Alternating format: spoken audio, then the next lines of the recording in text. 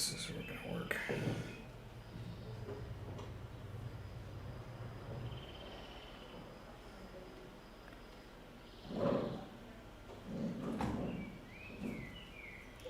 Is it testing? Testing.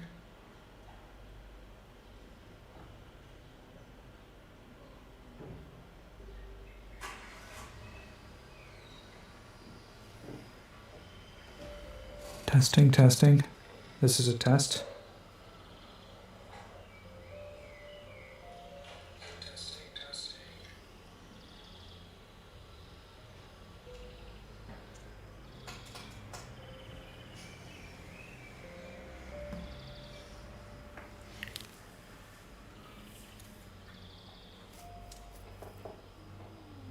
What's interesting?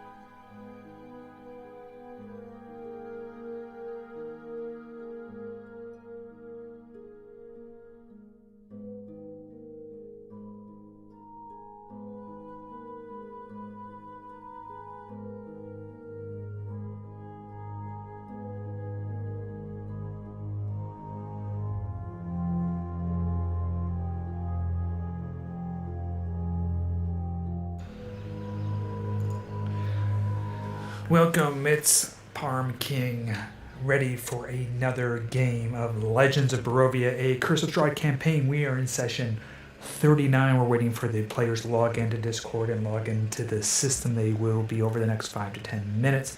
But I just want to give you a recap for you that are just joining us. The players have just left the village of Vallaki, and things have certainly changed there. Lady Valkyr has taken power siege in Vallaki, and in addition, she has some kind of a nefarious relationship with some individuals that are aiding her. Could it be Strahd or perhaps Lady Lamilla and her vampires? We don't know at this point.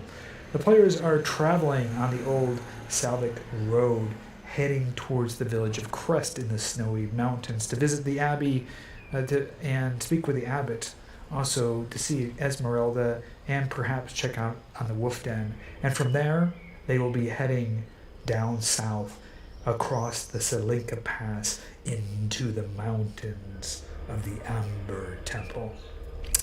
So we're just waiting for the friends to log in right now. Should be logging in. We got a couple people logging in right now, and just checking in on there.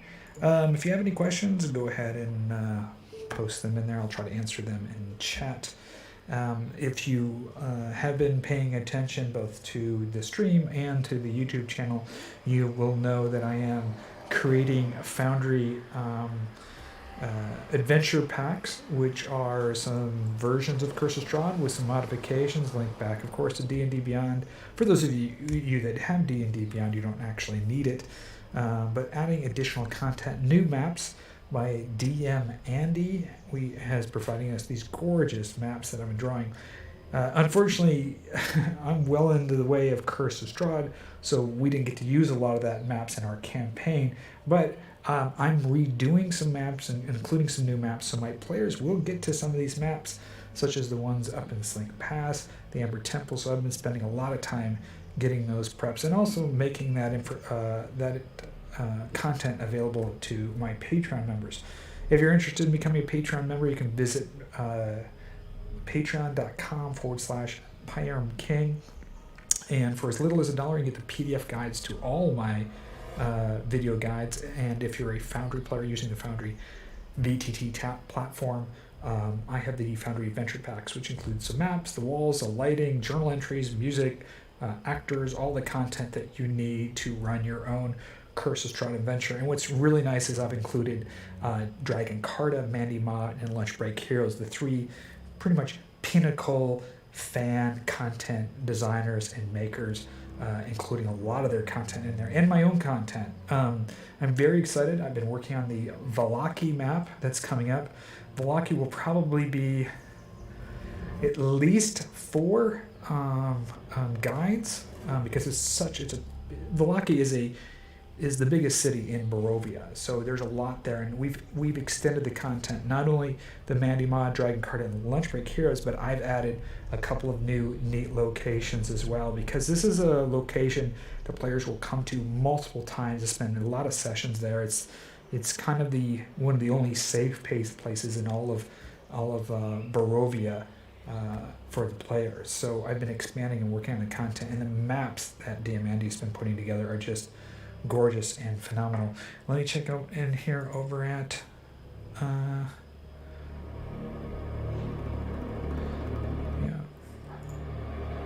so we're getting ready here. We got some players that are logging in right now. I'm going to go ahead and check on that. Alrighty, hold on for a second here.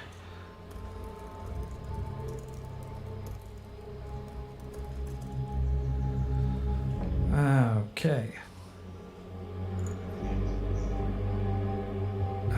Yeah, can you guys hear me okay? Yeah, I just had myself in there. I was doing some stuff for the stream, and just giving them a recap for some of the people on the stream where you guys are and what's coming up here. So how are you guys doing?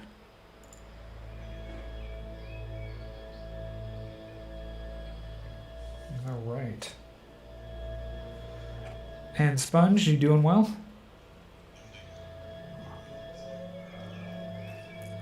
What have you been doing? What kind of work? You're a what developer? What kind of developer? Web developer. Wow. So I could come to you with some web development. Oh.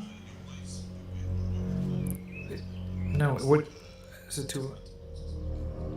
Okay, let me check. I'm kind of ignorant with all this stuff, and I got a new mic, so okay. Let me just double check that.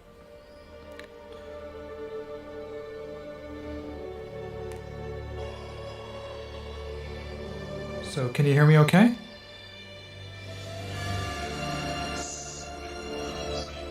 Huh.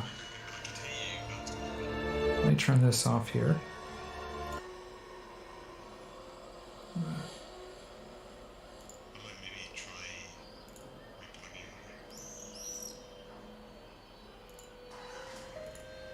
Okay. Let's see how this works out. Is that better? Oh. Okay. Let's see how this works out. All right. So that's a lot better? Can you hear me okay now? Okay. Yeah, I got a mixer on the Wave 3 and I was trying to mix in some opening music in here, so that probably was, creating some shit. I don't, A, I only have one working ear, and B, I don't know my ass from the hole in the ground when it comes to this shit. So I'm trying. So, but one bit at a time. All right. So we're just waiting. I think for Tim. 1, 2, 3, 4, 5. We got everybody in there. You guys are able to log in, okay?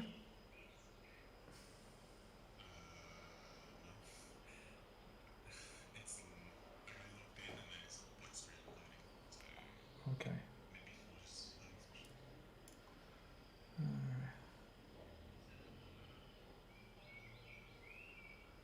Let me just double check right.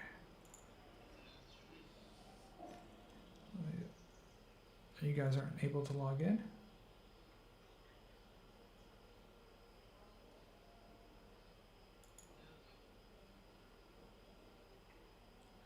Maybe I should turn off half these maps. I got a lot of maps loaded up, so maybe that's the problem.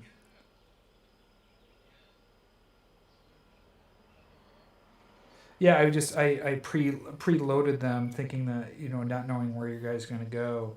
So let me go ahead and get those squared away. Maybe that'll make a big difference. So hold on here. I'm trying to figure out. Oh, man, I don't know what's going on. Hold on. Let me check.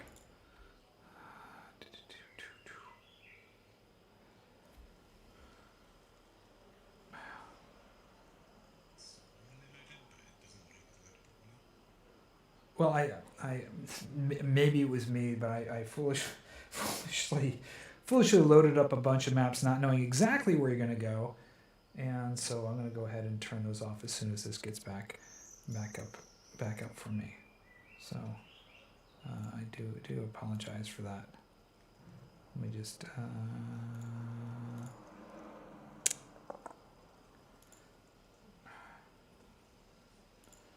Check on one thing here.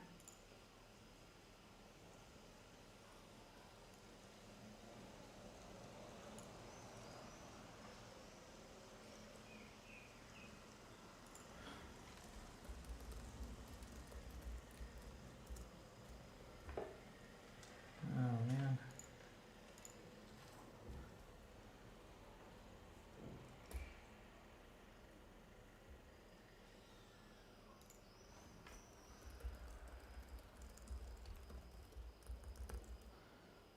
Okay, it looks like it's slowly loading up. I don't know what's up.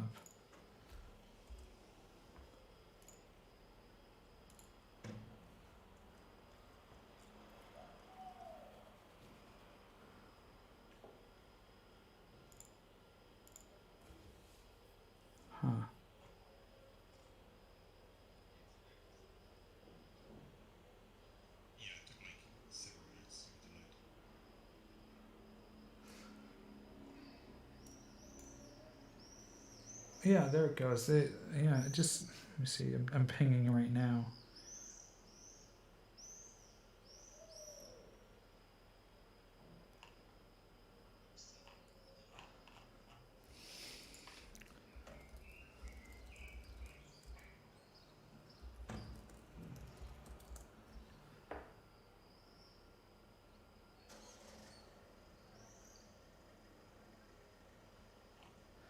Okay, are you guys?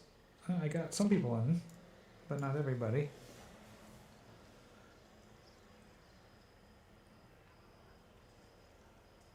It says, yeah, they're. I just sent them if they could just restart the server for me.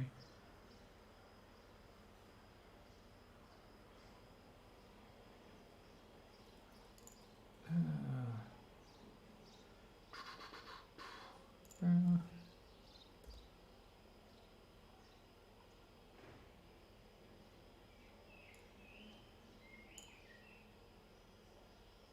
just let me look at this here.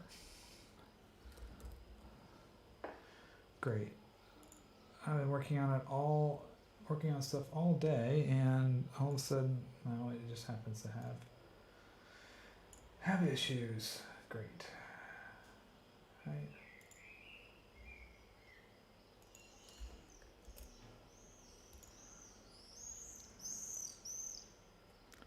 See here.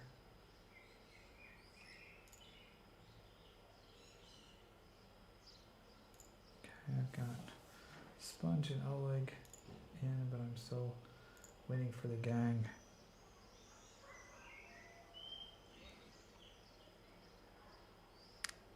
Frustrating. There we go. Looks like it's speeding up now.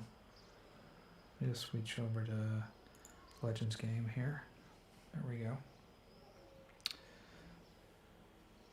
You guys are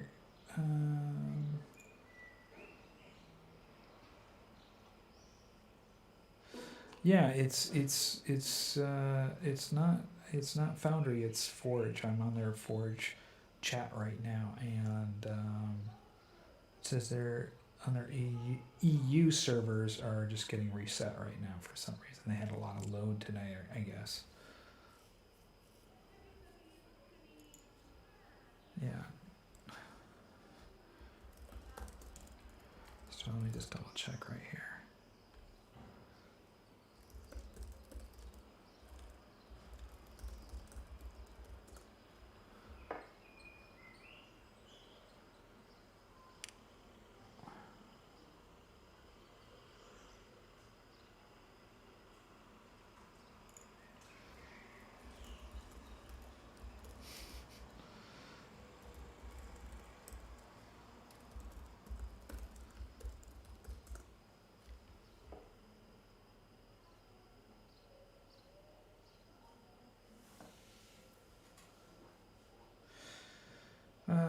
So I've got 3 in.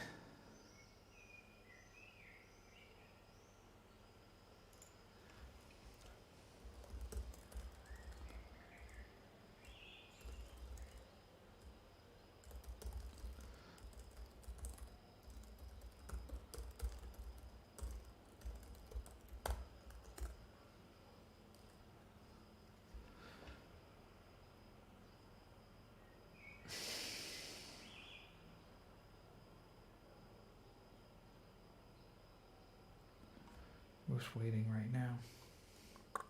I got a couple people watching. They can't say for sure. Let me just read.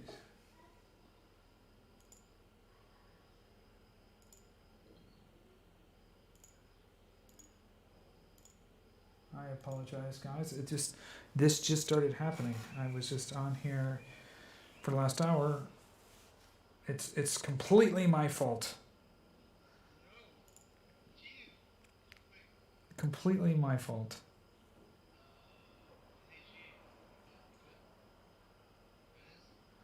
Yeah.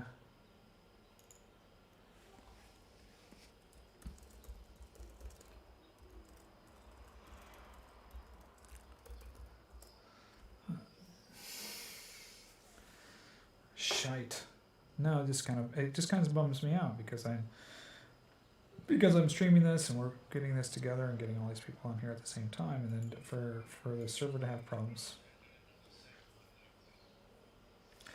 Yeah, yeah, I know. It just there's no lags all week long, and I'm working on stuff, and then all of a sudden, literally when I start the game, it starts lagging. So, yeah, and I got.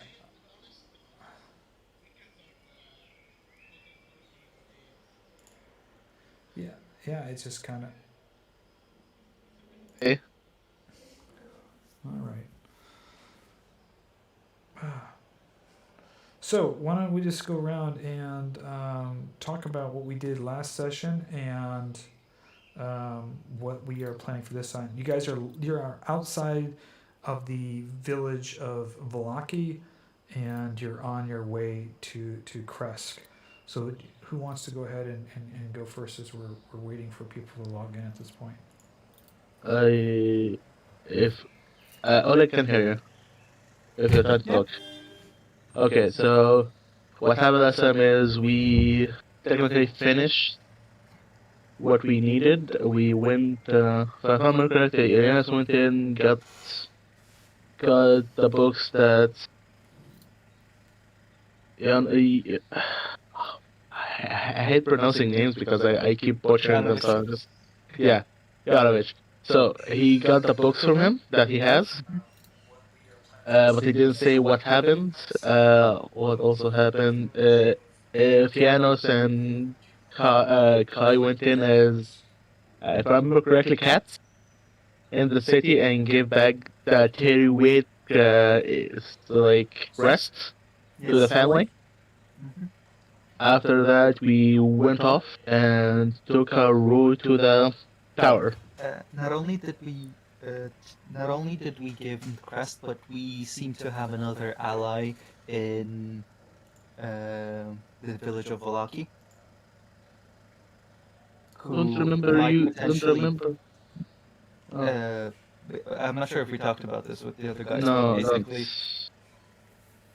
I think so. again, we would have talked about this on the way anyway. But basically, not only did we just give them back the crest, but he was very thankful to us, and we refused to take the gold from him. So we have a political ally in Valaki who might prove useful when we're trying to take back the city from Lady Walker, and if we don't want to install the Burgermeister if he's still alive, because he's kind of a bit shit.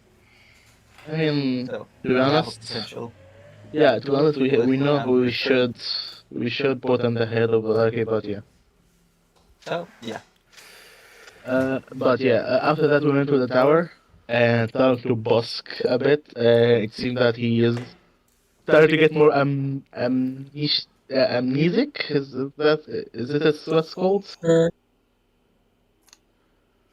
He's Kazan with amnesia. Partial amnesia, since when we mentioned certain things to him, he managed to give details that no one other than Kazan would know. That's what it is. That's what it is.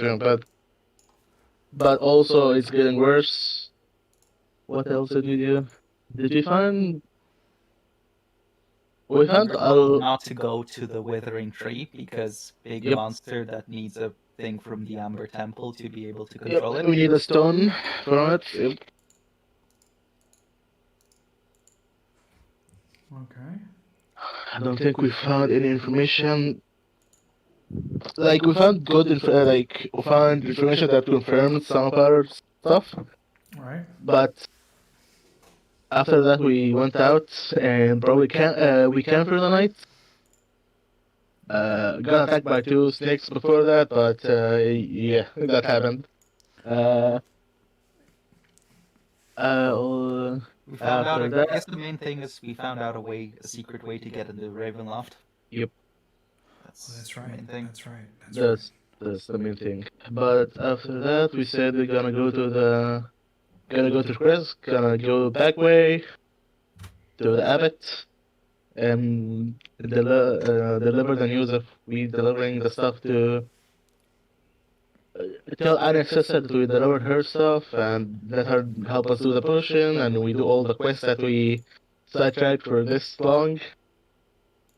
And after that, I don't remember. If I remember correctly, we said wall them, then go down to the Down to what's the code? Give me a second. Solinka Pass and then Amber, Amber Temple. Temple. Yep, Selinka Pass and Amber Temple. Selinka Pass, then down to Amber Temple. Yep. Okay. I think that's pretty much it. I think. Yes. Correct me if I'm wrong. Okay.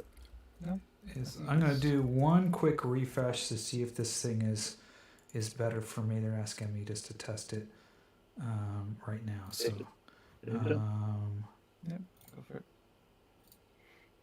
Meanwhile, I'm just gonna say hello. Sorry for being late. oh, No worries. Sounds like I just missed the recap. Yes. We were having some internet issues, so yeah. okay. Leah, is your mic okay now, or is it still broken? Okay, it seems like everything's working fine. Servers are up. So that's great. So you guys are at the base. You've just got done camping. You guys should have all have had your long rest that evening from the Wizard's Tower. And you're on the road heading towards Krezk. So we're going to set, I think we said it was 10:18 in the morning. So I'm going to go ahead and we're going to start from there. I'm going to bring you guys into the scene here, and we are on our way. So you're on the forest heading to Krezk. Let me see. Can you guys hear that? Everything okay? Yep. Yeah, we can hear the sound. Okay, good. Sharp and sharp. There we go. Okay, as you're heading on the road, you begin to hear a sound approaching. I don't know if you can hear it or not. No. Yeah. I like they're. You have to change the volume sometimes to make it orderly. A carriage or some horse hooves or something. Oh, fucking Strahd incoming. Or his minion. What's his face? Yeah, maybe. Yeah. Coming around the corner, you see the following carriage appear around the corner, coming towards you. Should we get off the road really quickly? Does it look like the one that we left? It's not the exact same carriage that you've seen at the Curse of Strahd, not the carriage that you had ridden or seen Strahd in before, but it is a black carriage, and there's a dark figure driving this carriage. There's someone sitting in the carriage, though. You don't recognize it. If somebody, I'll let one player roll perception check with advantage. So whoever has the highest perception with advantage. I I've think added Ervan. it's either me or Kai. Kai has 7, I have 6. Oh, fair enough. So Kai, you there? What, perception with advantage or not? I think, Yes. yeah. You have +7, right? If I remember correctly. Yep. Yeah, here it is. You notice when you're looking through there that the profile of the individual in the carriage is somebody that is familiar. It's Rahadin riding inside the carriage, and it's coming to you, and it's starting to approach you on the road, coming to a stop as it sees you guys standing on the road. The side of the carriage, the gentleman steps out, which you know now, Kai, is Rahadin, and he steps out before you. Ah, my intrepid adventurers. My, meeting you here on the road on the way to Krezk.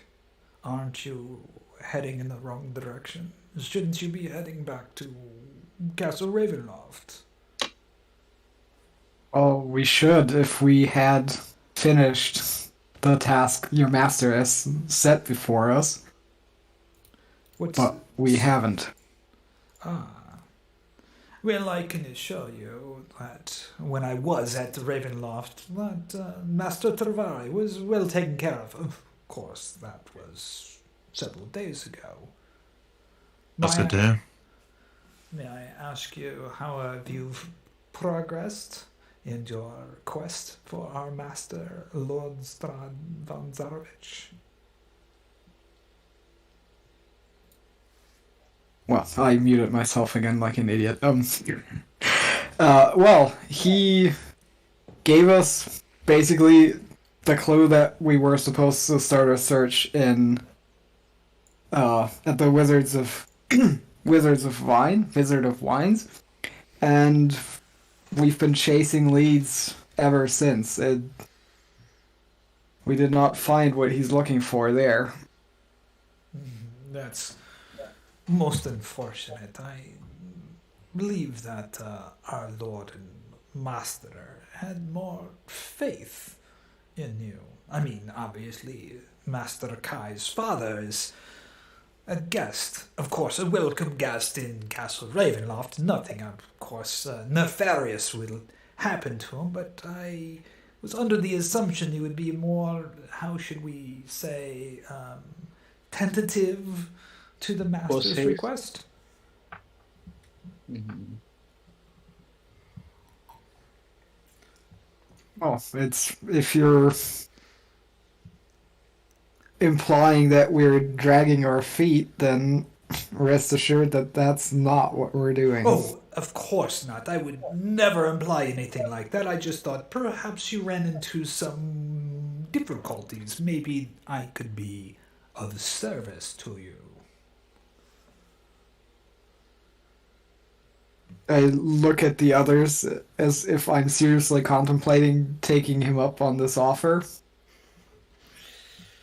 You see a shake from Fiannos in a kind of like, we should not be giving him any more information that he needs to know kind of way.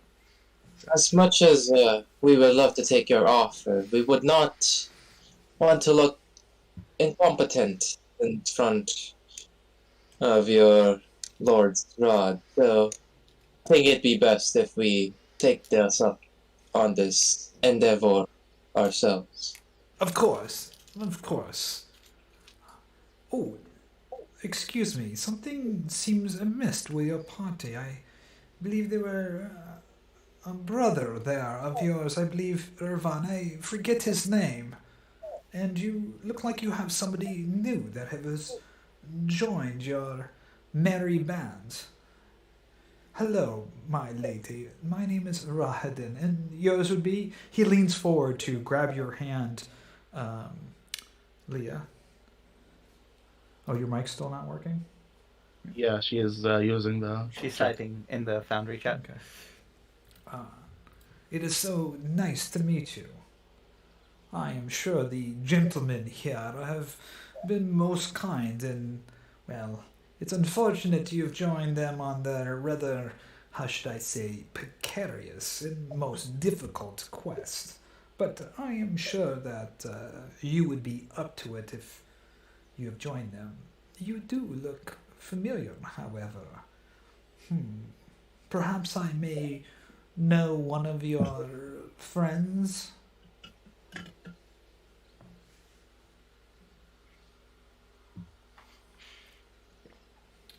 Well, it is no bother.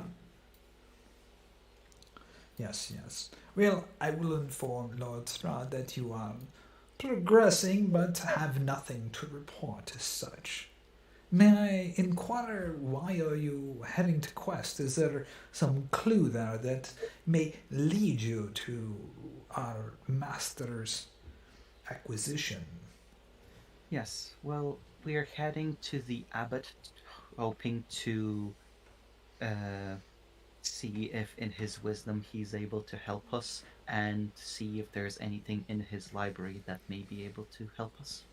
Of course. I was just visiting with Abbot. As you know, our Lord and Master has suffered greatly with a recent personal loss, and he has requested that I visit with the Abbot, perhaps to begin mending a potential future relationship for our Lord and Master. Of course, it's personal, so I leave it at that, if you understand my meaning. I understand. Well, I must be going, and I will inform our Lord Strahd of your, well, should we say, our advancing towards a common interest? Yes, of course. Very well. He gets back in the carriage, and you hear the carriage begin to ride off. Then I have a question. Yep. Can I do an insight check? Is he smelling that we are like bullshitting him, like bullshitting around him? Nah, Do you, Jesus. If you get what I mean. I do, but you guys didn't ask to roll any insight, so I'm not telling you anything. Yeah. That's what he's asking now. That's what he was asking. Oh, do you want to roll? Yeah, Then I need you to roll yeah. insight as he's getting into the. Sorry, go ahead. Go ahead and roll insight. Oh boy. Oh boy. Nice.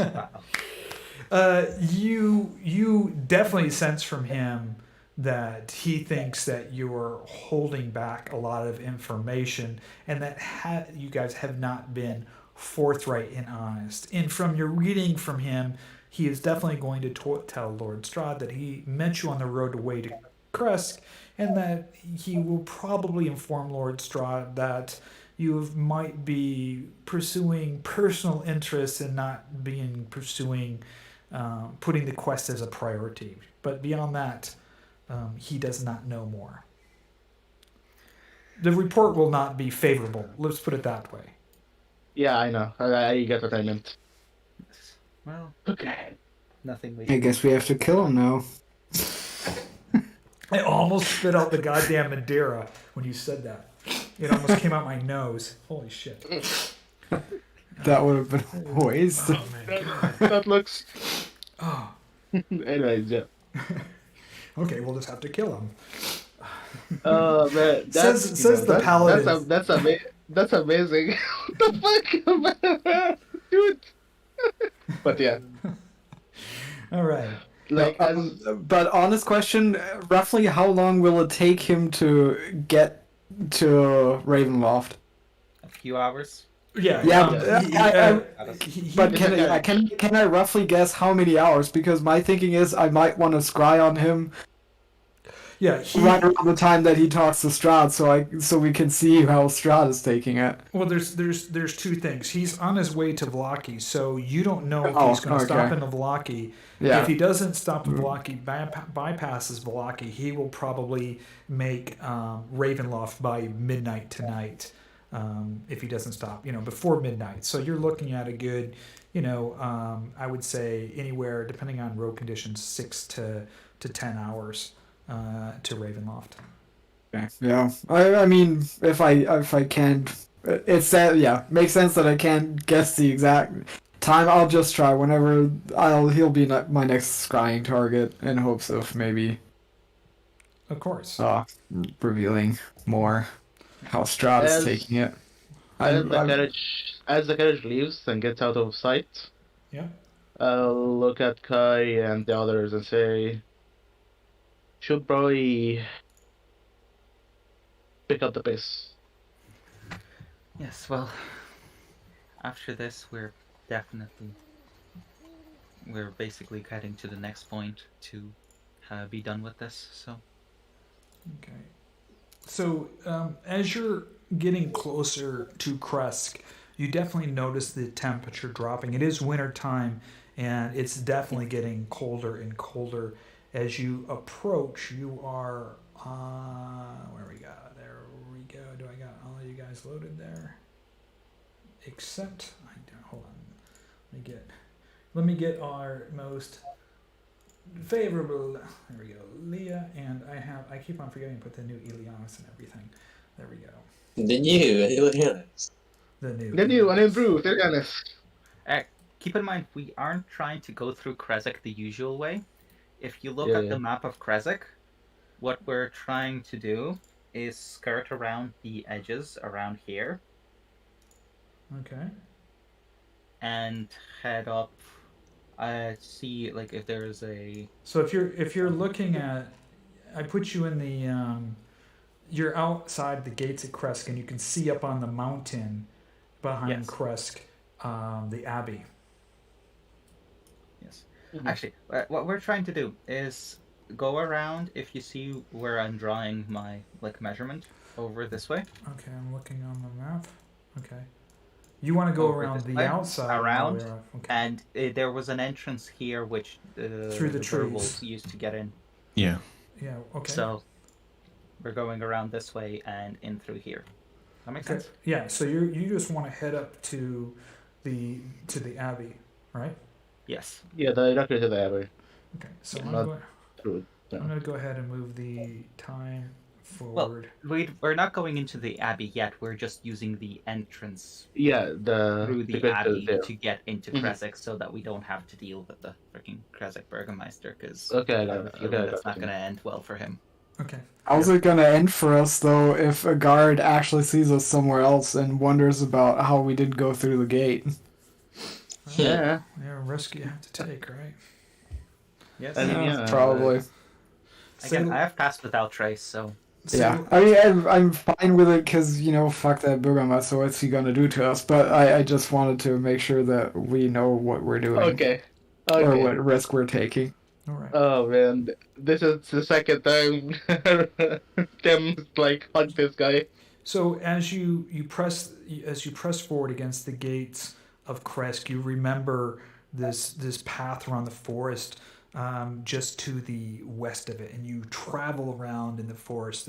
The snow is starting to fall, and it's starting to get colder. You get around it. You don't see any signs or significant movement on any of the wall posts. You remember the last time you were in Krezk, obviously it was under defended. He didn't have enough men and mostly pushed his men towards the front gate.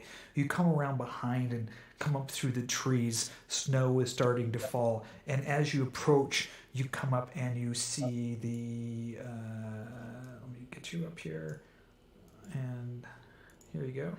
You're coming up through the main entrance of Krezk, of the Abbey. Yes, up at the Abbey. Snow is starting to fall, and it's rather cool at this point. well, I think we should be a bit discreet and only send a few people down to Anya. Who wants to talk to her the most? Ileanys? Probably me, yeah. Yeah. Okay. Take Liea with you.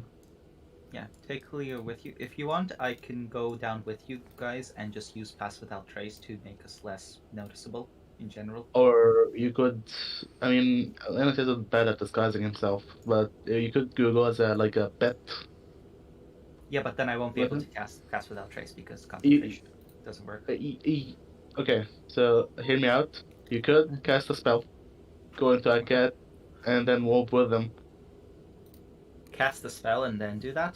Concentration gets broken. Concentration. and you- No, is it? Did you read something in it that says that, or? Wild Shape. I'm pretty sure I read before that Wild Shape breaks concentration. Nope, that's the It whole. doesn't. That's the It- whole It thing. doesn't. For No, it druids.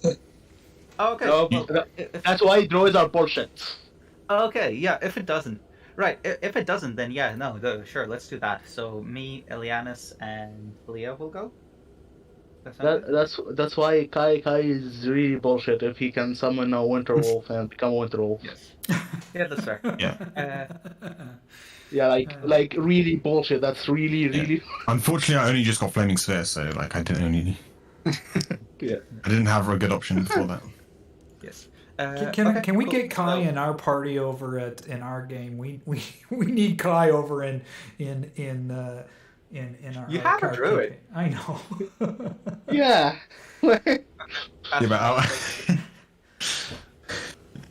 Yeah, but Kai's brother, Victor's brother, Kai needs to show up in our other game. Yes. I mean, he's a lot less pyromania focused, I'll give him that. Okay. Yeah, that's a good thing. Considering it's a cold setting, yeah. Fair enough. Okay, so Pass Without a Trace works, then I'm transforming into a cat. Yeah, let's go with a cat. And I'm just gonna sit on Ileanys' shoulder. Okay. And you guys are going to go down into the village of Krezk. So it's going to be Ileanys and Liea and Fiannos, right? Yes, we're specifically going to the Krezk store. Okay. So what I'm going to do is I'm going to go ahead and drag you into a separate channel, and we're going to go ahead and role play that out. Okay. Okay. Yep. Let me just do that here. So we got Oleg, ElvinCari, and Liea? Ileanys. there we go. See ya. All right. So I'm gonna bring you guys into the Krezk store. Let me just do that here. Pull to scene. Pull to scene. And pull to scene. Let me get rid of the other characters in here really quick. Okay, you knock on the door and immediately Elia answers the door. Fiannos, are you still a cat? Yes, I am still a cat. I'm still on Ileanys' shoulder.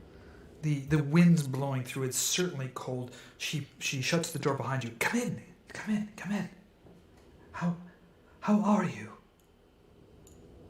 Discreetly come in. We have traveled quite far. We have been all over the place, so to speak. But we are all right. How are things going in here?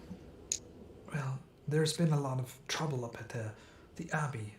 One of Lord Strahd's minion, Rodin's been here recently. It's Yes, quite on the road on the way here. quite stressful. Your friend Ezmeralda has been here waiting and looking for you. I believe she's at the end. She said that she left message in Vallaki hoping that you would arrive here. Did you get to Vallaki? Have you seen my sister? Yes, she's all right. Now, as Ezmeralda, you said she's staying at the inn? That's correct. She's been waiting at the inn for you. Right. Perfect. What time is it right now? It's almost 1 o'clock. Oh, yeah, okay.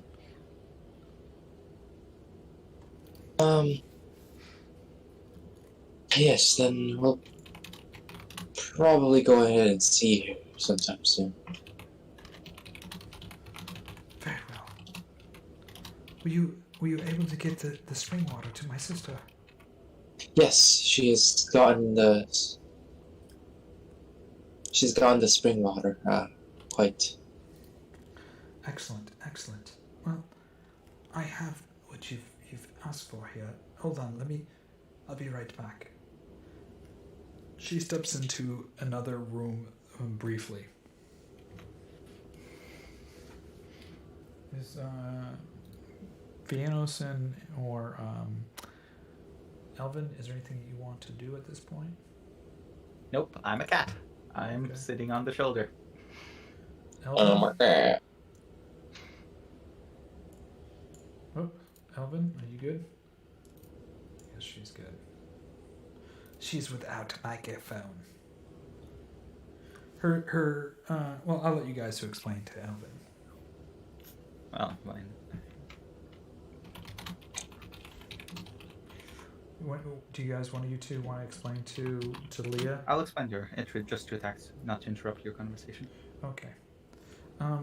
She comes back out and she hands to you, Ileanys. She has it wrapped in some canvas, a potion. She mentions that this is the love potion that she promised you. Wonderful. Thank you. This should prove useful sometime during our travels. Of course. Yes, I'm wondering, do you know of a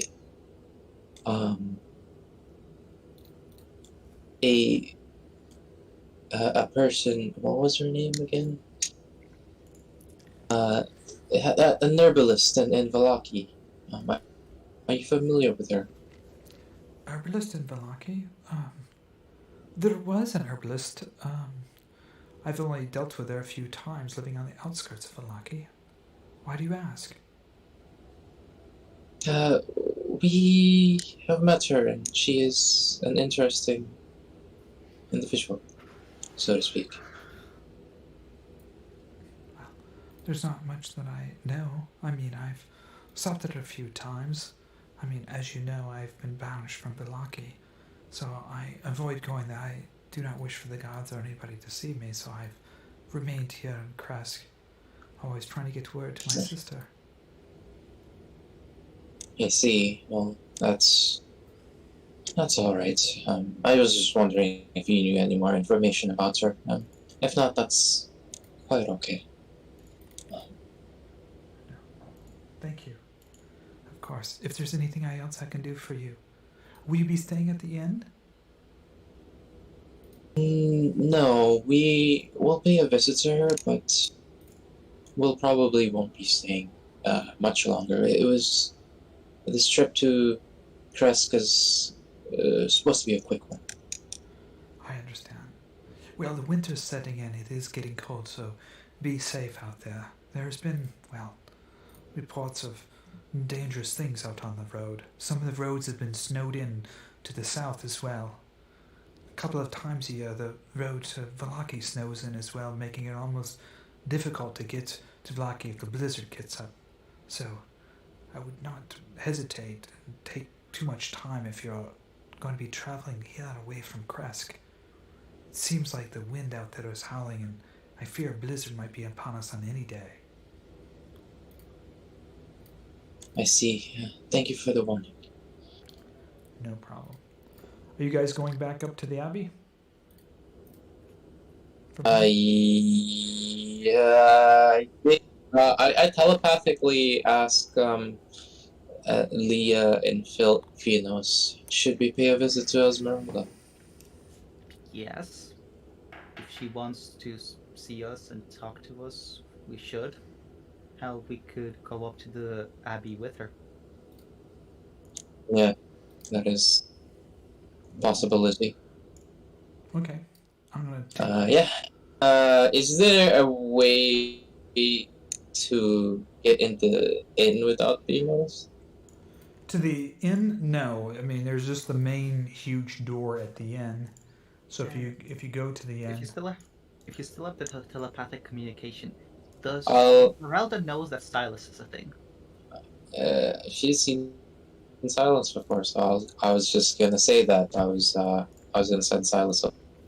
Yeah, send Silas up and tell her to meet us at the Abbey, in front of the Abbey. Okay. I assuming that's what you're doing, right?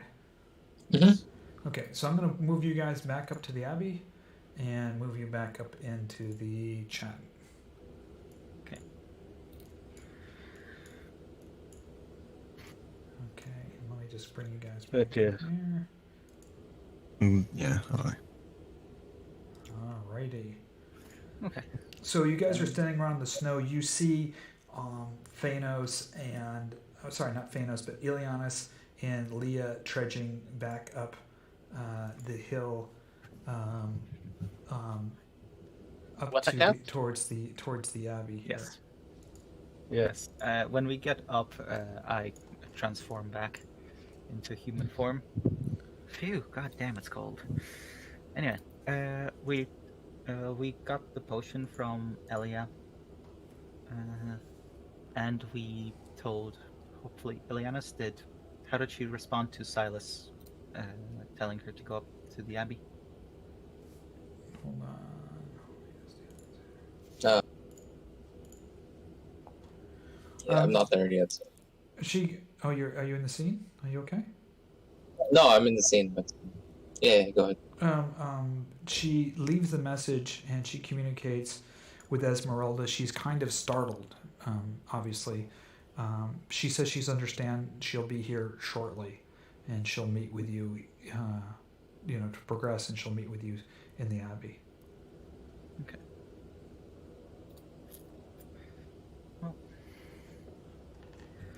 Well, in that case, we should continue to the Abbot. We have the love potion for him, so... You actually want to go through with that? Yes. Yeah, I filled in them with what happened last night. But did you fill him in?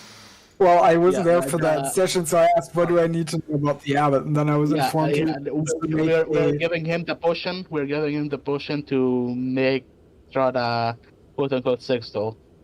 Yes. and he's gonna get the 3 revives. That's the only thing. Okay, maybe I'm being a bit obtuse here, but you guys sat together and then you decided let's make a real doll for Strahd. That's really the kind of action that we want to get in on. This is a decision that was. No. The doll is already made.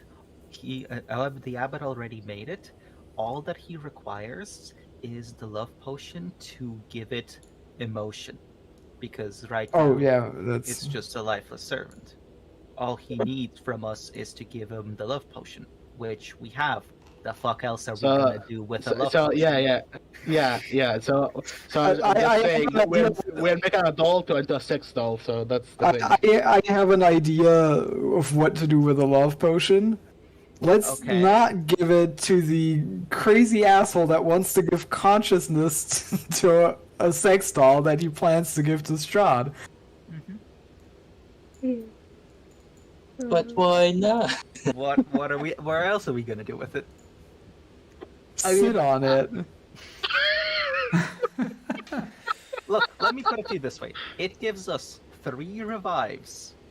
3. Yeah. At any point, we can call him, and he can revive a fallen ally 3 times. Okay, this is only partially an out-of-character discussion. How do I get this right? He's going to basically give life to this flesh doll. And you're telling me that Fiannos is down with giving consciousness to thereby turning a sex doll into a sex slave for Strahd. In exchange for a revive that we may or may not need. I can't. Okay. But it already has a certain consciousness, and the consciousness has been specifically sculpted for servitude. It's that's okay then. Okay, sorry. It's not making it any worse. It already has a consciousness, and it just stands around and takes orders, and that's it. I see that giving it more emotion through a love potion is actually making it more alive rather than less. Which, kind of makes it worse, because once it gains emotion, it gets access to trauma. Well, I don't... Okay. You see how this is an So you want to leave it in a half conscious state where all it's able to do is just follow orders. You're saying that's better. That's a better fate. I have no idea what kind of consciousness it's capable of right now. I'm just saying, like, if it's basically an automaton that responds to commands, that is so much more preferable than it also being aware of things and having emotion. That's a weird concept. But like that's like, if you think about it, I don't know. Have you seen Blade Runner? Yes. No, first I get the concept, but if we're having this discussion in character, which I am, it's a weird concept to say that a half-sentient servant is better than a fully sentient if madly in love. Technically, this is the Frankenstein monster that looks really hot. Yes. Exactly. That's what I was saying. It's made from body parts. It's a flesh golem. Yes. Yeah. I mean, that sounds incredibly hot. You didn't even need to use that adjective. Fucking man. That was redundant. But Like, okay. but yeah. Hey, it might even fall so madly in love with Strahd that maybe he makes it mad at someday, and it'll just smack him on the head and kill him. Who knows? Right. Well, I think you guys know why that Rodin's here and Strahd's taken a renewed interest. Something did transpire, if you guys remember. Yes, that's Okay, here's my plan. We take all the garlic we can find, and we shove it into the flesh golem. okay. So I think we should just first of all see if the Yeah. I swear, I've only had one beer. Shut up. Fucking hell. Shut up. Look, most of the time I can entertain your paranoia, but this is going too far. You're claiming that us giving a love potion to the flesh golem is not okay, and yet you're saying that shoving a bunch of garlic into it is somehow fine. Just shut up and stay quiet, please. As the game master, dungeon master, I wanted to know which orifice you were going to shove that garlic into. Exactly. I thought that was Okay. because of the implication. You know what's more effective? just You know what's joking. more effective? The more effective is changing its blood to or like any like liquid inside it with holy water. That's more effective. Yeah, great. Let's Oh just my. straight up torture this flesh golem. Anyway, So yeah, Jan, your point is vetoed because you're a hypocritical asshole. So, just Well, you're conflating my actual moral conundrum with this with a off the cuff joke. Yeah. What's scene somehow. what's happening with the map? It's all light. You're not here. Let me just. Hello, two of me. Oh, let me get rid of that other one. Sorry. Okay. All right. So, So, yeah. you notice that it's really cold. The snow has been coming down harder. The normal mongrel folk guards that would normally be at the front gate that were there before aren't here. You don't see. It seems to be lifeless actually up here at the Abbey. Interesting. The thing that we're seeing through the windows, is that accurate? No. Okay. No. Fair enough. Okay. Well, let's move our way up.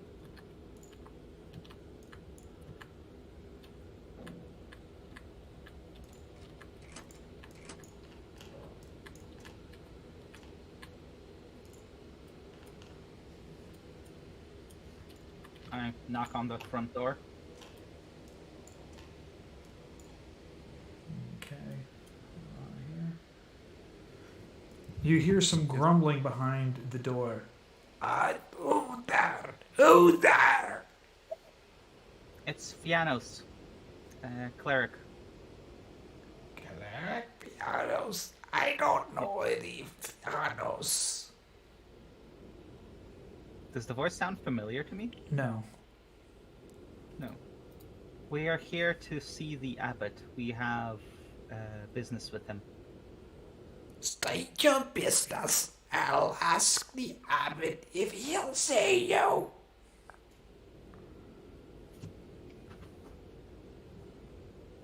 State your business with the Abbot. Well, you should just mention who I am, and he should know what business we have with him. Just mention my name to him. Your name again was exactly. Fiannos. Pianos. I don't Fiannos. think we have any pianos here. But I will check with the master. Oh my fucking god. The snow is pouring and coming down. It's cold. Some time passes, at least 15 minutes, and you hear the door unlock to the front gate. Does it open? Yeah. Okay. You see a mongrel folk there. Come in, Pianos. The master will see you. And he leads you here through the door, and he ushers you through the door here. Okay.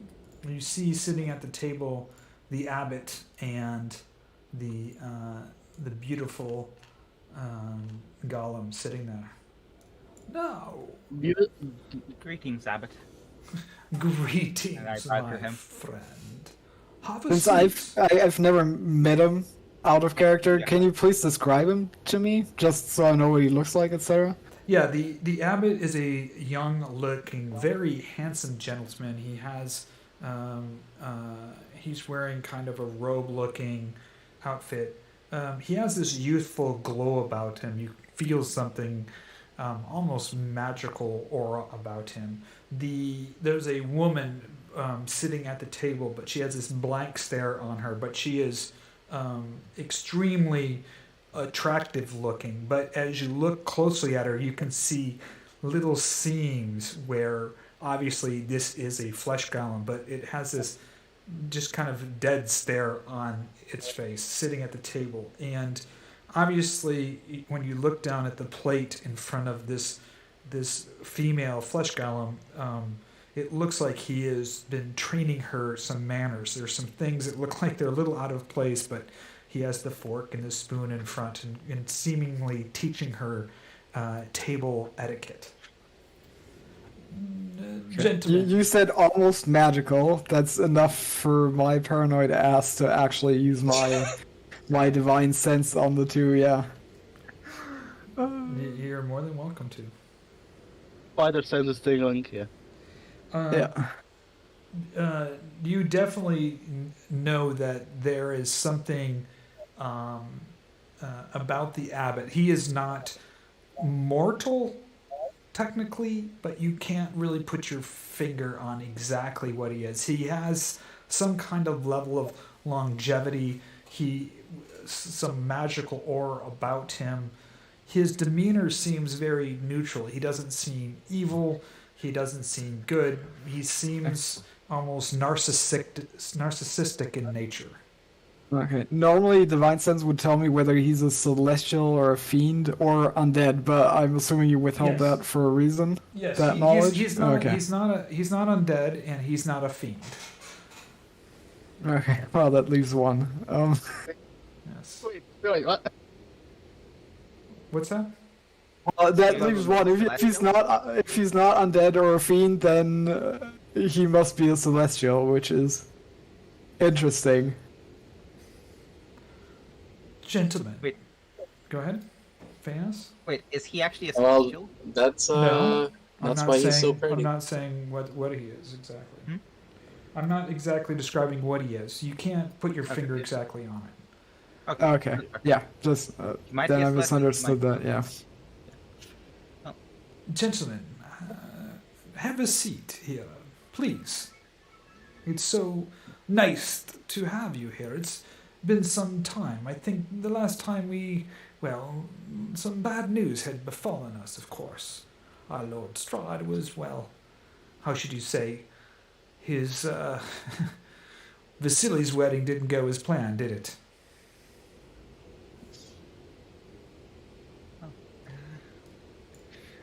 We have come back with what you asked of us, Oh, and I asked. I fabulous. gesture to Ileanys. Most excellent. I look at and hand over the love potion. He reaches out with both his hands and grabs this potion that's wrapped in this cloth as if it's the holiest of holy water. I must be extremely delicate with it. I've been waiting some time for this. He turns to the Valiska, which is the female flesh golem, and he picks up the glass of wine and he splashes it towards the fireplace. Grabbing his silk handkerchief, he dries it out very carefully but vigorously, then opens up, unseals the love potion, and pours it, and he hands it to her with both hands. My dear, this is the finest of wines. Please drink for it, but drink carefully, my dear. You see the hands kind of shaking steadily of the flesh golem female as she reaches out clumsily, grabbing this glass with both her hands, mimicking the abbot. She slowly raises it to her lips and starts drinking it. He's watching her. His eyes begin to widen to see how and what happens as this love potion begins to slowly take effect. She finishes drinking the entire glass and places it down. All of a sudden, as you're looking at her, the skin about her face, her cheeks begin to grow rosy and flush. color starts to come in her face. A smile stretches across her face, and for the first time since you've seen her before and now, she actually looks at you, and she stares to the closest person, which is Fiannos, and she gives you this most becoming smile. It's warm and it's welcoming. Fiannos, you're taken aback by it because you've just seen this almost automaton now mimicking emotion, and you're not too sure if it's real emotion or if this potion is just a mimic of emotion at this point. I think Fiannos would like to believe that it's real, so that's what he would choose to believe.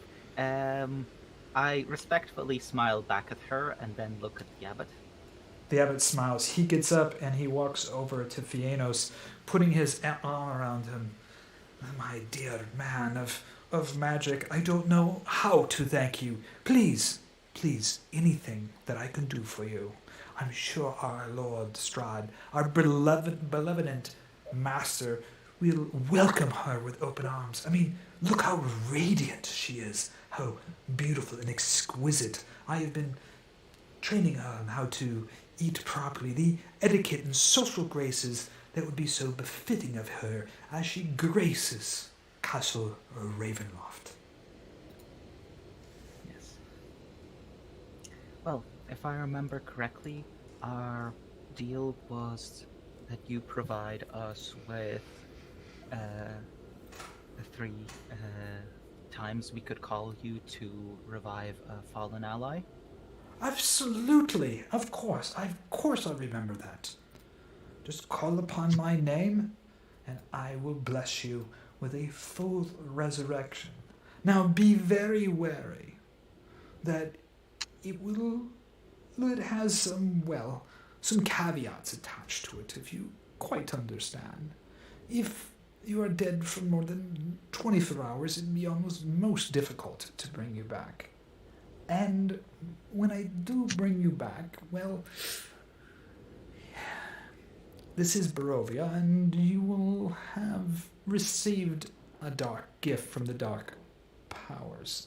So I will resurrect you, of course, as I promised, but you may or you may not receive a dark gift in return. I cannot guarantee that. Thank you. That is interesting. Ileanys is like, dark gifts? I want. No, I'm on. It seems that's not what I'm getting at, but sure. Ileanys runs up on top of the hill.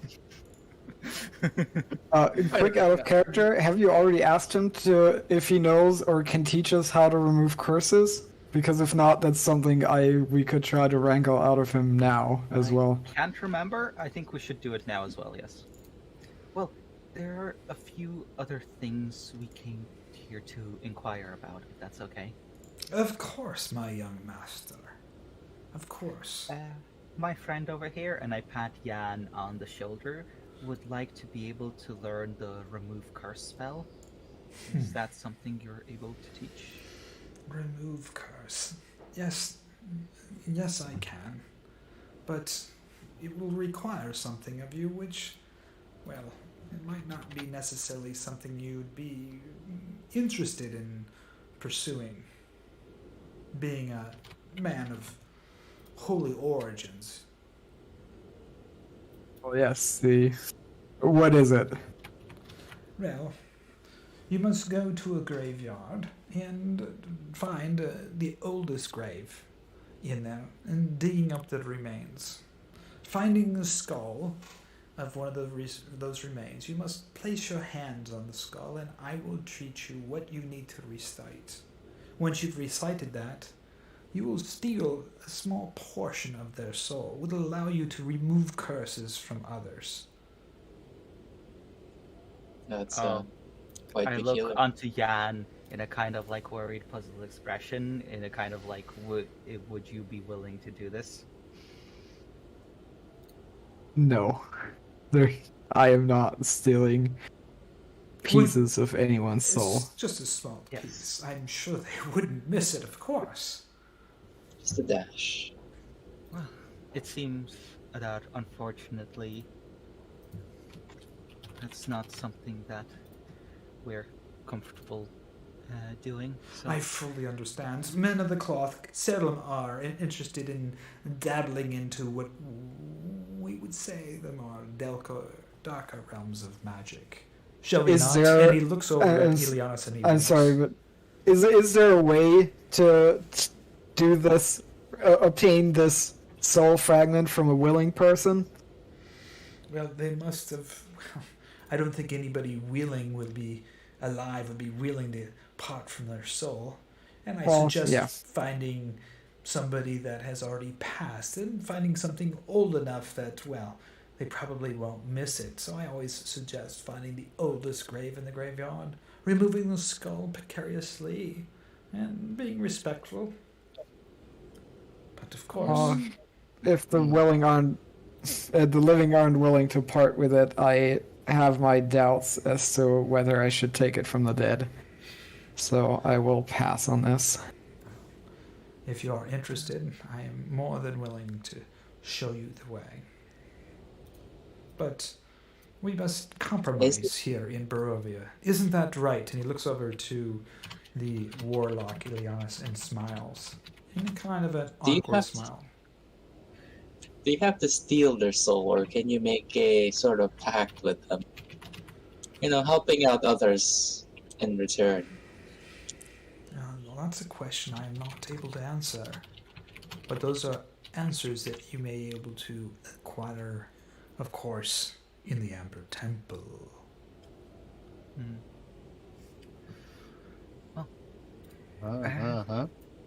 The other thing that we wanted to know, which book did you guys able to get from Yanovich? Ileanys, which book did you get from Yanovich? It's I believe it was the starts with F. Let me look at my inventory.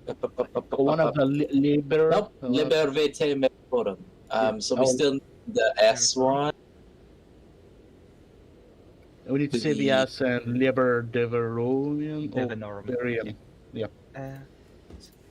We were looking for to be able to read and maybe have you lend us some books, specifically one named Civius and one named Liber Divinorum Operum. Well, I'm not too sure if I have those, but you're welcome to explore the library upstairs, and if you are to find them, then you're welcome to them. Thank you very much. I look to Ileanys if he wants to go up there and do that. Let's go. I can. Well, I shall go upstairs. If you have any business, shall finish them. I will go with Ileanys. The Abbot... Actually, there's another. Go ahead. Actually, there was another spell that I wanted to ask if you could teach me, and that spell is Aid. Wait, I went to the wrong place. Wait a minute. It's Ileanys, it was Aid that you wanted me to learn, right? Yeah. What's which spell was it? Let me just- Aid. A-I-D. Aid. Okay, let me just check this. I'm just checking the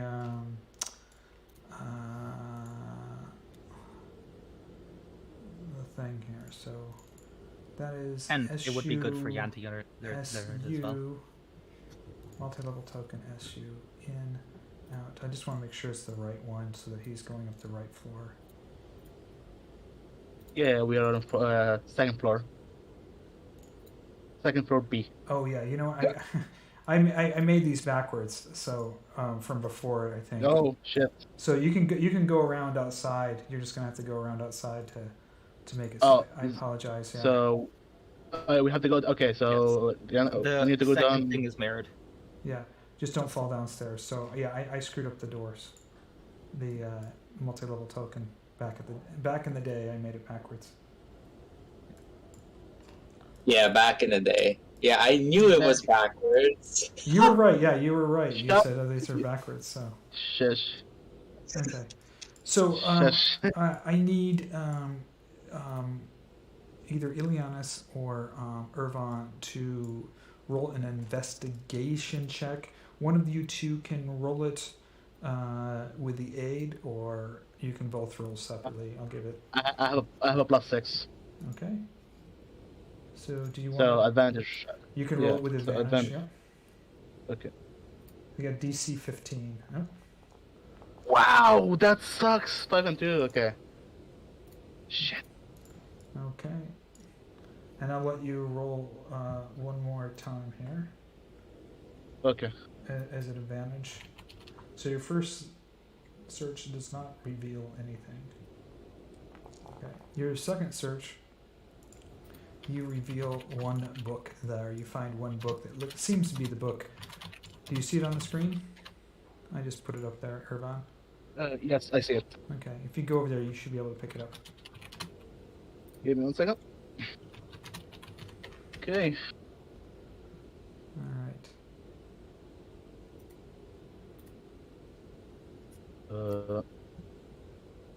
Were you able to pick I it up? can. I can hover on it, but I can't click it.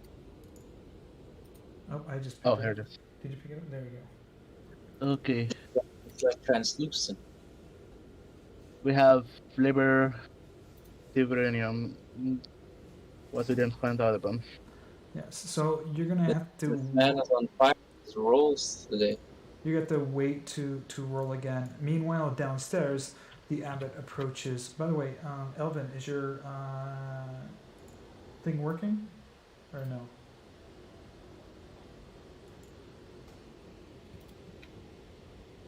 Elvin, can you speak, or are you still without mic?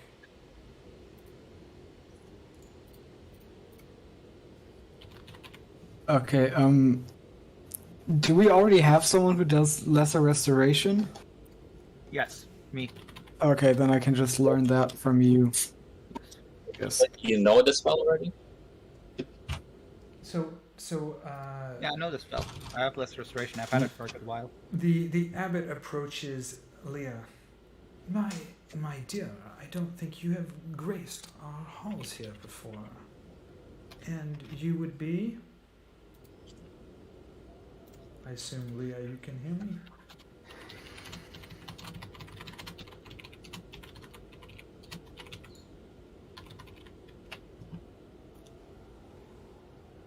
Are you able to hear me, Liea? Yay? Nay? Are you there, Elvin? She says she has to restart her PC. Ah. It says that she can hear us, but she can't type on Foundry. Okay.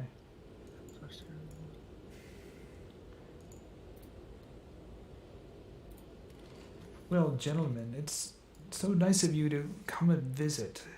Winter is setting in. It's going to be a harsh winter, I presume. Perhaps a dangerous winter. I have not seen the snows fall like this in, well, quite some time. Would you be making your way back to Ravenloft after your visit here? Not just yet. We still have a task to do for Lord Strahd. Ah, of course, he is a patient man with, well, only with some certain latitudes, of course. I can only hope that he finds my beautiful Valiska welcoming and warm. She is a dear, beautiful. Now, if I can just get her to dance a little bit, well, more, let's say, sensual, maybe he would be more becoming of having a more intimate relationship with her.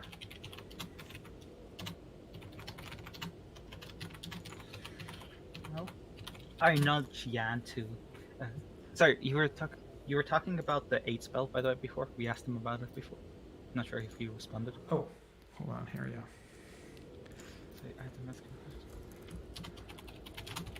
So you were asking him that you wanted to learn the aid spell. Aid spell. Yes.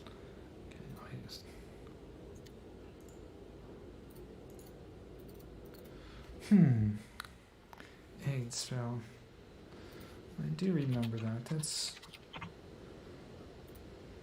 bolsters your companions with resolve, if I remember correctly.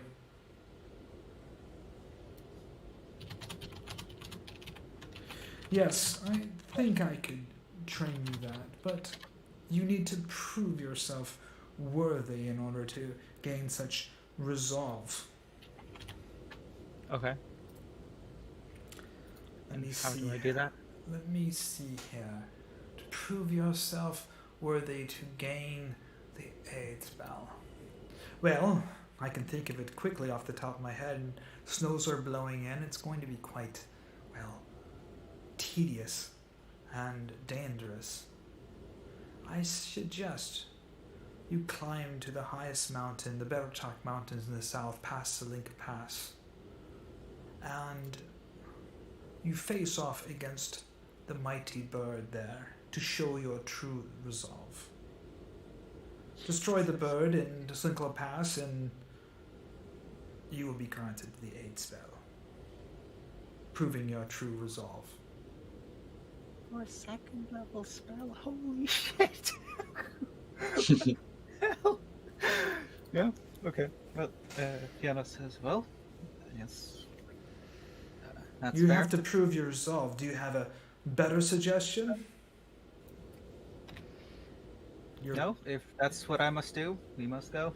Unless you can think of something else that would prove your resolve to the powers of Barovia to grant you such a spell. I don't know, when you started talking there, I was... this is out of character. When you started talking there, I was initially thinking, like, maybe, I don't know, stay outside for the evening, you know, in the snow. No, I thought like a feat. Like when he said like you're not like you need to be worthy. I thought like a big feat. Yeah, Well, I mean, You must Yeah. understand, That works. she asked to delve into the realms of magic. You must, well, prove your mettle, your worthiness for the powers to provide this magic to you.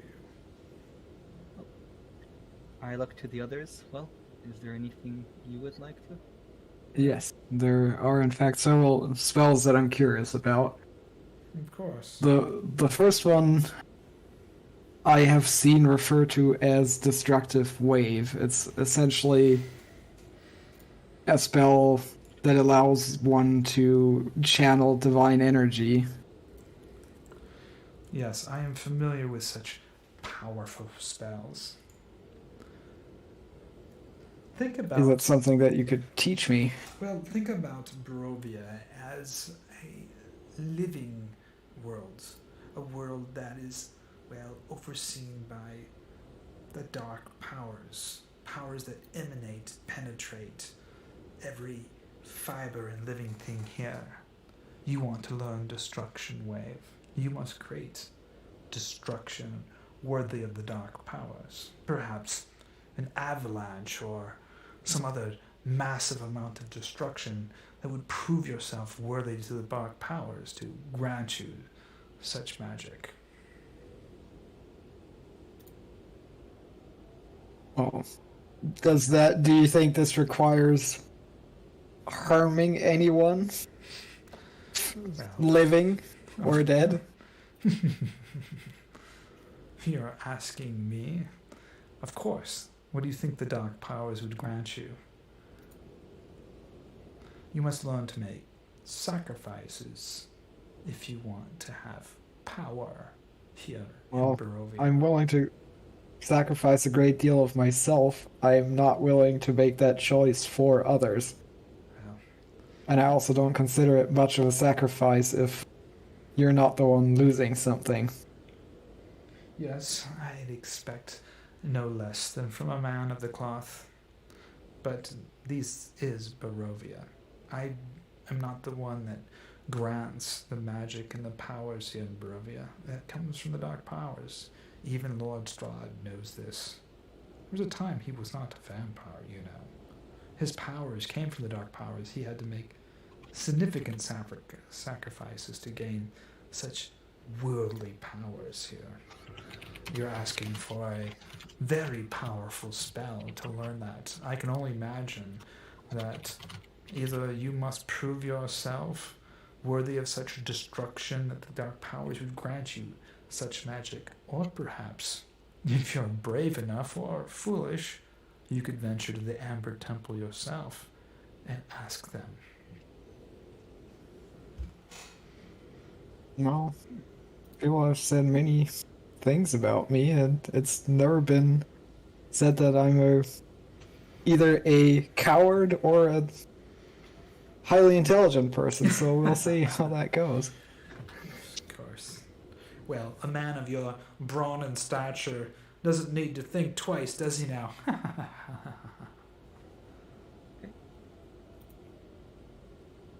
You can see that Herjann doesn't necessarily see the humor in that, but yes. Another spell that I've been wondering about is I know that Ervan, do you some... want to... Sorry for a second. Ervan, do you want to go ahead and roll again? Roll advantage? I can't hear you. You want to roll again advantage? Oh, yes. See if you find the other book. Fucking... Okay. You don't find shite. Rip. You find some dirty pages. Yeah. Okay. Oh, yeah. As you're having this conversation, the door opens and closes behind you. In steps in Ezmeralda. She steps forward and sees you standing there, and Abbot turns to her and nods. Abbot, I hope I'm not disturbing you and your guest. Of course not. You're always welcomed here. She gives a nod over to Fiannos and Kai and Herjann, as if she wants to share something with you, but privately.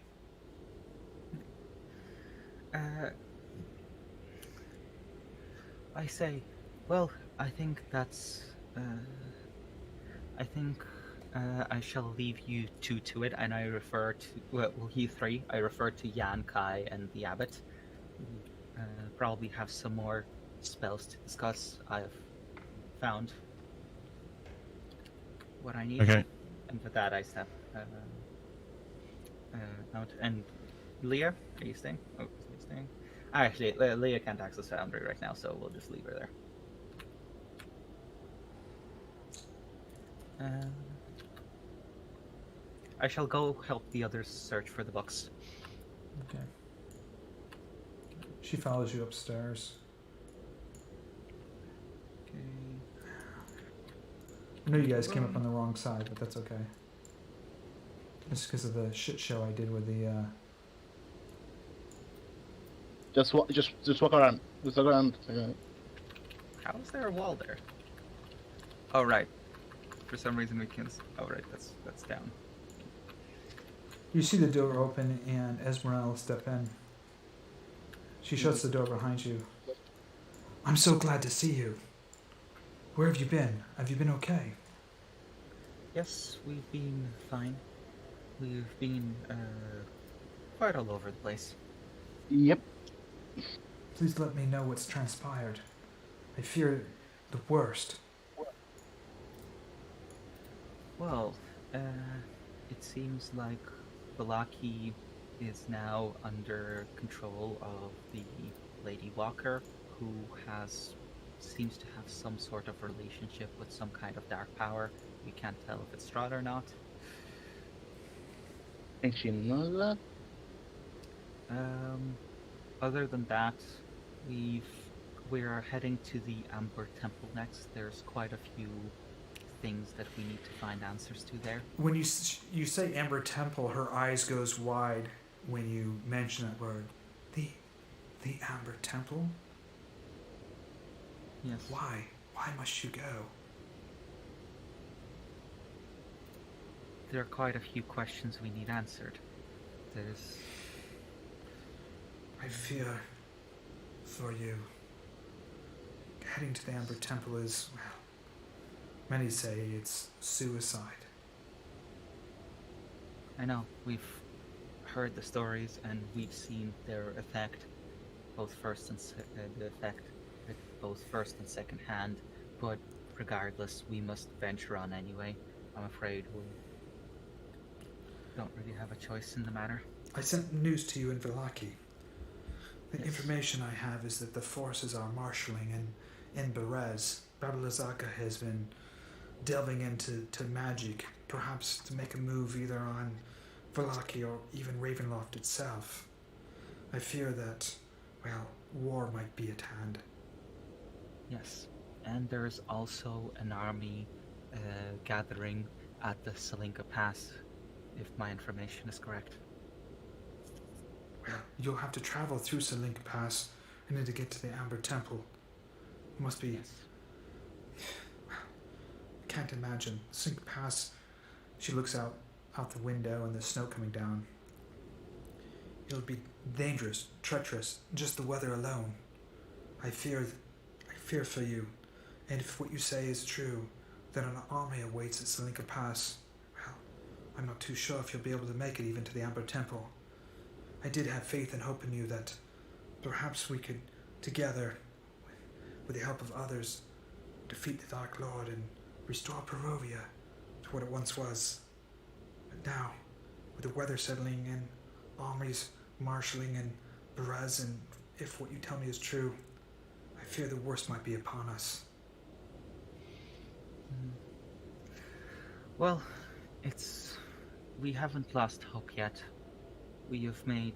I can't go into details, but we have made some progress towards that.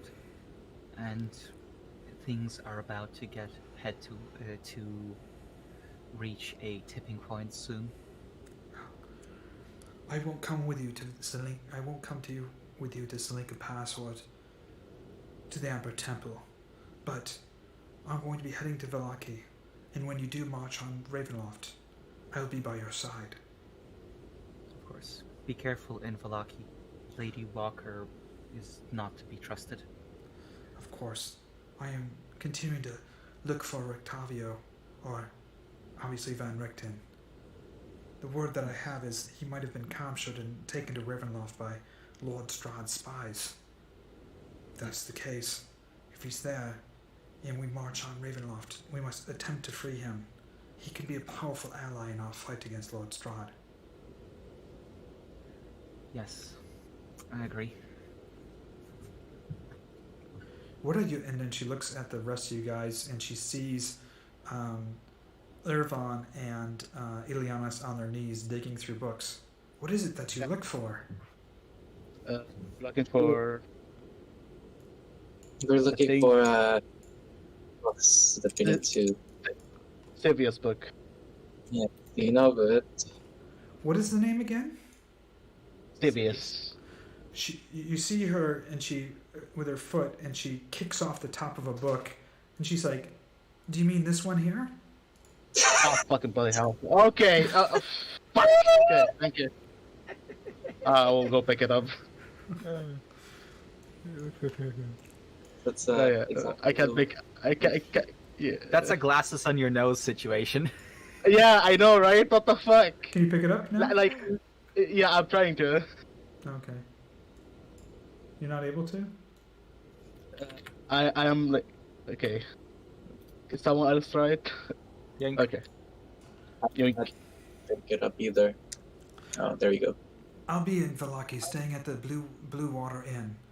I'll be there with the Martikoffs. If you have anything, send word by Raven. I'll get it, but good luck at Salinka Pass.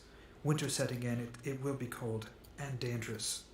If there's army marshalling there, well, do everything you can to avoid it. Who do you believe is leading the army there at Salinka Pass? Well, have you heard of a vampire settling in Salinka Pass? No.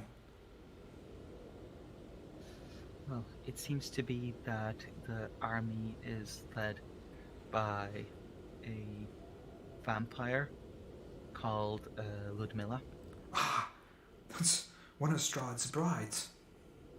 Yes. Was. But yeah. Is she allied with Strahd? Is she marshalling an army on behalf of Strahd?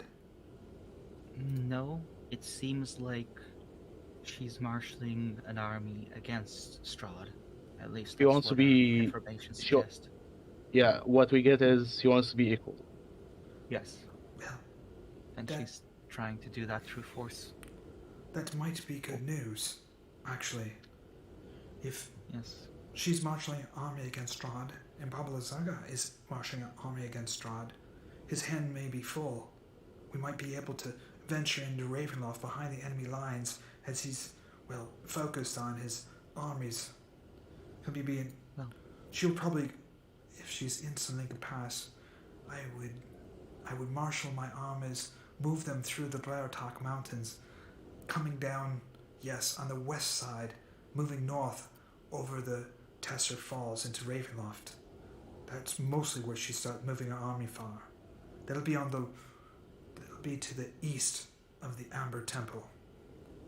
I see. There's a path down there that hasn't been used for centuries. Strahd used it from the old literature that I've read. It was his way up through the Blairtalk Mountains on the other side. It was the way he made it through to the Amber Temple, bypassing Salinka Pass. But it's a very dangerous route. I'm sure Miller would know that way. She must be bringing her armies down through the pass there. Well, that's definitely better than her bringing her army all the way through Vallaki, so that's good news, actually. Yes, it is. I'll be in Vallaki and keep word. I'll send word to you if I hear anything. Thank you. I don't think we keep our host waiting much longer. Agreed. You should probably heal. Okay, I don't know why this is not working. I'll just drag you down to the other location. How about Yeah, so look, what's up? that? Boom, you guys are gone. And here you go, I'll bring you back down. Whee! Did you bring me down as well? Yeah, I'm bringing you guys all down there. Yeah, okay, give me a second. There's Ileanys, Fiannos, and Ervan. There we go. She ends up leaving out and of the Abbey. Mm-hmm. Well, gentlemen, did you find the books that you were looking for?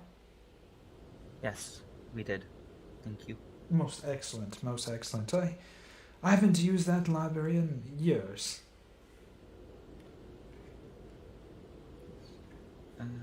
I look to Jan and Kai. Did you guys ask what you wanted to know? No, because we didn't get to. Yeah, Um, I know. I'm just transitioning the conversation that way. fair enough.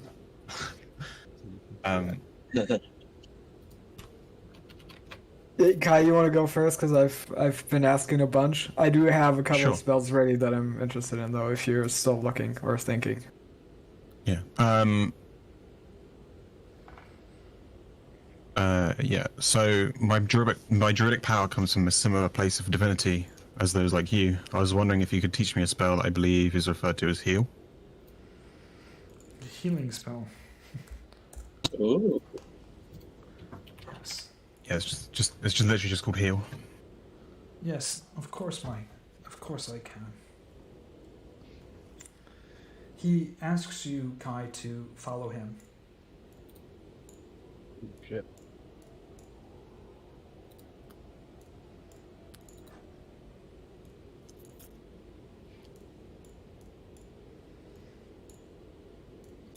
He says, "Come to the well, my son." And he sends the mongrel folk. You see this one coming up behind him. He waves his hand, and the mongrel folk goes over to one of these, what looks to appear to be cages, and unlocks this cage over here and opens the door. You see this mongrel folk step out, and it's being dragged over. It's a pathetic looking creature. It has this horribly lamed leg. The other mongrel folk throws it down at the feet of the Abbey. He turns to you, Kai. Healing is a most powerful spell. And here in Barovia, in order to heal these creatures, which I've been attempting to do for quite some time, you must be willing to give up something of yourself. Are you willing to do that? You can heal by giving something of yourself and return the poor creature's lame leg. But you will be giving something up of yourself permanently. I ponders.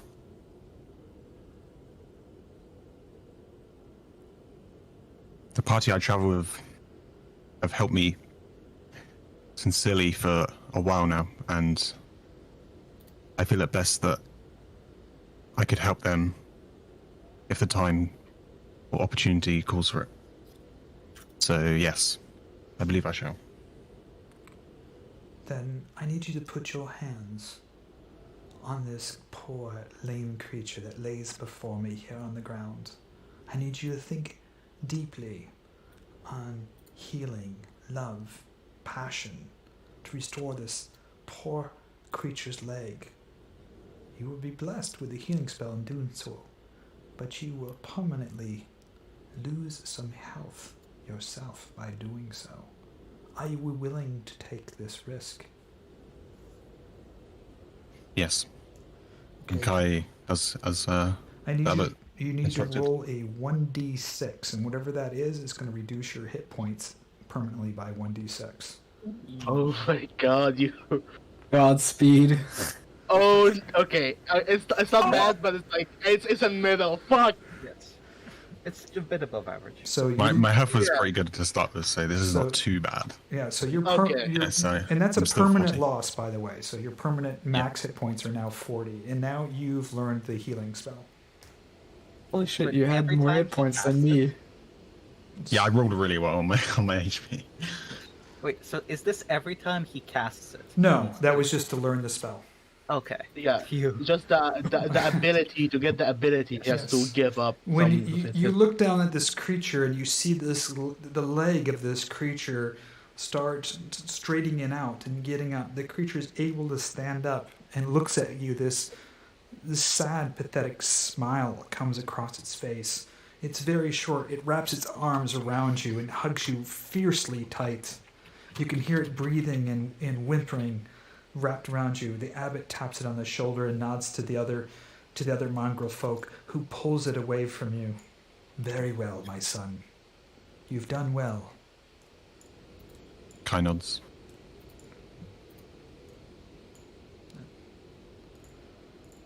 There you go. Kai Healing. takes a moment Oh my before god. returning. Well. And thus Kai becomes a much better heal witch than I can be. Holy shit. What's up, guys?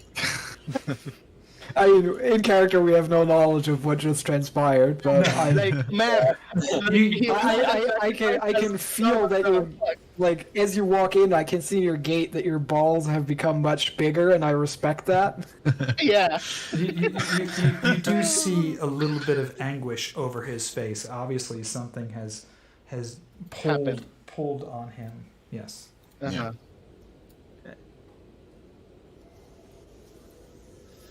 So, Okay, well, yeah, I still have one or two spells to ask the abbot about. Unless Kai, do you have more? I don't think anyone has protection from evil and good, and that could be okay if we're going to fight some undead. yeah, but here's the thing: who has concentration to spare? I don't have concentration to spare because I have Bless and other spells. Jan is doing I have haste, right? Bless, I've passed without trace, and Jan needs haste. So, who the hell has protection to spare? For, concentration Can to someone spare try to for- communicate with Elvin to see if there's anything that she wants to ask or learn? If she can hear me. She's or- talking in the Foundry chat Yeah, again. she's So. Okay. yeah. What do you concentrate on, Ileanys? Big titties. Hello? Ileanys? Wall of Fire. Oh, Wall of Fire. Oh, Wall of Fire. Oh, okay. I mean, okay. So Yeah, maybe, I don't know. Yeah. Maybe it's worth you learning Protection from Evil Good then. Like sometimes you might want to do that instead of Wall of Fire. I don't know. I could do it as well, but the thing is, I have Conjure Animals now, so I kind of want to use that. So there's two wolves. For this stuff. Yeah. So, I don't think it's too good at this point. Like, I think at this point we just want other stuff. Yeah, it's just like not being able to be charmed or frightened or possessed by an undead Yeah, I seems guess like it it's, could be. Yeah. Yeah, I don't like it might come up, but so it's.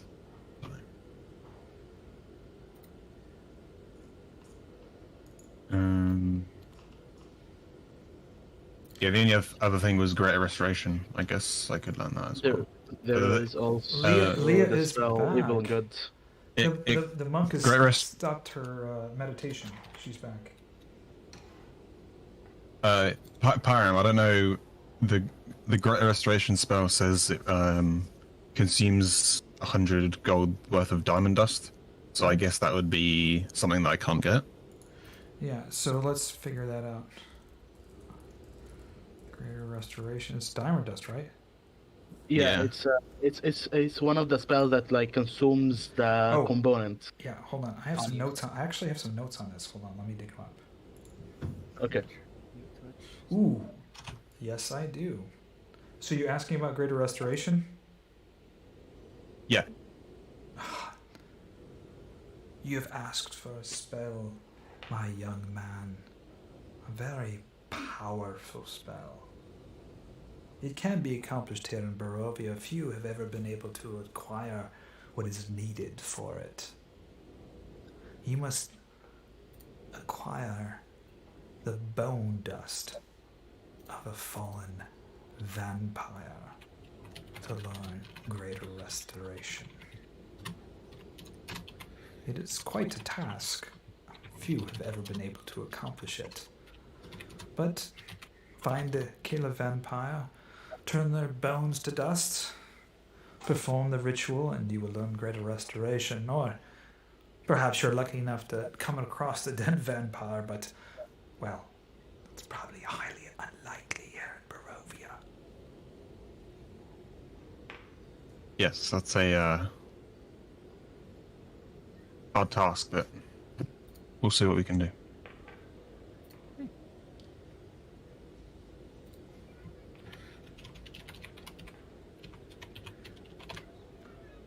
Is there anything else that I can provide for you? I must attend, of course, to my lovely Velisca. You have been very helpful, thank you. Yeah. Well, I do have a few. Question. Pyram, for a spell like Daylight, it doesn't say that it does sunlight, but... Nope, that's Dawn. Okay, Dawn. Yeah, the spell is Dawn. Yeah, exactly. Okay, so yeah. Very good spell. It would still be somewhat useful to me simply because it's a light source. But yeah, it's have a light. I have a Okay. cantrip that literally puts So I have light. okay. fair enough. Well then scratch. It becomes less daylight. Becomes less of a priority. That still leaves us with Fine Steed or Greater Steed and Death Ward, that I find interesting. Yeah, both of those are good. Hold on for a second. Let me look at... Find Greater Steed. Oh. Yeah, Yeah, Fine Good is exactly. pretty good.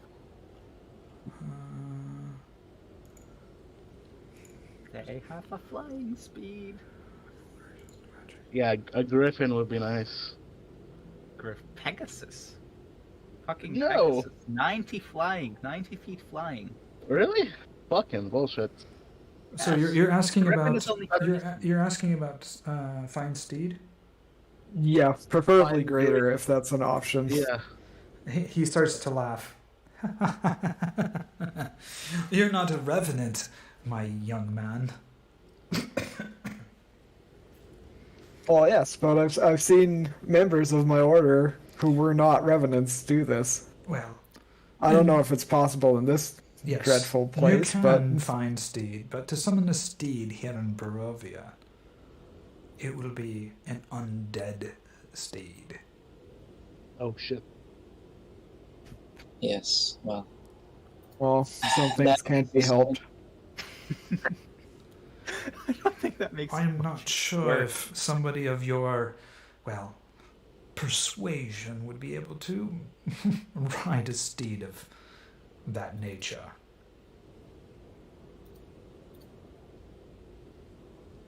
Well, does it entail torturing an innocent horse? Will the horse burn up if I sit on it because of my radiance? Well, I do believe you're a paladin knight of the Order of the Dragon. Isn't your duty to strike down the undead? To be riding on an undead creature is, well, unholy, is it not? I mean, I see your point. It wouldn't be the first time that we have used the undead against the undead.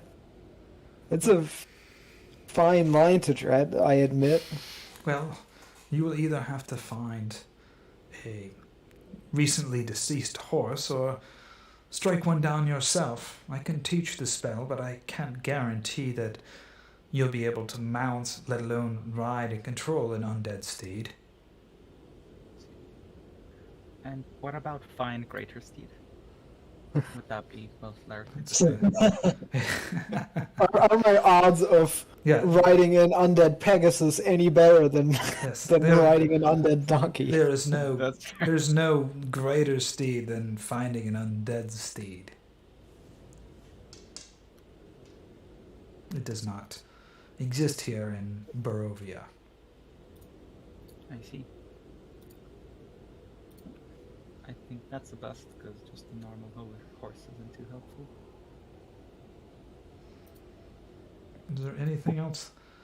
I mean, Death Ward is the last one. A spell that would act as a buffer, if you will, to protect one of my friends here from taking a mortal blow. Yes, well, Deathward, you ask for all the spells that are, well, contradictory to your nature. To grant somebody a measure of protection from death, you must give another death in order to do so. I guess I've come to expect this by now from this place. This is not how any of these spells So you usually must- work you must where I'm strike- from, unfortunately. You must strike somebody down, you are a fighter. Then you strike somebody down that is not undead, but a living mortal being. You can cast this ritual upon their body, over their dead body, and you will gain Death Ward. I have How a long question. will it last? How long will what last? The spell, my access to Death Ward once I've slain a mortal being. Well, You'll just get access to it for full. Oh, well, fair enough. If you slay a mortal being, and of course, I it has to be intentional, obviously, because you'll be drawn upon it in its spirit in order to protect others from the death that you so unfortunately put upon another. Well, I'll. Can you maybe teach me what I need to know, and I will make the decision whether someone is actually worthy of that, I guess, grim fate or not. Of course. It's not like we haven't met mortals in this place that were deserving Well, I mean, you of obviously. being slain. I'm sure you've obviously been in combat before as a mighty paladin warrior, and probably perhaps before you even came Barovia, you've struck down a mortal man or two in your existence. Would I be correct in that assumption? Yes, you would. Well, once you strike them down, their last gasp of breath, you place both hands on their chest, stare deeply into their eyes, and ask them for life when they die. Well, you know, I've always done that.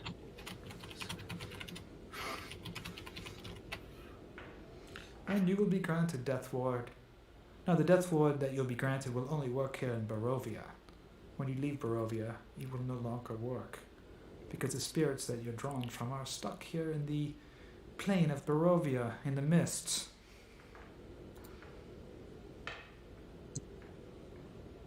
Okay, well, this has been helpful. Thank you. Of course.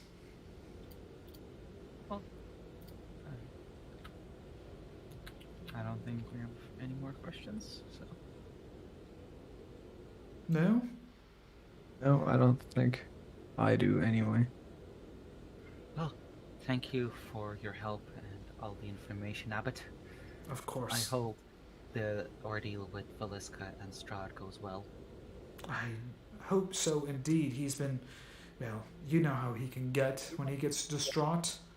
He had his mind made up on the young girl living in the village of Barovia. Unfortunately, well, she slipped through his fingers, and, well, I can only hope that beautiful Valiska here, and he turns and stares to her. You can see her radiant smile now. You're just not too sure if it's real or just plastered on there through some potion of love. That she will give him the love that he needs. It's a tragic tale. Love lost over and over for centuries. Yes. Well, I think we should get going. We have other deeds to attend to, and we should Not. Did we plan to go to the northern bits, the northern cave? Yes, that's where we're on. You're going to where are you off to? Out the north way out of Krezk and off to the werewolf cave. Okay. Then Ervan wanted to check on his father.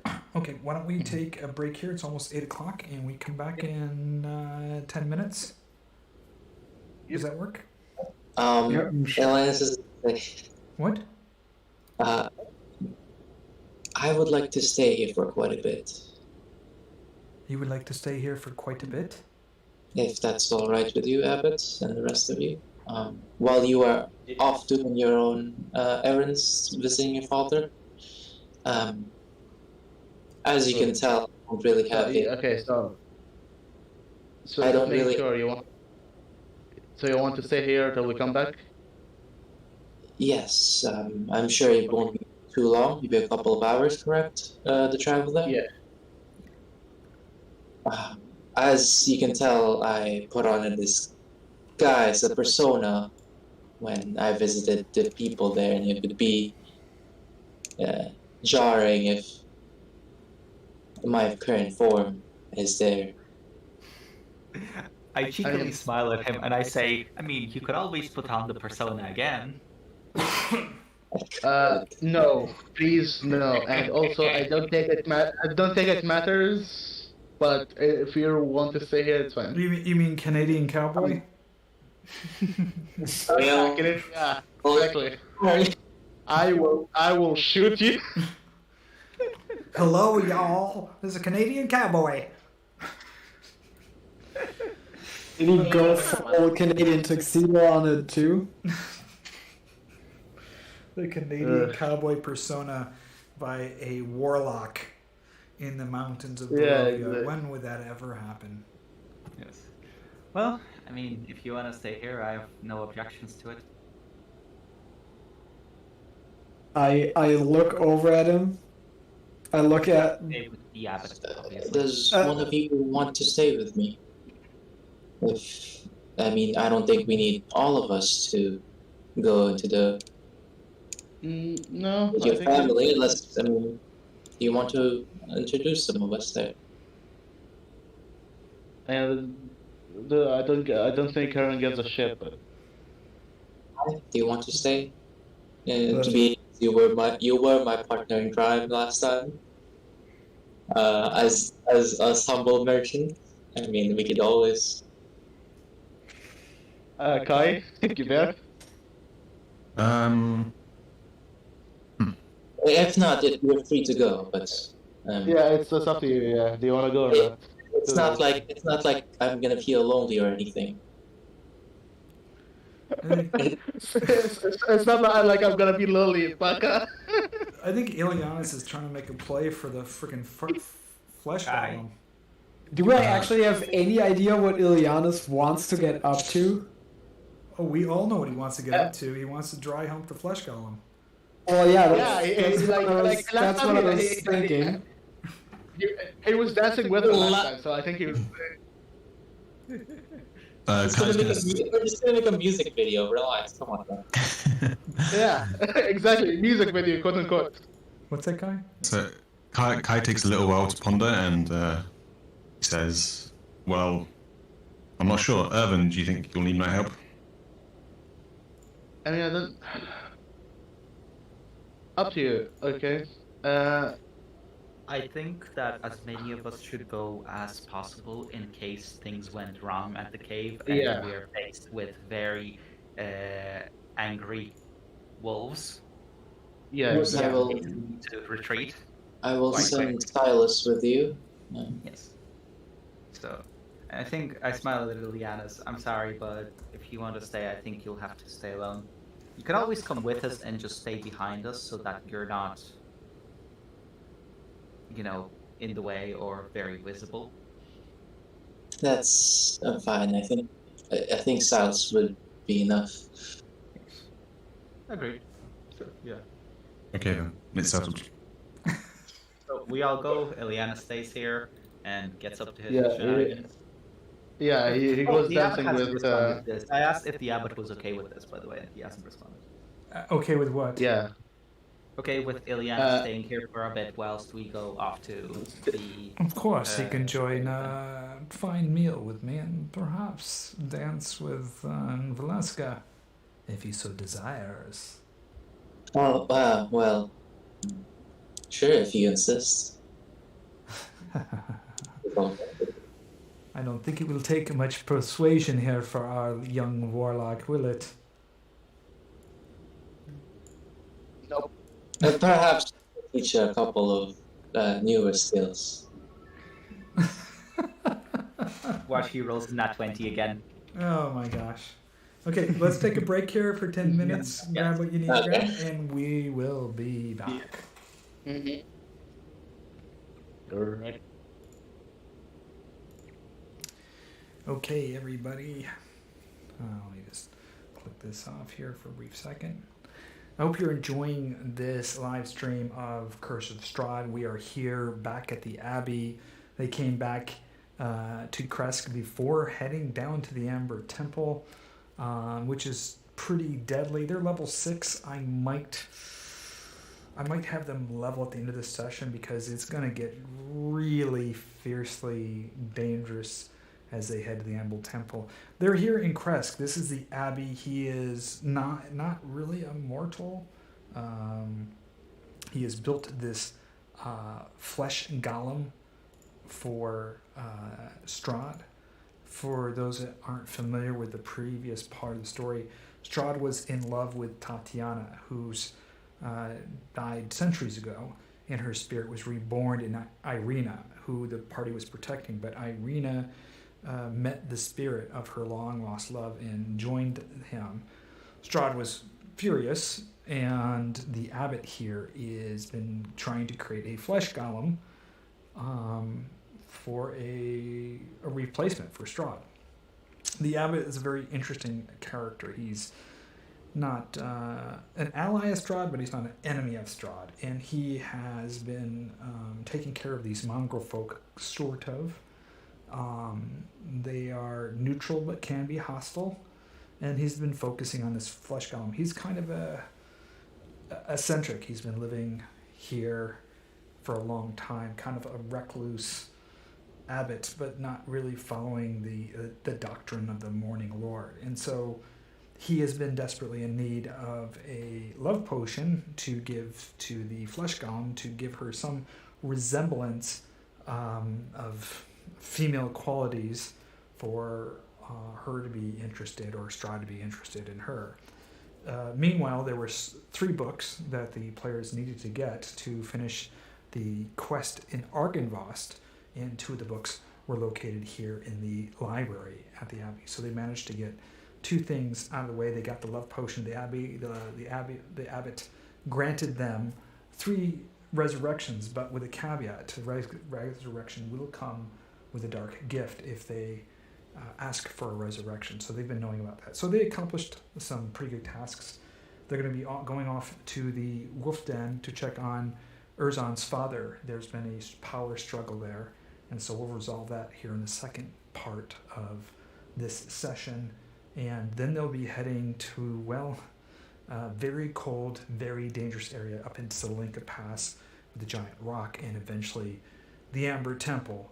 If you guys aren't familiar with the Amber Temple, it is probably one of the more, well, it's a pretty expansive location, multi-level temple with a lot of interesting dark powers and all kinds of things there. It's a really, for Strahd, it's a higher level area. They're not high enough there yet, so I'm going to have them level up because they have a risk at their current level that it would just be, I think, far too dangerous. But they are ramping up for their final assault on Ravenloft. And we have some forces maneuvering. Baba Lysaga is marshalling forces in the swamp against Strahd, and Lamilla, the other vampire, she's marshalling forces up in Silinka Pass against Strahd. So they will be running into that situation as well. So I'm going to take a break here. If you have any questions, go ahead and please leave them in the chat, and I'm happy to answer those questions. I'll be back here shortly. Let me just bring up the game pause screen. Hold on, game starting. Intermission here. I'll be back shortly.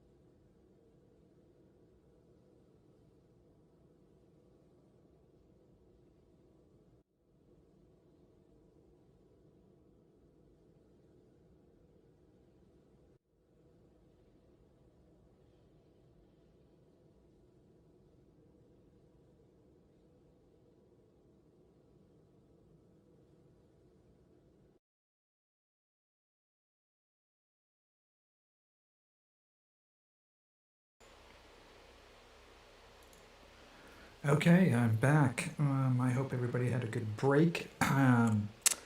See here, we're jumping back into the session here. I'm going to just see if everybody is ready here.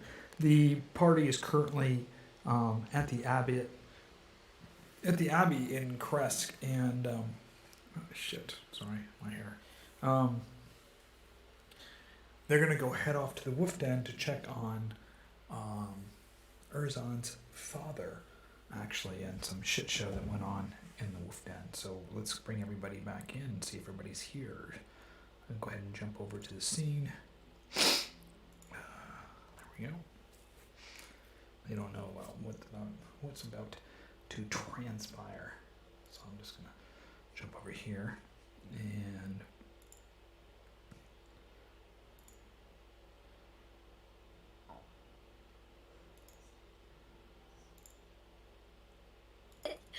Is your apartment too much? Like, is it getting too much sun or something? Yes. So I live in flats that used to be an office. So the windows are really big and they don't open well, and there is no the AC stuff.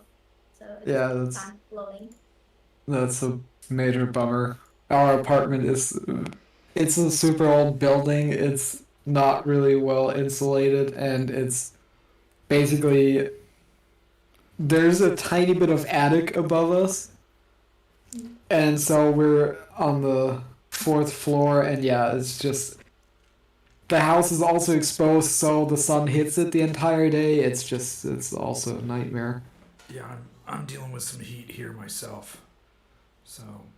Yeah, I bet Portugal's a bit worse. Yeah, I usually have the window open behind me, but because there was so much noise, I ended up shutting it for the session. I don't have... I'm actually looking for a new apartment right now, so... Yeah, I was wondering, have you reached a decision on whether you're actually gonna move out of the city or not? I found a house in the old city, and I know it sounds silly, I'm just looking for the right feng shui. So, and it was nice. It's a 3-story, 3-bedroom house for like 500 euros a month, which is nothing. But I mean, I'm just like, it just didn't. There was just something about it. I just didn't feel right. So I have the luxury of waiting, but I have a lot of noise upstairs. So I'm trying to find the balance. I did find a house that is, it was a house in the old city that has been totally gutted and completely remodeled. They're trying to sell it, and it's just gorgeous, modern kitchen and a loft and a reading room and everything. I'm gonna go look at it under the auspices that I'm interested in buying it, which I'm not, obviously, but see if they'd be interested in renting it to me, because it's been for sale for almost a year now, and I'm thinking, well, you're not gonna sell it. See if he'll bite at the rent. So I'm gonna give this a kind of a shot. We'll see. But today was a hot one. Certainly a hot one. Yeah, it was only 25 degrees here, but it's because the city is basically there's a valley and a river running through it, and the city's on either side of the river. It's a super swampy climate, considering that it's in the middle of Germany. It's just really unpleasant, at least to me. I'm used to low temperatures and lots of wind, and that's something neither of which I get here. It is currently during the summer. Currently 28 degrees here. So, yeah, that'd be way too much for me. Yeah, and it's already in the evening, so it was up to like 32. And how about 37? Nope, thank you. Yes, but tomorrow no, will but be it's 34. not as wet there. Yeah. The humidity isn't it's not high, as wet. so it makes a big difference. Because in Ireland, the humidity is super high, so 25 feels like 30, and 30 is absolutely insane. It's as if it's like I prefer it's like a furnace. I prefer wet heat though. I mean, I lived in Puerto Rico, and it's always like 35 degrees all year long, but it's really humid. But when you get to somewhere like Vegas or the desert, you feel like you're in an oven I mean, that dry Yeah, heat that, just. that's the thing. Oh, The whole God. like at least it's the dry heat only gets you this far. If you're in a climate like in Arizona, for example, the air is actively sucking moisture out of you, Oh, yeah. and that is even worse At than. that point, it gets worse. Yes. Yeah. I fucking hate it being in Arizona just because of the climate. It's just so horrible. I'm not made for it. Yeah, I was So- I was in Vegas and it was just so I felt like it was an oven. I walked outside. I'm like, oh my god, the water's just evaporating off of me. I mean, you don't sweat because it just as soon as you sweat, it just evaporates really fast. Yeah, Yeah. imagine that with humidity. You're fucked. Yeah. But I mean, even just the sun so relentlessly beating down on you, I never thought it would actually affect me that negatively, but those were some miserable 30 weeks that I spent there. That's your girlfriend? Where your girlfriend's from? Yeah. Did you? I was like, I had to like I'm basically, if you look at Herjann and his token, that's basically me, but in like if I were in shape and taller, that would be me. So you can imagine my ginger hair and like pale as fuck skin tone, spending 3 weeks in Arizona. It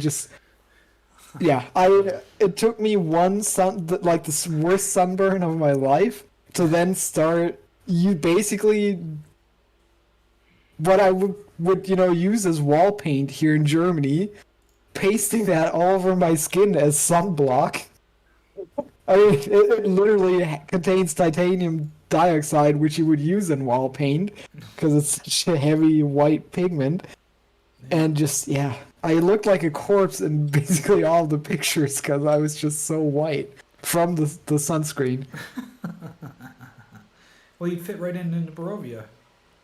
Yeah, probably. So I think we're just waiting on Kai. Is that it? Yep. Alrighty. Thank you. And I just want to make sure. So Ileanys is staying home with the Abbot, and Ileanys' new Everyone else is going. new lady friend, Mm-hmm. and the rest of the gang is heading off. Yes. All right. So we'll just wait to see when Kai gets back here, and we'll jump back. Yeah, back into it. I'm trying to. You know what? I'm gonna see if I can find this. Probably wait here just really quickly. See if I can find this silly place. Let's be honest. If the wolves are like, if what's it called, Emilia, then become back the leader, I think Krezk wouldn't be here.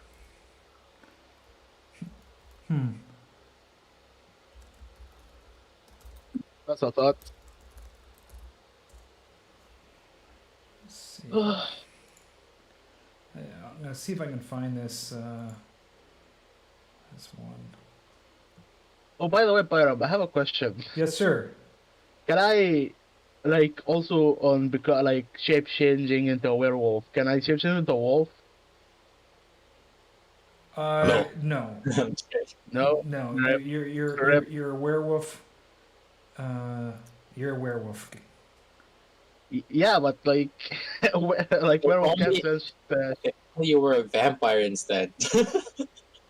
I mean, you could be a vampire instead if that's what you're shooting for. I think how that works, eh? Werewolves can't really shapeshift into wolves, but vampires can.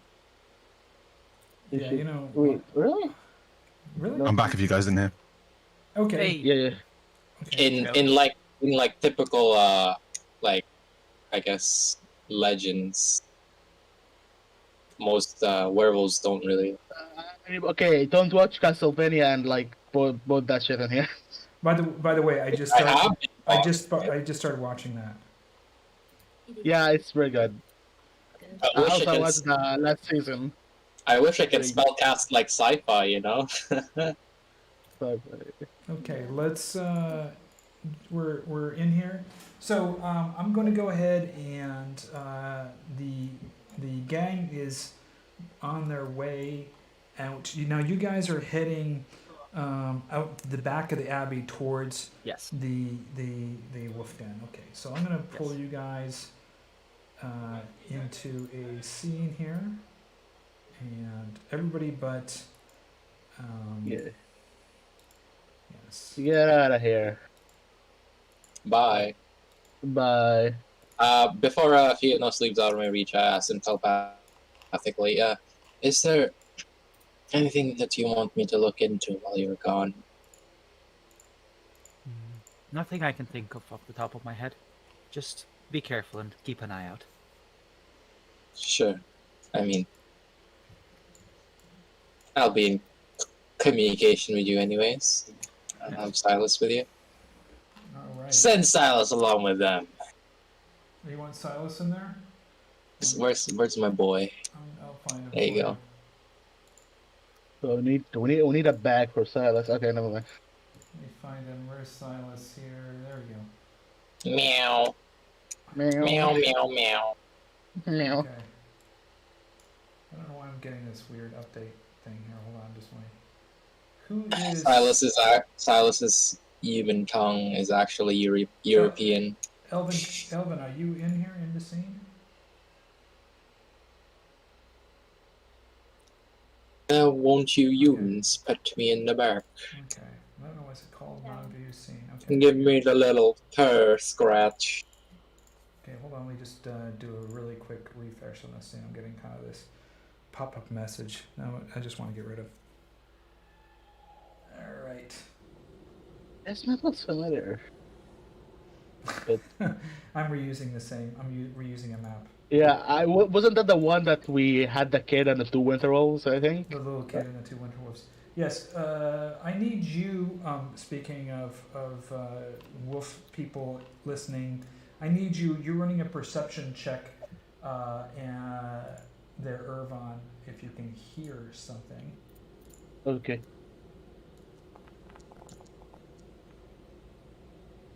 That's got. Yeah. What did you roll there? Oh, you rolled 19. Okay. A 19. You definitely hear a sound coming from this direction over here. And I'm going to see if yeah, here you go. Were you able to hear that? Yep, another wolf. Or a dire wolf. Similar voices, but yeah. So you hear something from that direction there, and we are. Go ahead. You're game on. Okay. This I'll is your turf. You lead. Okay. I will get closer and I'll tell the other that there is a wolf nearby. Can you put Silas in the same scene? He is in the same scene. I don't think you have vision of him. Oh, okay. But yeah. Let me just. I'll just activate it. There we go. So you should be coming over to the scene now too. Let me just make sure you're in here. Can you see Silas? There you go. Yep. Perfect. Alrighty. As you get closer here, you see a wolf there, and we are going into combat encounters. I mean, yeah. Nice. Oh, what a cutie. That poor wolf. Where is? Am I missing? Why is something? it there blood? Why is that? What is that red thing on its face? It's a wolf. It must be eating some strawberries. Very nice dog. There you go. Perhaps the wolves in Barovia are heavily into lipstick. Yeah. So if everybody go ahead and roll their die. Oh my god, Silas is gonna bitch. Oh no, never mind, Kai. Uh, Hot diggity dang. All right, we got everybody rolled, and we are gonna go and start combat. Here we go. Oh, you know what? I forgot to give you guys dark vision, but whatever. Leah, you're up. We didn't expect combat anyways. You see this wolf up here? By the way, Pyram, your mic is going a bit weird. Yeah. Sorry. Yeah. Can you hear me now? yep. Sorry about that. You hear that? So see this wolf up here. It's your turn, Leah. It's got blood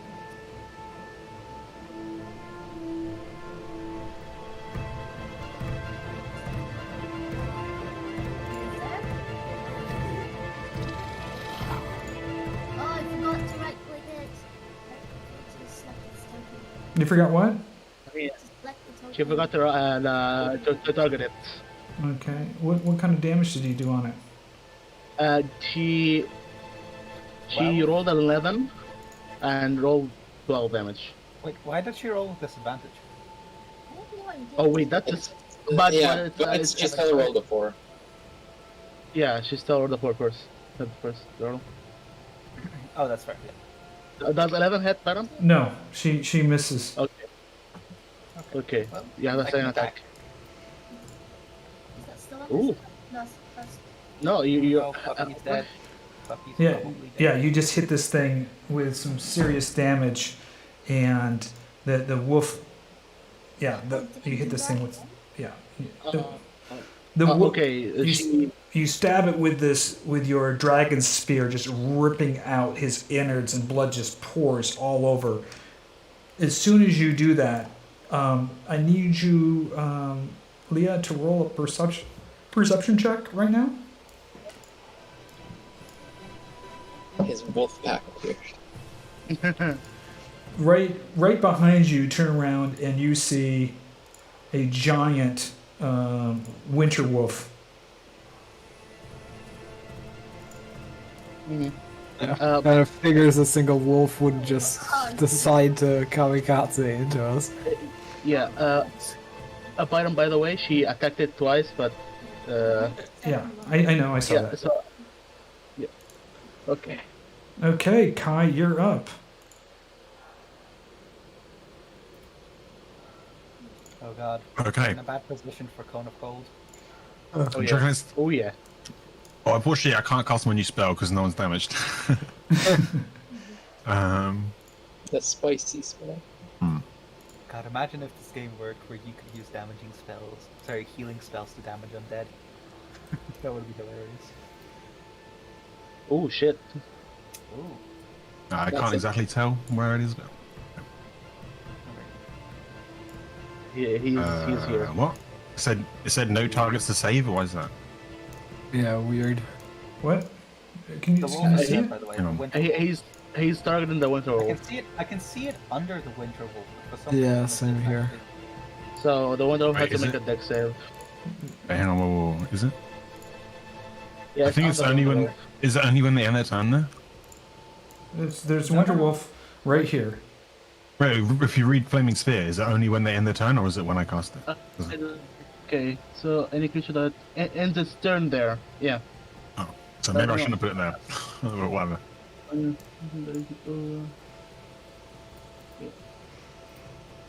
Anything else you're gonna do?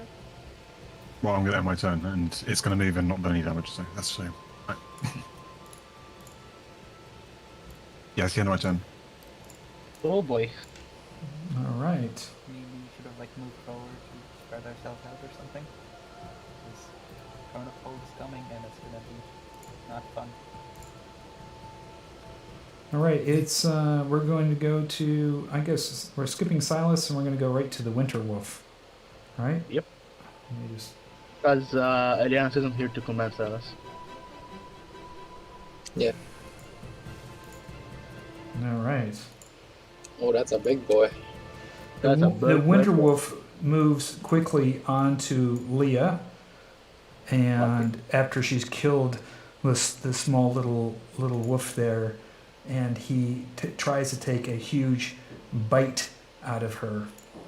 Let's see if he hits with that. Why didn't it roll? Should have hit. Oh, I got her selected. Why is that Oh, nice. not?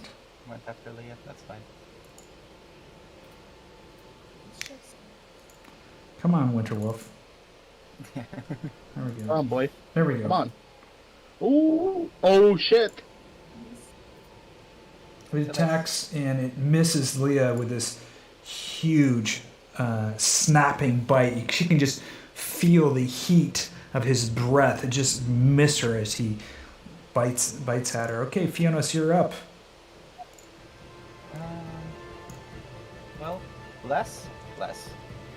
Okay. Nice. Bum.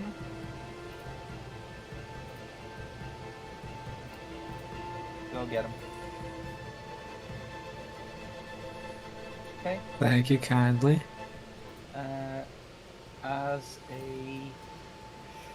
As my bonus action. Yes, that works.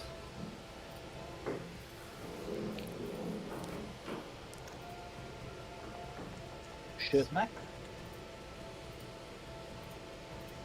Spiritual weapon That's my turn. shakes the winter wolf.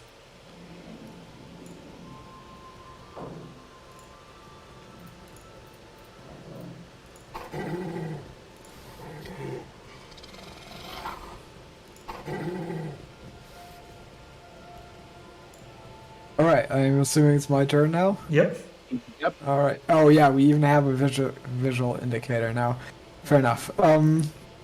I run at the wolf and guess what? I'm gonna smack it with my sword. It's a bad wolfie. You hit the winter wolf, just smacking it. Big chunk of flesh flies off into the snow. And I feel like I should do this one more time. And this time with a feeling I'll also cast Smite to no avail. With a feeling. Yeah, no Smite. Gotta feel it, bro. Jan, I need you to roll a perception check right now. A DC 15.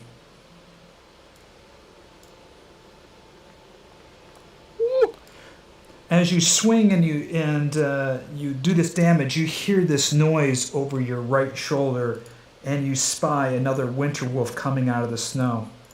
Fucking hell, I should have hasted. All right, it's Ervan's turn.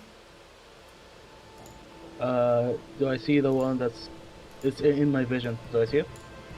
Yes, you should be able to see it. Okay. Bonus action. Okay, okay, give me a sec because I need to think. Should I... You get 1 minute to think. Timer's There we going. go. Should you smack this one or should you smack the other one? Yeah, exactly. That's the problem. That's the conundrum Such here. a big decision. I'm stacking the 30 seconds. One. White. Fire Okay, an arrow. it's a 19, but yeah, like I think it hits. Flies across the snow and it hits the winter wolf, just plunges deep into its fur. It stares at you and just snarls. Its lips pull back, its teeth revealed. It's now certain to attack you. Yep. How did you... Oh shit, the fucking blast. Yeah, I'm gonna do it manually. Give me a second. Just take I need- blast off yourself. Let me just take that off. Yeah, It worked for that. Why doesn't it work for you? And another one. Nope, it's still What? doing its weird thing. Why? It hits the wolf. You Yeah, hit. it 16 hits, but like 16 plus my modifier hits. But I don't know what the fuck is How wrong did with it work this. properly? That's the thing. Yeah. It's 1d42 seems a bit excessive. Yes. Yeah. Okay. Okay. So I will just move. 1, 2, 3, 4. And that's I think it might be to do with your the Rite of Storm thing. Maybe that's fucking it up. probably. I don't know why the fuck it's Okay. doing that. Right now, Ervan. Regardless, just Ervan. get rid of like bless on yourself. That's not Rite of the Storm. That's bliss. That's messy. Ervan, I need you to roll a dexterity saving throw right now, DC 12. Okay. Guessing not to slip on the snow. Yeah. Fiannos, what you need? As you back up into the snow, pouncing off the ledge behind you is a small wolf. It just misses you as it lands in the snow. You turn around startled. Okay. Alrighty. And Leah, it is your turn.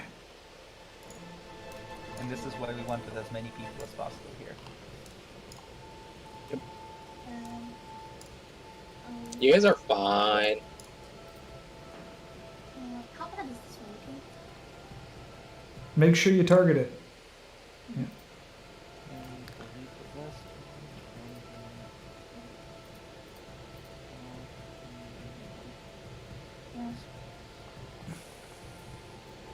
You pull the dragon spear out, swing it hard, and you just stick it deep into its belly, pulling it out, ripping some of the flesh out of the winter wolf. It turns to you, snarling at you. Clearly you've injured it, but it's fiercely upset at you.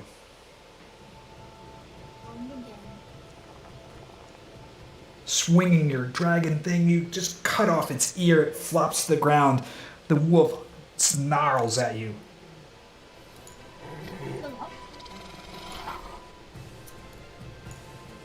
I don't know if you can hear it.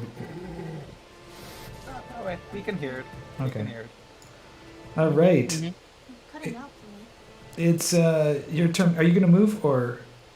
No, I was asked if he's dead. No, he's not dead. He's not dead. Okay. No, I will let you know when this beast goes down. All right, Kai. Oh, she's Oh, I'm sorry. Unarmed strike. One. My mistake. Does 22 hit the one? Yes, you definitely do this damage to the winter wolf. So you want to hit your fast damage on there, that button, and apply it. Oh. Is that right? No, just hit the You're not damage targeting button. it. Just Yeah. just add it in manually. Just add Okay. damage. How much damage was it? 10. Oh wow. You Yep. strike this winter wolf. It falls down on one of its knees and then it looks back up at you, clearly upset. All right, Kai. Kai, you know what to do. No, I don't know what to do. I don't know wild shape. That's silly. So No. We want some toasty wolf. oh right, yeah. Well, I'm gonna do that. So Kai's gonna move.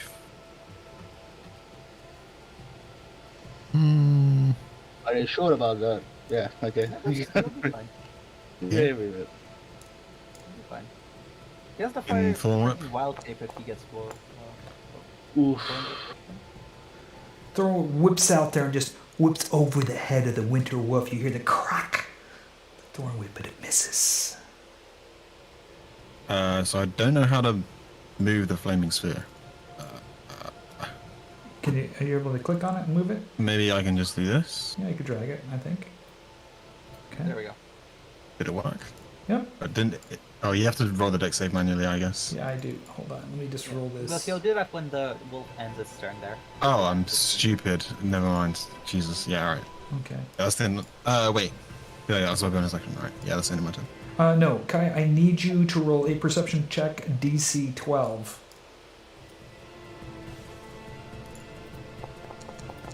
Oh. You hear something, but you're not too sure where it is coming from, but it's definitely another growl. All right. Well, that heal might come into action. Yeah. You got your wish. The wolf above is reaching over to attack, to bite. There's that. Let's see if it. I don't know why this is not working. It's kind of frustrating. So I'm gonna have to open up the character sheet and try it from there. Nope. Snaps and bites at it, but just misses. You can smell its stench. All right, we're gonna go over to the giant winter wolf at this point. Yep. Uh, Back. Let me just do one other thing. This winter wolf is not in combat, so I need to add that one in, which I forgot to. Okay. Your mic is going weird, Byron. for some reason. Sorry about that. So this winter wolf is going to turn around and snap at Leah again. It's obviously upset with the kind of damage it has done to Leah. Leah's done to it. It's going to, you see its mouth pull back.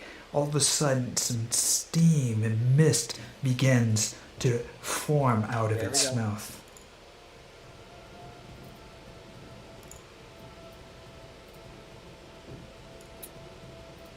Oh, I just did that wrong. Didn't put it in the right area. My mistake. You actually damaged itself. Yeah. It actually hit itself. There should be a button you can press to like take back the damage it did. Yeah, I'm just trying to move this thing. Did it, Nope, it did not hit Leia. well, I didn't put the thing on the template down right. So let me try to get rid of this template here. Hold on. Let me try this one more time, okay? See if I can make this. Wolfie. The winter wolf tries to cast its breath weapon here, and I'm going to do it again. Here, use the ability. Okay, hold on here. I gotta fix this. Edit. Shite. Well, it's limited uses. 1 of 1. Okay. See if I can try it this time. Kind of fucked it up last time. Okay, here we go. The cold breath. Use. No, it's not letting me use it. Kind of. It's You can place a template. it's probably because it's not recharged. Maybe. Yeah, I'm No. gonna see if I can recharge it really quick. Yeah, I roll a 5 or a 6. Come on. Okay. There we go. What the fuck? Okay, here we go. There we go. So, try it. There we go. And does it hit? Oh yeah, it popped up. Oof. Nice. Oh. 10. You feel this cold breath just shoot over you. All right. Sorry about that. No problem. Okay. Fiannos. Okay. Oh, and it needs to make a dexterity saving throw. I'm sorry. Yes, it needs to make a dex saving throw or take how much damage is it? Well, you can roll it again. Yeah. I think it's. Oh my god. Okay, so it takes half, but it still takes half, but bullshit. How much of the damage? Wow, that's a lot of 2 damage. That's a whopping 2 damage. Its man. paw sizzles in the snow. Okay, Fiannos, it's your turn. Okay. By the way, we can't see Leah's health bar for some reason. Okay, let me fix that for you. Resources. First of all, shame, not a crit. So close. So, first thing first.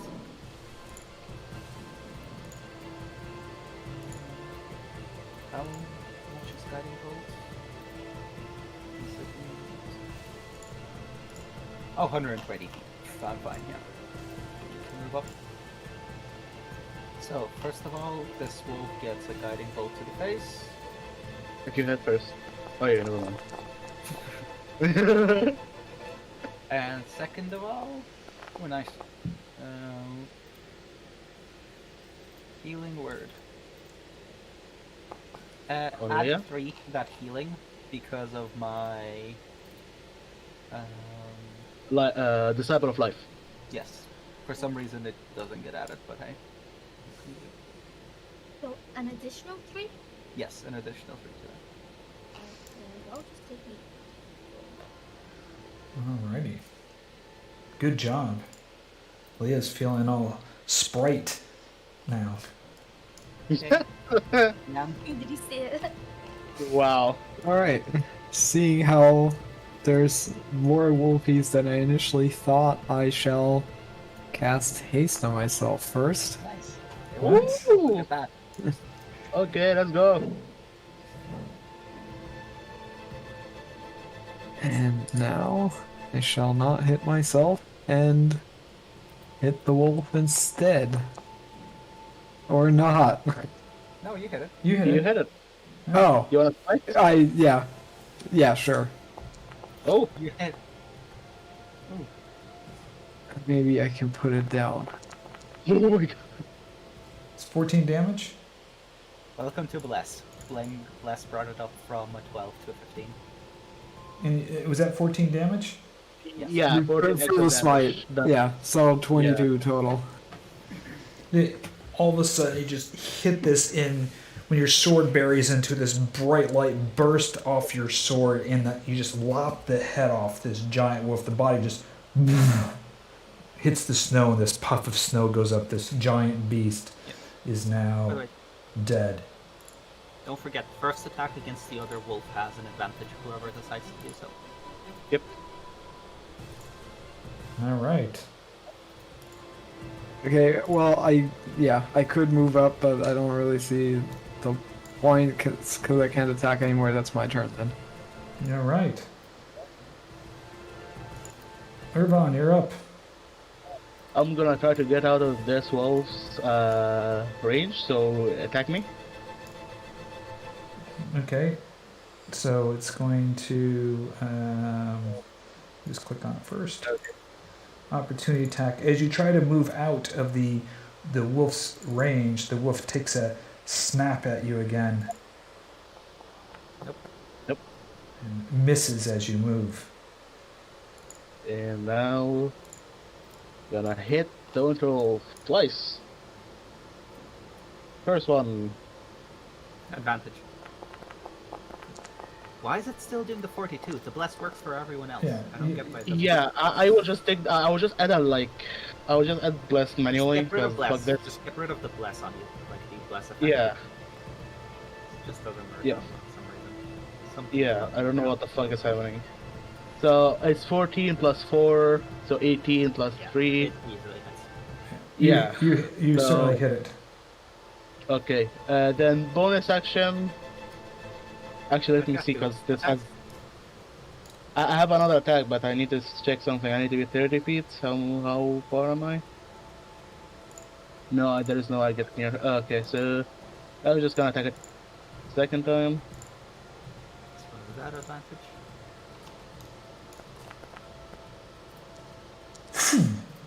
Arrow goes through the air, hits the wolf. Wolf is limping in the snow now. Blood's just dripping into the snow as this wolf is critically injured. Yep. Okay. Yes, that's my turn. I need you to roll a perception check, Ervan. 15. Hearing? Hearing. Okay. All right. You see another winter wolf to the south of you. Boy. That's the end of my turn, right? Yep. Another one. Another one. Okay, yeah. And another one. I mean, this seems to be their kind of best spot. So, Yeah. But I hasted. Yeah, that's a good thing. This winter wolf comes charging forth out of the snow right towards you, and it opens up its mouth for a nice cold breath. Okay. Okay. Is it going for a cone? Is it gonna attack its wolf? No, it's going to attack you. No. Like, it can. it needs to. Here's the thing. It's a breath weapon with a cone. Yeah, I know. it's gonna. So Yeah, it's gonna line let me it put up. it this way: if it's a 15 feet thing, so if it lines it up like this, it would hit its own wolf. It needs to line it up like diagonally to not hit. Yeah. Yeah, it can easily do it. Yeah, I can. I think it's. I was just asking if it's gonna hit the wolf or not. No, it's not hitting the wolf above it. But yeah, I still I'll try to saved. rotate it. Only 12 damage down. You got lucky on that one. Yeah. Like, All you only right. took six. Like, no, you only took 6 damage, and you get your. Leah, you're How low up. is your max HP? How 38? I took.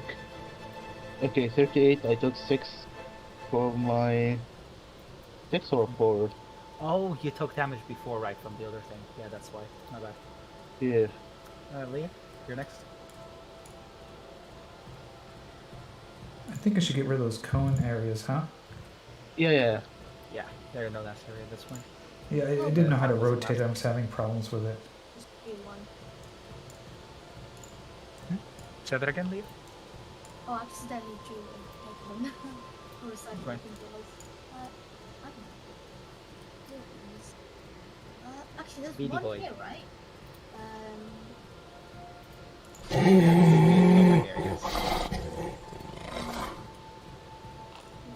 boy. Rushing up. Leia with her dragon spear. Oh. There we go. Selected the token. Ah. Damn, that dragon spear just does some. Just rip right into the side of the giant winter wolf. It's mad. It turns its head, snarls at you.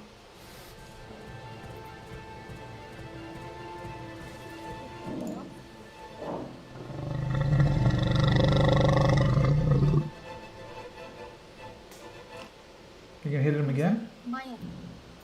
No, yeah, we heard it. Oh.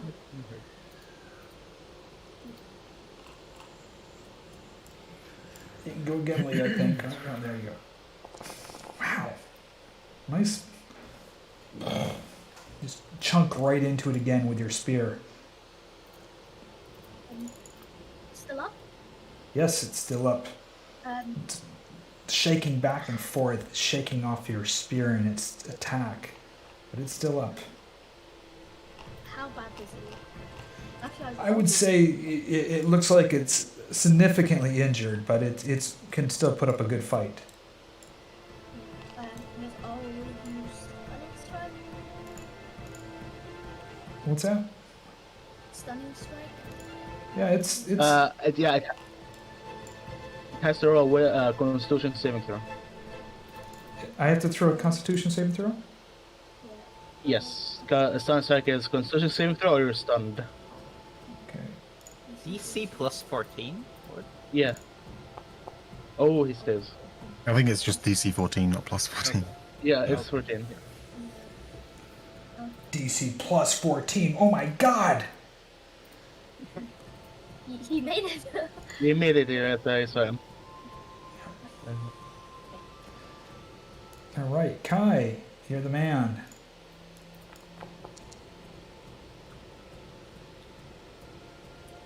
Can you spawn me a wild wolf? Let me see the range. You want me to spawn you a... Range 60 feet. On the others, on the, like, how do I do the... Use X. Here. You want me to spawn what there? The wolf there. Winter wolf. A winter wolf, okay. Keep in mind, this wolf goes first in the turn order before the other one. Okay. So I'm going to add this one here. And this one is going to be friendly. Update token. There we go. Hey. Doggo. No, wait. Your flaming sphere is off. I can't do the transformation. Why can't I do the... You can drag the Doesn't wild it take shape an into action your... to conjure animals? It takes an action to wild shape. Oh, I have to drag it, right? Yeah. No, it's a No, it's bonus action because I'm a moon druid. Yeah. Oh, right. Oh shit. Okay, I got two wolves. Yeah. Uh-oh. Shit's going serious. We just went Okay. sideways. Yeah. Okay. I have a question. Do you have back tactics? Yes. Oh no. Yes. Hack tactics are a thing. Crap tactics. My winter wolves just said, crap tactics. Yeah, that's the end of my turn because I can't attack them. Damn. Yeah. Holy crap. Oh my god, this wolf is fucked if he survives. This wolf moves down and attacks It'll have advantage. With advantage. with Yeah, advantage. Okay, so when I roll advantage, get a that's hit alt, right? Shift, yeah, shift Okay. and click on the attack. Is no, it alt. shift or alt? Alt. Okay, alt. No, it's shift. Nope, it's alt. Told you it's alt. That's weird. Oh. For me. Oh. Roll, It takes a just huge roll. bite, just rips into your back of your leathers, takes some of the flesh off your shoulder. You turn sideways, staring at this wolf that's attacked you. Why the fuck are they rolling? What's No, going that's on? just fire. Okay. Byram, okay, roll another No, it d20. doesn't work on that.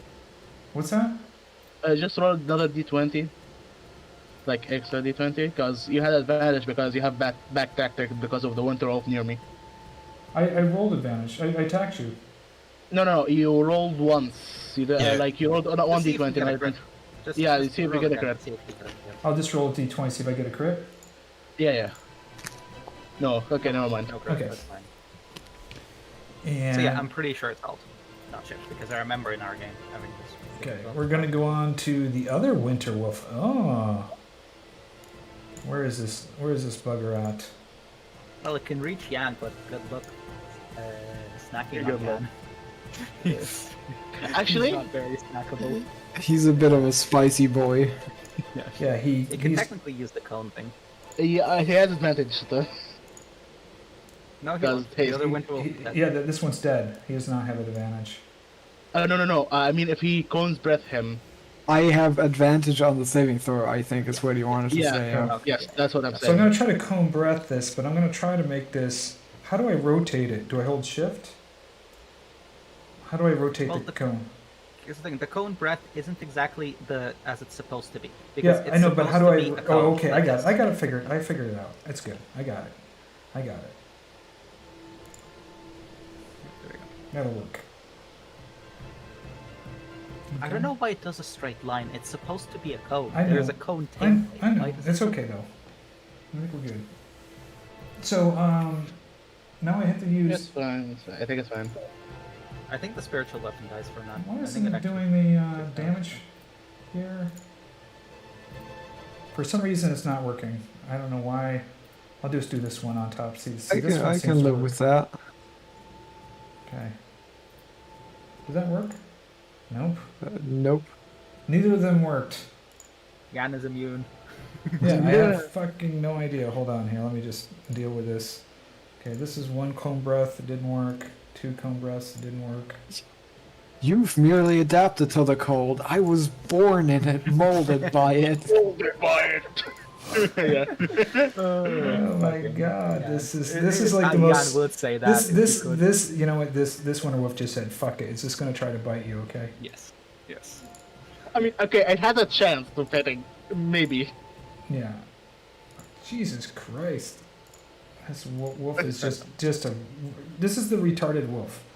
He's a little slow. Yeah. Oh! Oh! You see it. Do I do the saving throw? Okay, now, man. Oh man! Crunch Oh, takes a little piece out of your armor. The fuck? Crunch for the winter wolf. Okay, Fiannos. You were laughing, Fiannos. You were laughing at the winter wolf. It doesn't like that. Doesn't like you laughing. Interesting. Well, I he's did. not gonna like Jan smacking him down with the sword. So It looks like it looks like my aura didn't work, by the way. So keep that in mind in case you also should benefit from my aura. I mean, I made it anyway, but I You have a +3. One of yeah, the I +3s can from read. the I take that. Yeah, I take that back. I recognize Yeah. my failings. second +3 is from the aura. Stupid. Okay. My turn. Yeah. Cool. That works. That's a heal for Ervan. Again, add 3 to it because it doesn't want to add the 3. Holy shit. Bad. Okay. So. add 3 to that. At 3, right? Okay. Yes, add 3.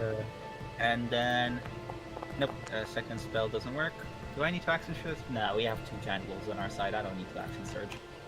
Okay, Jan, go. Yeah, you're up. This wolf came Rip up and and took a tear. bite out of you and just Rip kind of pissed you and off. tear. It ripped a little bit of that beautiful cloak that you're wearing. Yeah.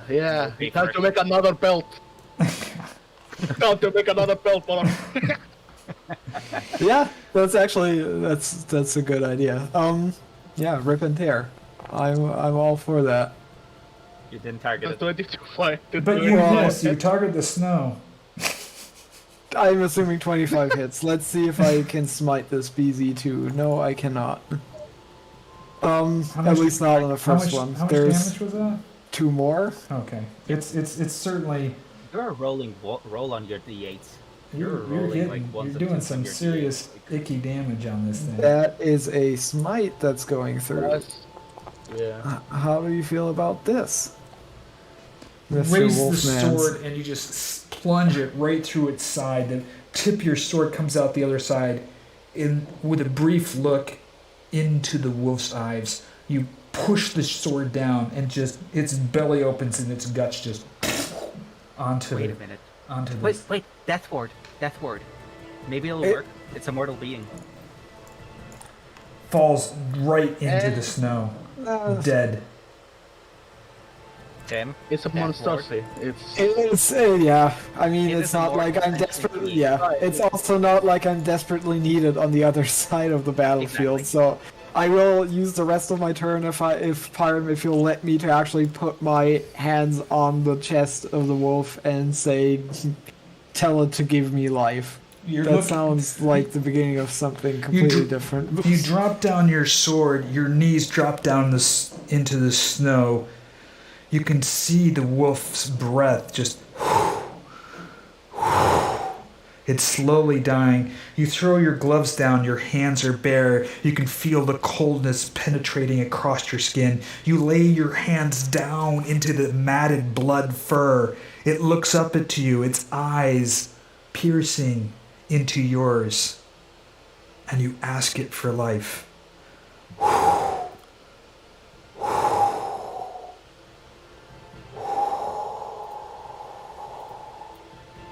You can feel through your hands this energy passing into you as the life force of this wolf passes into your own body. You realize that you were successful in stealing just a little bit of its life force. Well, holy shit. If I still have enough time, I give it a respectful warrior salute and then turn my attention towards the other side of the battlefield. Alrighty. And that's the end of the turn. Yeah. Okay, Ervan, you're up. Pyram. Yes, sir? Pyram, I'm just wondering, for my conjure animal spell, should we roll initiative separately, or do you want it to take its turn, like, on my turn? Why don't we take it? Why don't we take its turn, the Good Winter Wolf, on your turn, so I won't roll initiative at all for it. Yeah. Okay. So, I am moving away from both of them. Which one? Okay. Oh, I see you up there. Okay. You'll get attacked Yeah. twice with advantage. Do not just stroll away. Okay. Yeah, That's a you're good in a plan. dangerous situation. So, and that wolf behind you attacked you. You know what? Or you Fuck can just that attack in wolf. melee. All you do is just take disadvantage. That's it. Actually, yeah. Yeah, that's... You could take the dodge action. That's a good idea. No, just. But you know what's better? What? No. Hear me out. You know what's better than a kill? What's that? Okay. An overkill. I'm gonna use a bonus action to give myself advantage. Ooh. Let's go. I'm taking 1 damage, and I'm attacking the wolf behind me. Nice. So that. Wait, but you don't have advantage. No. Yeah, he does. Yes, he Blood does. curse amplified. That's why he took Okay, so damage. it's 17 to hit. 17 Why plus did you 4 roll plus. disadvantage? Because it doesn't give me like the blood. curse Which doesn't one give me did the you thing, attack? but Which I one think, did you select? Which one you targeted? Which one? I'm attacking the wolf behind me. The small wolf. The It's small supposed to be one. advantage, not disadvantage, so... That should hit. That should hit. Yes, it Yeah, did. It 17. did. Yes. So add 16 damage to it. 16, yeah. Yeah, as soon as you turn around and you hit this wolf, the wolf takes just you just hit this wolf and it just goes right down to the snow. And it's Yo, that's sick. Gunslinger turn around shot. Go fuck Figure. yourself. Point blank shot. Yeah, exactly. And other attack. Man. Turn around again, swing around again to the other wolf, and shoot from the hip. And it takes You know, I'll just try it. Okay, yeah, no, fuck it, I will just shoot like this time I have disadvantage, but... Ooh, boy. Hey, what the fuck? Okay, disadvantage isn't that bad. yeah. Arrow flies across, right into the back of the wolf. It Let me put it arches this up way. and turns and looks at you. think that's it for Ervan. your turn, right? Yeah. All right. Ervan, let me put it to you this way. If that was a 17, I think the wolf has 14 to see, so you need to get a 14 something lower. The wolf, So, the wolf, when you hit it with this arrow, it just, you hear this wolf growl and just turns around and just is just ready to turn around and pounce on you. Is it gonna try to fight me? Yes. Okay, before you, because you need to tell me you're gonna attack me. Yes, I did. Because I have something. -5 to that. Because I have this. Oh, Nice. yes. Fuck your attack roll. Okay. So it turns Yeah, around you're and just stuck sweeps at you and bites and just snaps across you and misses. So make sure it Yeah, doesn't. You don't need to do any damage. No, it's fine. As his eyes turn black. Yeah, I'll heal. I'll heal that. But you don't need Stand. Wow. So I'm gonna skip this because it's gonna go to Kai. He's gonna do double attack. yeah. Leah. So it's Yeah, please say it. Leah's turn. Leah, you're up.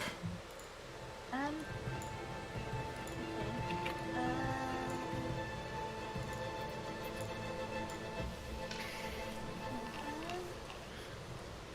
Could I squeeze between Ervan and the wolf and get the guy from this spot?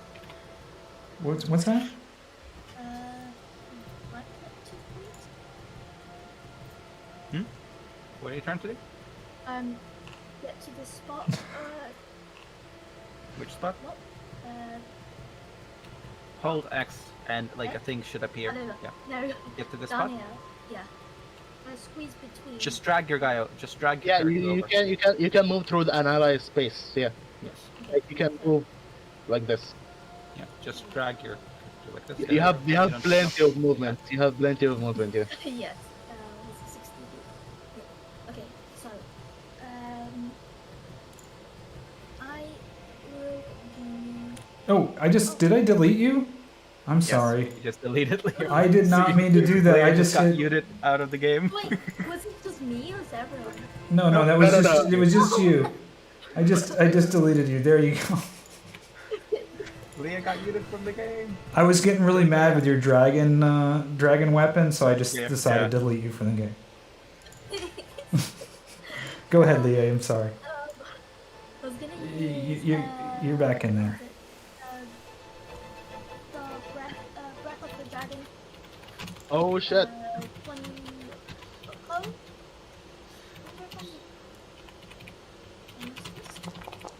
Got this roll. Got this.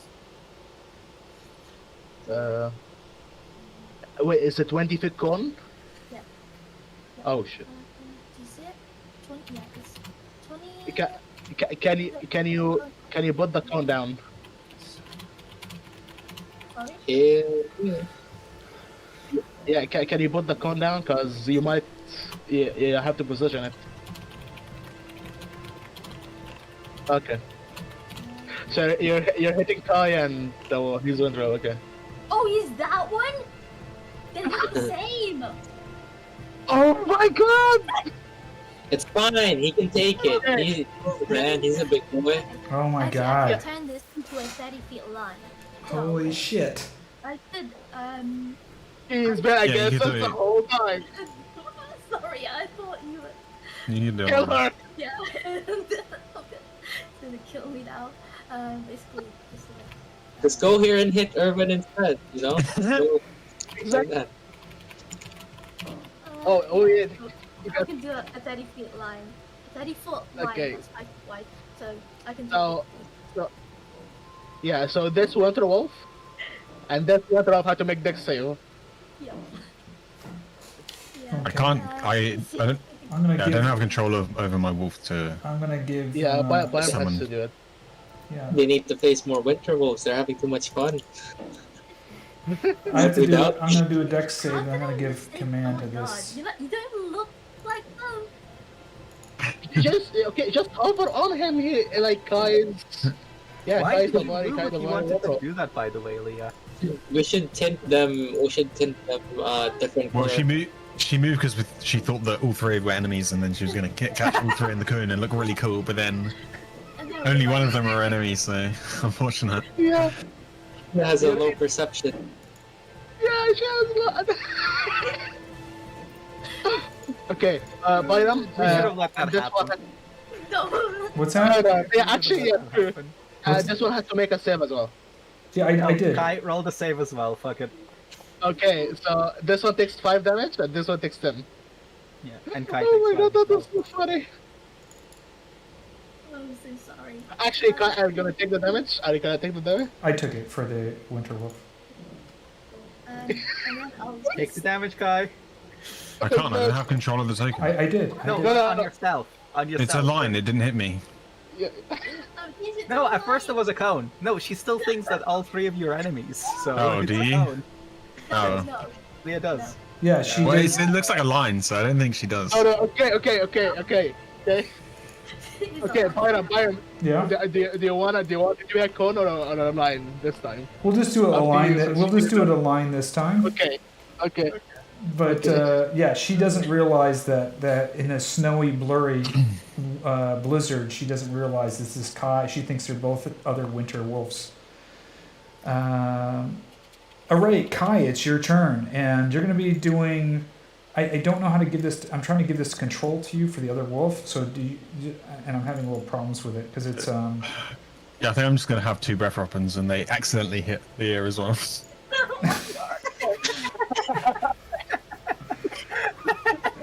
Are you gonna do it? Are you gonna? No, I can make them go this way. Yeah. I mean, This went from bullshit to fucking playing around. Which really which fast. one do you? I can do the breath weapon for one, or I'll just do both on. Okay. Oh yeah, you do the breath weapon on that one for. and Basically, I'm just hitting the same creature twice. I can just roll it, to be honest. Just So do you- 2 deck saves. okay. So I just do it across this one Target wolf. it. Do you want me to hit Leah with Target it? No. Okay. You don't want me to hit Leah with it.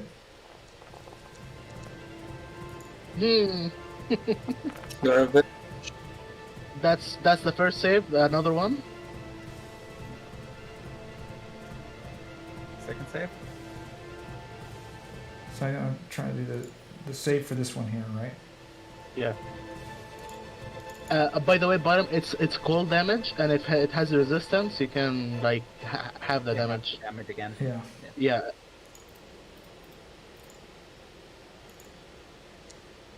It succeeds this time, I think. Yeah. So I have the half, so quarter the damage. Okay. And then Quarter 11, saving which is throw, the what 2? and the other one. This one is extra.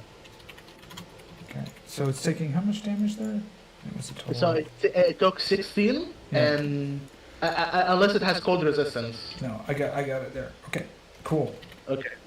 The Okay. wolf is kind of startled. It's like it doesn't know what's happening. It's got its own wolves attacking. It's being attacked by behind.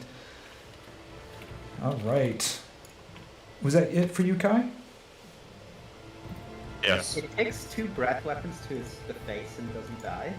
Holy shit. That's Good. The breath weapons don't do that much damage, and it's resistant to cold, I'm assuming. Yeah, Yes. that's a gold thing. All right, Fiannos, it's up to you.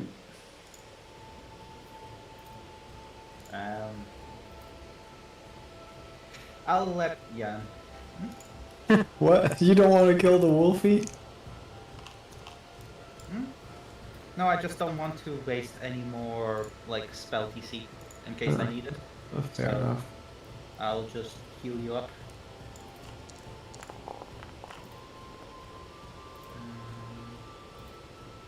Word. There you go. As you can tell by me glowing green appreciatively, I thank you very much. Bar. And All the birds are like around the winter wolf, like, oh fuck. The winter wolf is like, oh shit. There you go. I like, yeah. Thank you, man. Okay, Jan, you're up. Yeah, he was really just stacking up in case I don't kill him this turn, huh? But I'm even remembering to target it this time.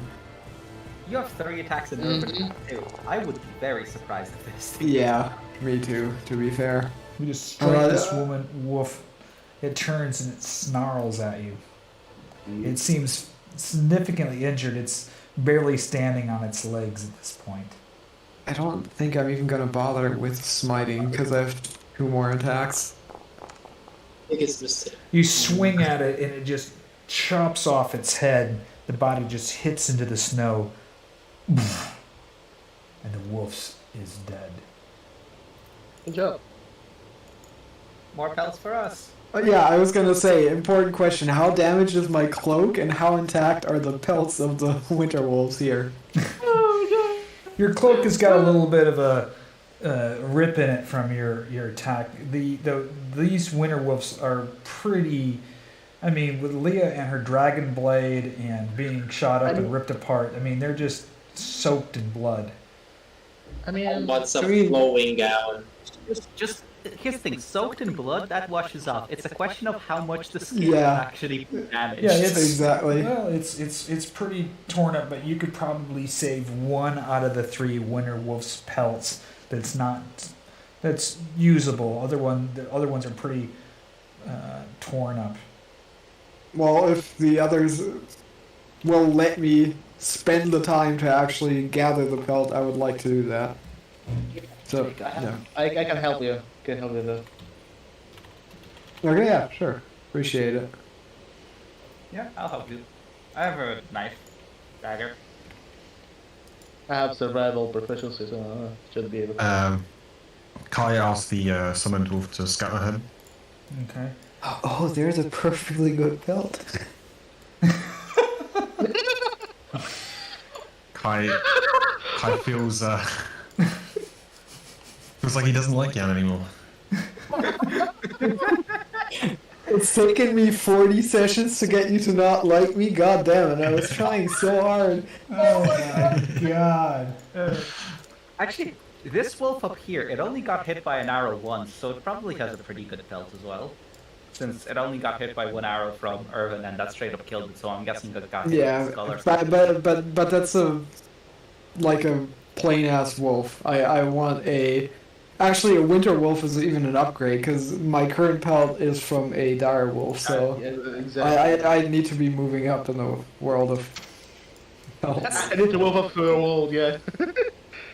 What's above the dire wolf, actually, in terms of wolves? Winter wolves. 'Cause Winter they're wolf, stronger, They're stronger. They can they have a lot of bullshit. So are we facing and young winter wolves then? We're facing young winter wolves, right? No, I don't think so. I don't think so. Winter wolves aren't that strong. Like we're pretty high level compared to them. Kai knows. He's a winter wolf. Yeah. I don't He know. gets up a winter wolf. The fucking cone of cold, like, if we weren't dodging them left and right, would be so fucking devastating. It's Yeah. plenty powerful for a wolf. Yeah, it's pretty low DC though, so a lot of the time you save and you take it. The Kaya, are you going to stay as a winter wolf, or are you going to revert back? I mean, my Kai's gonna hang around Jan and stay as a winter wolf. Okay. You sure you wanna? I might scare you. There's no reason Get into to battle. The wolf ahead of you comes back and says to you, Kai, that there's no more animals ahead, but there's a human being, scent of human being up ahead. Kai can't relate this to the party, so he ends the wild shape and I have speak with animals. Oh, Speak yeah. with animals. I have got understand it. beasts, so not only can I understand your Oh. wolf, I can also understand you, I forgot about that one. So yeah, I Yes. guess we'll let Yeah. Fiannos know. Shepherd. Uh, Okay. I relay that to the rest of the party. So you want to continue to head towards the wolf den then? Yeah. Is the scent of the human near the two of them? He just said up ahead on the path to the wolf den, there's a scent of a human being. You remember on your way, it must be that cabin up ahead that you stopped at once before. Yeah. So we'll go there. Okay. Well, whenever Jan is done with his health stuff. Yeah, I don't think it will take a lot of time because like he got two people helping him. I think. Did everybody get moved over okay, or are we missing? Loading. No, No, that's him. No, No. we're good. We got 5. Yeah. There we go. Ileanys is technically missing, but yes, Silas. And Ileanys should be here. So. You see the cabin ahead of you that you've seen before. The snow's coming down. There's a little smoke and light emanating from the cabin up ahead. We'll go see who's inside. Let's go. Let's see. I'll first knock. You knock at the cabin door and you hear a voice that sounds familiar. Who's that? Kenneth? He opens up the door and you see the familiar, friendly face of Skinnis. Mm-hmm. How are you, my boy? Your father was here not too long ago. Yeah, I came back to check on him and what happened. Yes, he came back with a meal. We pressed forward and we took the den. Immediately they left and we believe they fled to warn Lord Strahd that we had taken back over the wolf den. Your father's there and marshalling the wolf, the den forces there in case there's a reprisal. Mm-hmm. Well, I'm happy that your son is back and he's in his rightful place. Lars and Khyraezul, we're afraid, had managed to escape. We've rounded up the others, but both Lars and Khyraezul escaped. We believe they may have headed to Ravenloft to alert Strahd that they have lost power over the den. Your father is working with Emilio. Danvika and Bianca are safe. But your father said that you'll be pressing forces eventually against Strahd. He said to give him word when you're there at Ravenloft. He hopes to marshal my son and the rest of the wolf den to come to Ravenloft at your aid. Though how can I give them word? Exactly? Your father said you would know how to get word to him.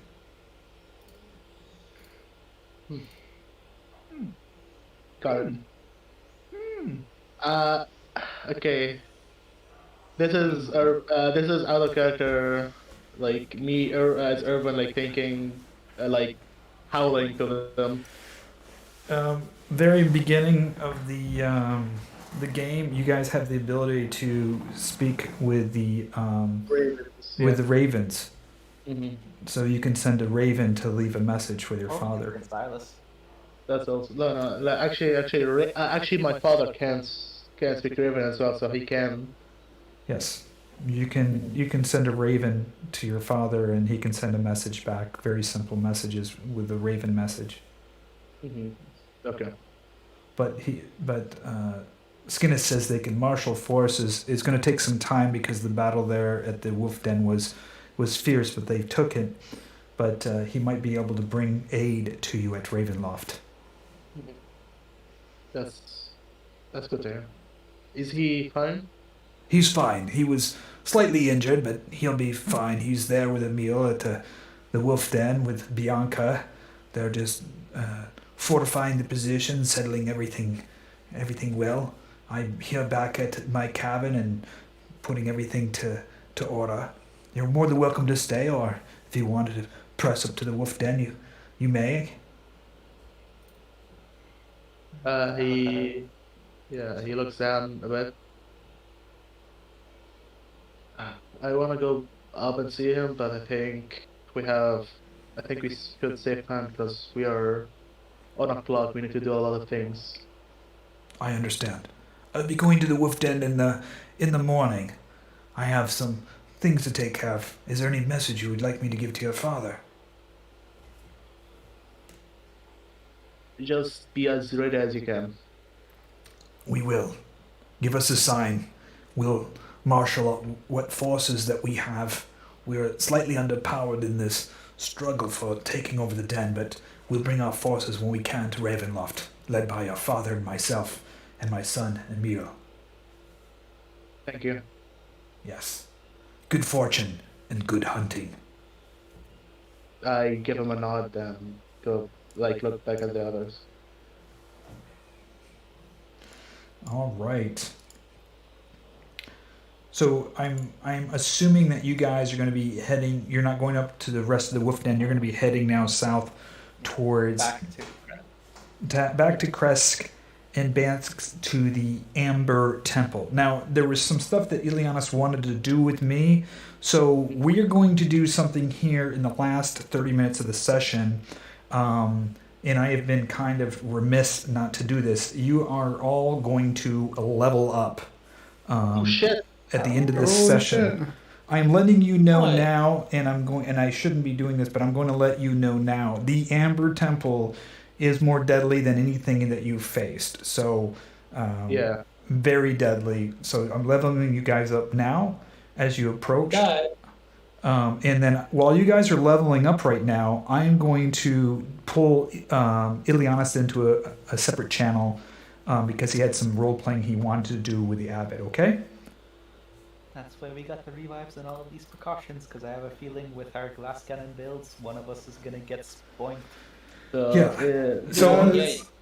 I don't know if you guys That's want a fair to assumption. eat while we're doing this, but should probably do it now. So I'm gonna just pull Ileanys into a separate channel, and we're gonna just do a little bit of role playing with that. Okay. Mhm. I think Oh. I want to. I'll be right Take back. it. Yeah, take your time, bro. Okay. Major question. All right. Okay. Sorry about that, Ileanys. Hey, no problem. Did you see my DMs as well? I did see your messages. Let me just review them again. So you want to check out Counterspell, Hypnotic Pattern, Summon Aberration, Sickening Radiance, and Shadow. Well, let me just take a look here. Yeah, in that order of importance, and I kind of just want to know what my steps are to gain those, Okay. just in case we need to go out of our way. And I have other questions I need to ask him as well. Okay. Let me just take a look here. Get me in the scene so I did not write all these down, so I gotta just check them out. I have some of the spells written down, not all. For sure. I'll let you take your time. You just got off like a battle, so.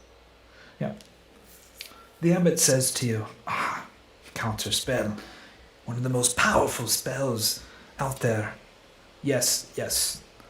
What you must do in order to learn the counter spell is when you are engaged with any magic user, any type of magic at all, you must distract them with this ritual.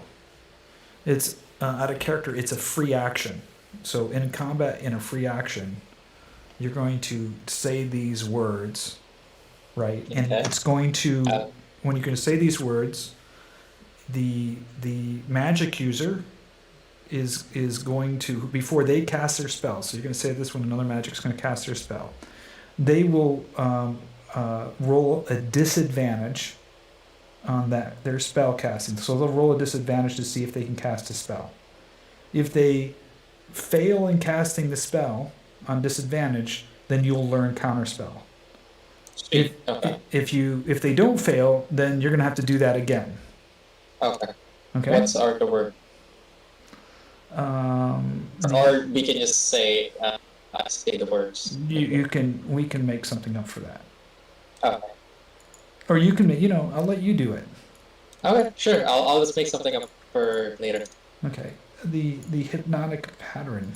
Actually, it's a spell I'm not familiar with. It's basically how do you describe it? It's like you almost have these patterns show up in the area, kind of fleeting in the air and kind of mesmerizing the creatures. That's what it is.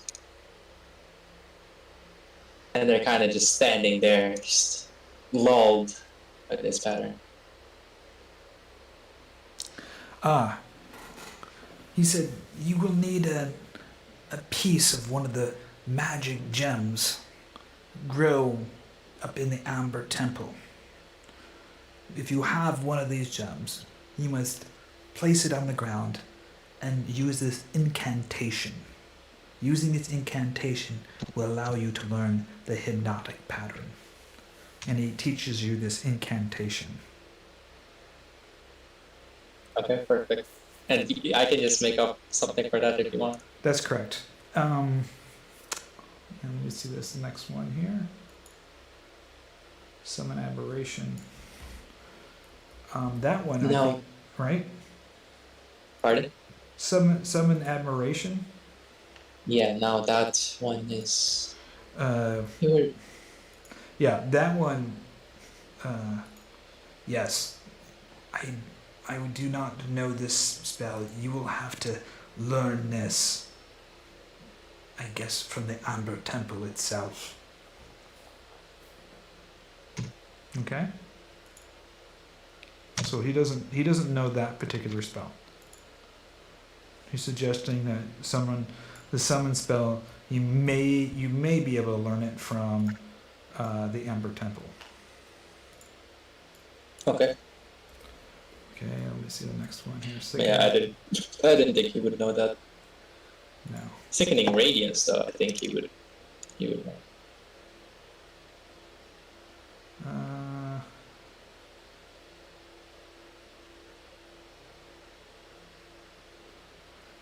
The Sickening Radiance, you're going to need to find some poison. You need to convert the poison first into a magical aura.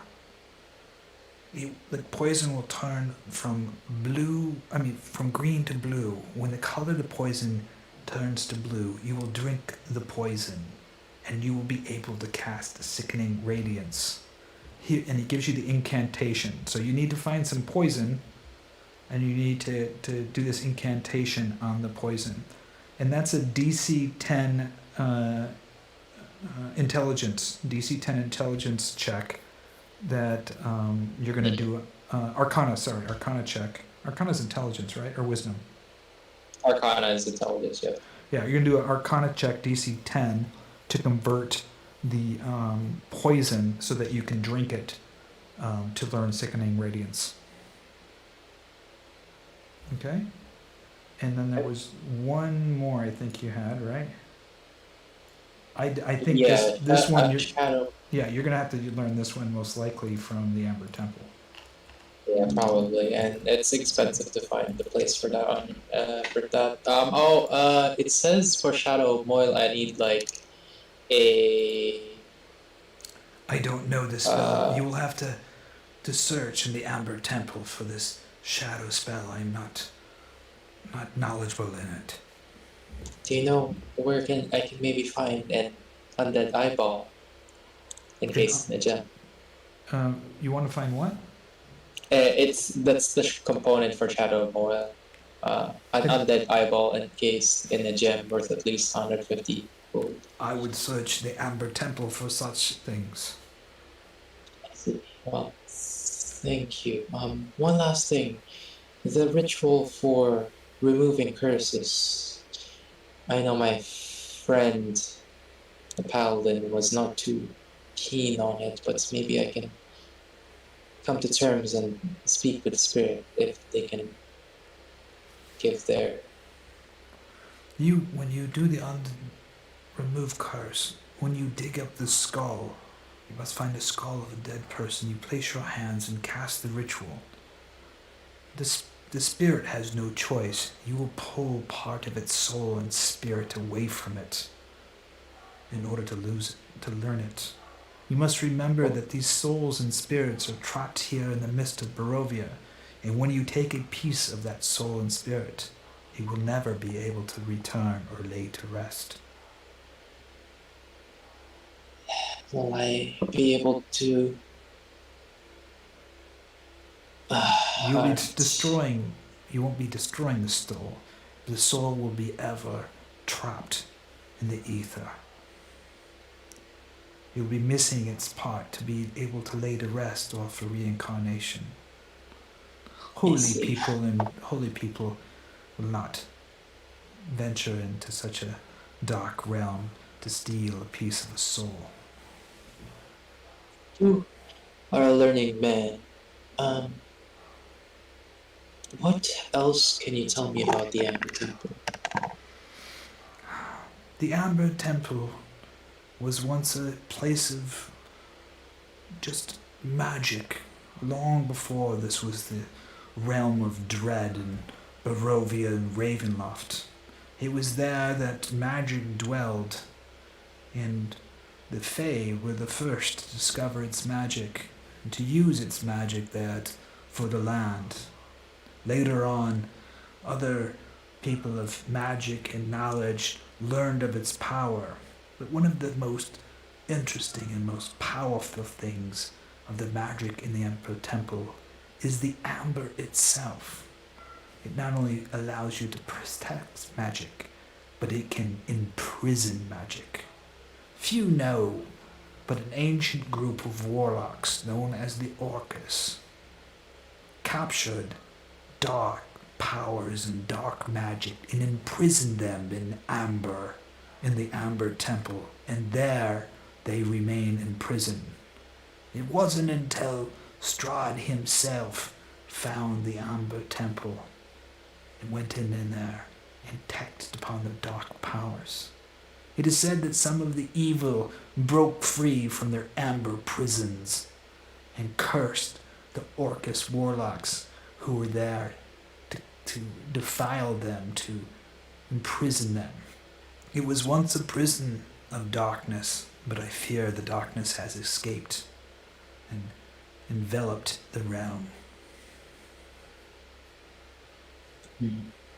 It is. Yes. And these two ring a similar bell. We just have to be very careful if we ever find ourselves in there.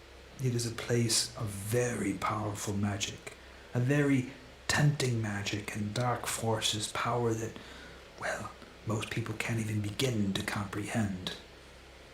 I myself will not set foot in the Amber Temple, afraid that I would be corrupted, tempted by the power that could be vested within me. And there is nothing you can maybe take extra steps to protect your mind. I have no other idea. than your wits. No idea. Each person goes in there as an individual who make their own moral decisions. The temptation is great, but there are also great dangers and great darkness lie in there. You must realize at one time it was a place of very powerful magic. Then that magic was used to imprison the darkest of the dark magic within the Amber. The Orcus warlocks believed that they could keep the darkness imprisoned there until the darkness broke free. Even the great Argynvost and his Order of the Silver Knights tried to guard against the Slink Pass, against the enemy gaining access to the darkness.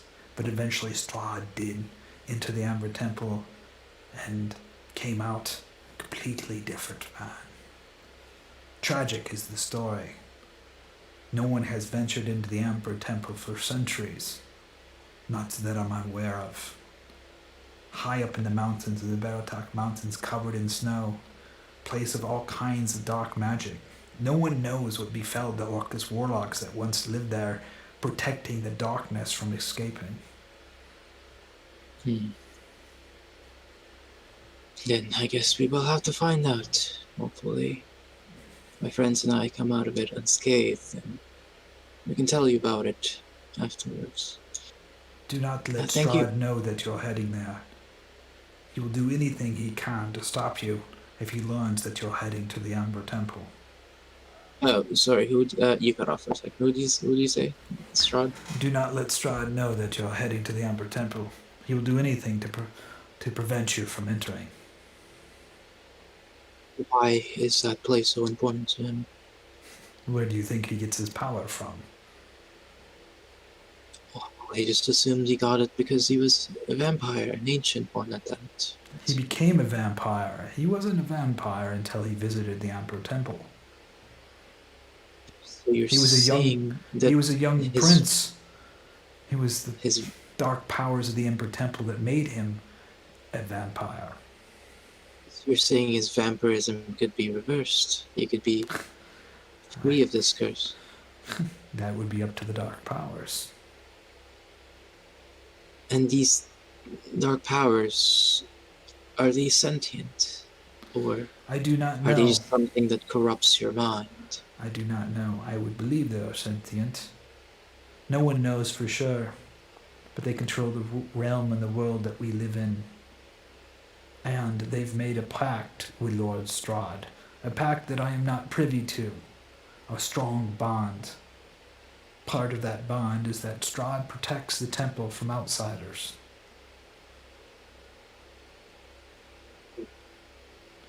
I must be going. I see. Well, thank you. The corpses you have, do you have skeletons that you don't need anymore?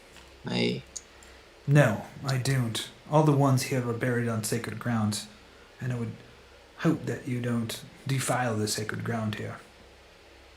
Yes, absolutely. I'm just wondering if you had any to spare. No, Like maybe I created here Veliska. It tormented me deeply, but I was driven by, well, the heart of Strahd, hopefully to bring him some kind of peace. I hired, well, grave robbers to go far from here to bring me the things that I needed to create Veliska here, if you could understand. I would not defile the ground here of Saint Martikov, one of the greatest saints of all of Barovia. Of course. Valiska there, how is she doing now? That you haven't Veliska? haven't applied the love potion to her yet. She guessing- drank it. She drank it already. Her skin turned flesh, and you remember she smiled at Fiannos and everything? Does she speak? No, she doesn't speak. I see. Well, I will into my studies, but later on, do you care for a dance, Valiska? Yes. I mean, he says yes. I'm sure she'd be delighted to, and she gets up and walks over there. You guys can do the mamba. We just do that after my studies. Am I able to study the gem, the gem right now? During the couple hours that there would be gone, I'm assuming. Yeah. Let's say you were by yourself, so I need you to go ahead and roll. Was it again Arcana or? Yep.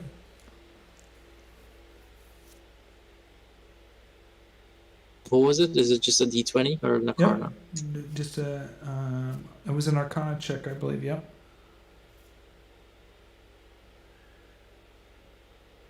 Oh, boom. Yeah, it's increased. What was the first level that you had? Yeah, I had the first level.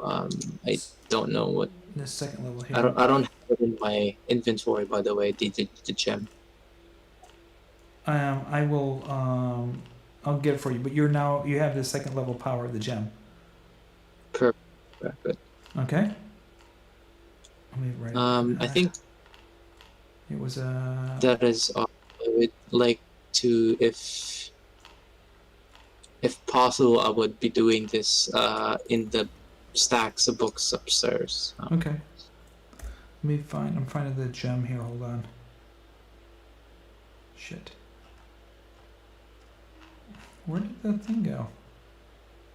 Oh, I'm in the wrong section. Fuck. I thought it was in here.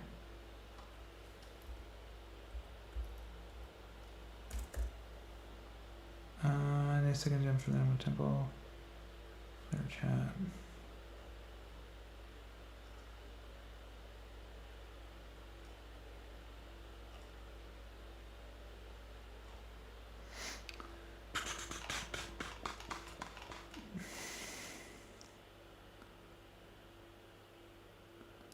Let me look at the level and get back to you, okay? Sure, I we have can it- get I have it back to the written- others. Yeah, I have it written down here somewhere, but can't. I was looking for it here, but I have it in my other notes. Sure, you can just put it in mine, like before the next session. I don't Okay. know. I'm gonna drag you back up now, okay? Sure. Okay, so All right. and I'll have conjure animals. So let's make sure that everybody is going to be leveled up. Yes, Um, we've already sorted that out. All right. Yeah, Mostly. just So, make Dan, sure. You're taking No. average. Yeah, can we take average? Excuse me? Can you take Uh, average health? I'm sorry, I missed it. You were talking at the same time. Yeah, okay, we'll go Oleg. Can we take average health instead of rolling for it? Yeah, you can always take average health instead of rolling for it, and if you want to roll for it, I'll let you re-roll on natural ones. That to my currently gambling brain says I'm rolling for it. Let's go. Watch you roll it too. Okay, if you roll it, I'm gonna roll. If you roll it, I'm gonna roll with you. Oh! Fucking damn it. Okay. Dude, two. Oh god. Two! I regret this. I've made a Gambling huge does not pay off. mistake. You Gambling guys does not both pay. have two. Hey, you take the risk. Hiram, is Gambling it? does pay off. Hiram, do you always reroll ones or just the first one? Just the first one. Oh, okay. See if I'd known that. No. Fuck it. Oh man. I'm gonna get. You know what I'm gonna let you do? I'm gonna also let you add your constitutional modifiers this time. Okay. Oh. I mean, Fucking one. Yes, I'm actually more health than I was last level. Yay. So you can add your constitution modifiers plus if you decide Actually- to roll or if you're taking the average and as well. okay. I mean, one. if we get to reroll once, the odds of on a D10 at least, the odds are pretty good of beating the average or at least Yeah, reaching the it's- I know, average. right? But I know, right? Hey, of well, course. yeah. But Yeah. but you decided to gamble on it because of that. I mean, so shut the. Okay. Shut the fuck up. I've played many dice games, and whenever you needed to do that, you So- always get the worst possible outcome. How much is we have, Damian? The amount of times I've needed to roll a 2 and I rolled a 1 and I re-roll and I get another 1 is absolutely insane. It's actually better to roll the lower your hit dice is. Because you have a higher Because- probability of one. Yeah. Ex- Higher probability of Yeah, but then you also Yeah, but have D10 hit dice, it's better. I don't think it is actually. yeah. I but- just- No, if did you're the math. re-rolling once. If you're re-rolling once. So the average of a D10 is 5.95 compared to taking the average of 6. And then as you go lower in hit dice, it gets less and less. The difference between them gets more. Yes, and also just because you get to re-roll one and you have a higher odds of re-rolling one, it still means that your average is still going to be below a higher hit die. Yeah. Oh well, I only lost 1 HP because of my reroll, so. Here's the thing: because you take the ceiling of the average rather than the floor, I think the average is nearly always going to be better. Yeah. terms of I mean, probability. for a D10 or D12, yeah. Yes. Well, for D12 what's it it- doesn't matter because the ceiling isn't the thing. Unless you get to re-roll once. If you get to re-roll Everyone's once, HP now. it- That's what you increase the probability of you increase your average. I'm not sure if it goes above though, because you're still hitting the ceiling. So, for example, for a D12, it's is it a 7? Yes. 6.5. Yes. Yes, it's Well, a 7. it's 6.5, but. And, Yeah, so it goes up to a 7, and the average Oh yeah, it's better and as well. the average thing. Yeah, so that's where the average goes. But if you're re-rolling once, Your average increases by. I'm doing it right here. Hold on. I'm doing the fucking decision tree in my head. My brain doesn't want to work. I You just replace the 1 with the average. So like if it's a D8, you replace the 1 with a 4.5, and then you divide and you add up 1 to 8, and then you divide by 8. Give me I'm writing the things in the chat. Okay. I gotta go, so I'm gonna talk to you guys later. Okay. Bye.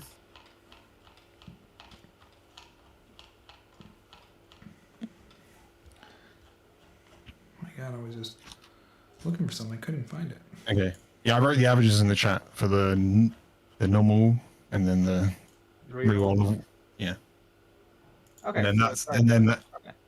and then if you compare the average, if you're going to take the average, then the averages are more like still more than those. I missed it. Yeah, sorry, no, the average of, because it's ceilinged, the average is technically still better. Yeah, that's what I was saying. And yeah. And the higher the higher your hit die, the closer the new reroll one average is to the taking the average. What's Kai's Fiannos HP now? 37. 46. Since Wait, I don't you have 26 HP, Kai? 46. Oh, okay. Wow, Leah's at 52. Yep. What did you say, Fiannos? 37? 37. I'm a Did you, special voice. Leah? Did you take the average for every level? Yep. Yeah, I think Yeah. I think that might make a difference. Yeah, we just did the You average for think? every level to get her started there. And easy. Wow. So, and you guys made sure to add in your constitutional modifier this time, right? Yes. I mean, my constitution modifier is 0, so Oh, okay. doesn't make a difference here. Plus 1 HP, yay! And was there anything that you guys are going to do to your characters or multi-class or anything right now for this? Or anything you want to meet? Yeah, go ahead, Kai. I was just going to say that me and Oleg actually don't get anything at level 3 and level 7 for Druid, because you usually get higher level spells then, but we're not getting anything. But I do get to teach him conjure animals. I don't know. I'm assuming it's the same way that Celeborn taught us, which is I think we have to boil the animal Yep. part and then drink it, or something like that, roughly. I mean, wait, we have enough shit to set up camp. Can't we just, boil it and whatever we cook our food when we set up camp? Because we must have something, like some kind of pot to cook stuff in. Yeah, I'm assuming we can.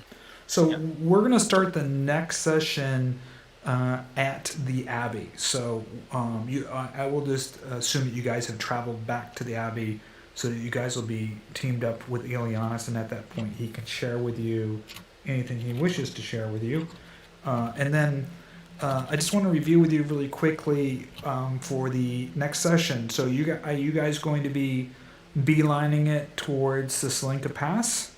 Yes. Okay. We have nothing left to do in Krezk, so it's straight up to Silinka Pass. You got just a Right up reminder. to You the have all 3 of the books for the Argynvost. You have everything for the Carpenter thing for the Argynvost. You did the What is Crest. a big piece of log? Yeah. But the thing is, we could go back to Argynvost, but We still we need the also rock. need the skull, and Yeah. that's why And we there's need to no kill real the point rock. in stopping there for now.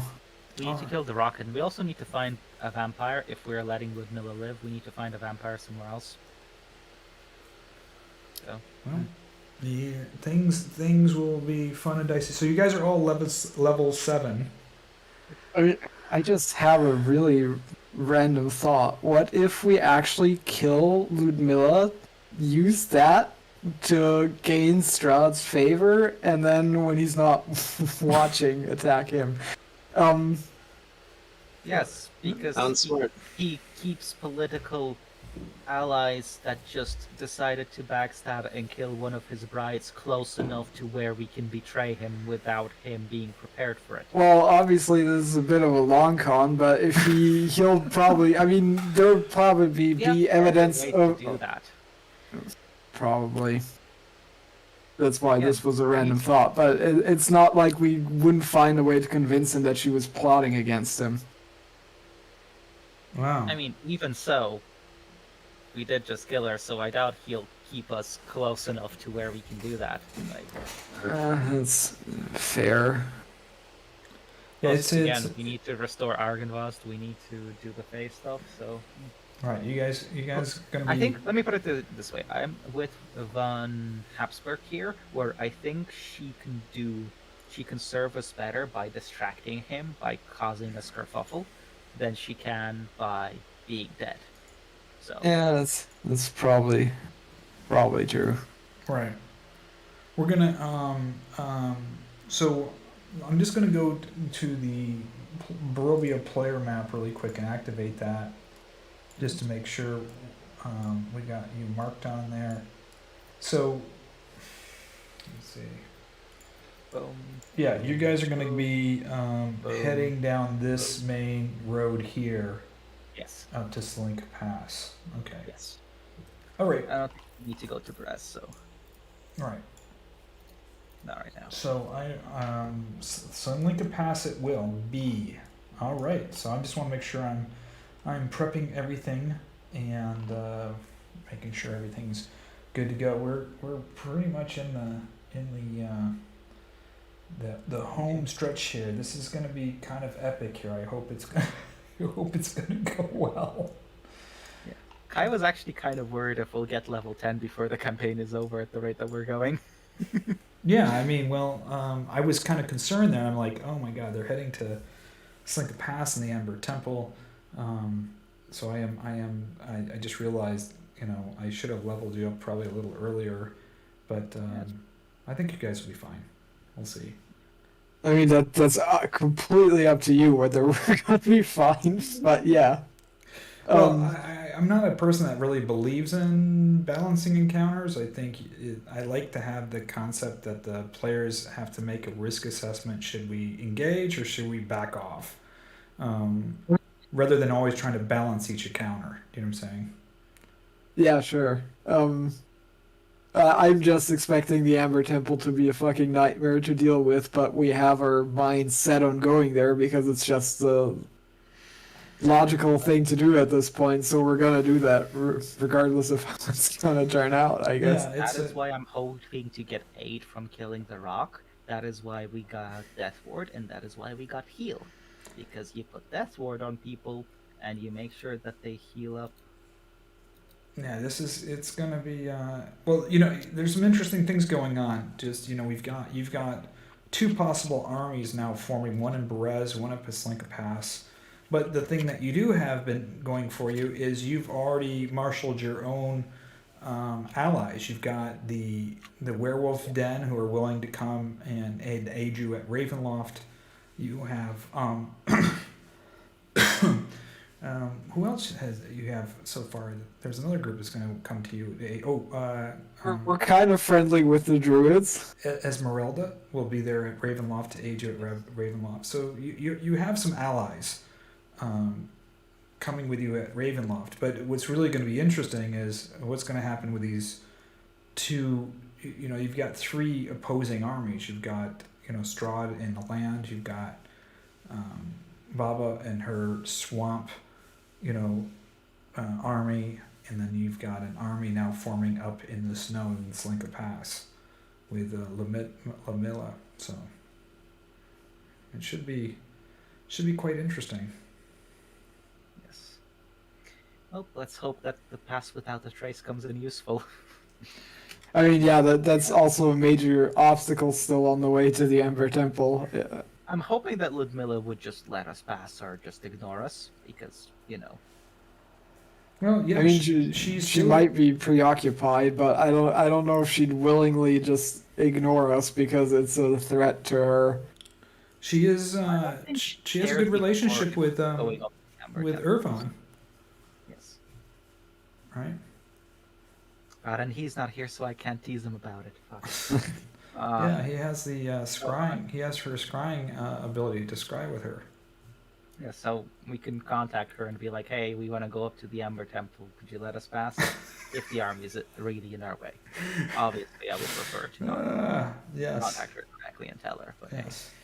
Yes, and by the way, I can't guarantee it at this point, but we will have a special guest player for the Ember Temple. Harrison, who runs the epic Curse of Strahd game, is volunteered and told me he'd love to be able to join in as a guest NPC for the Amber Oh yeah, Temple. right.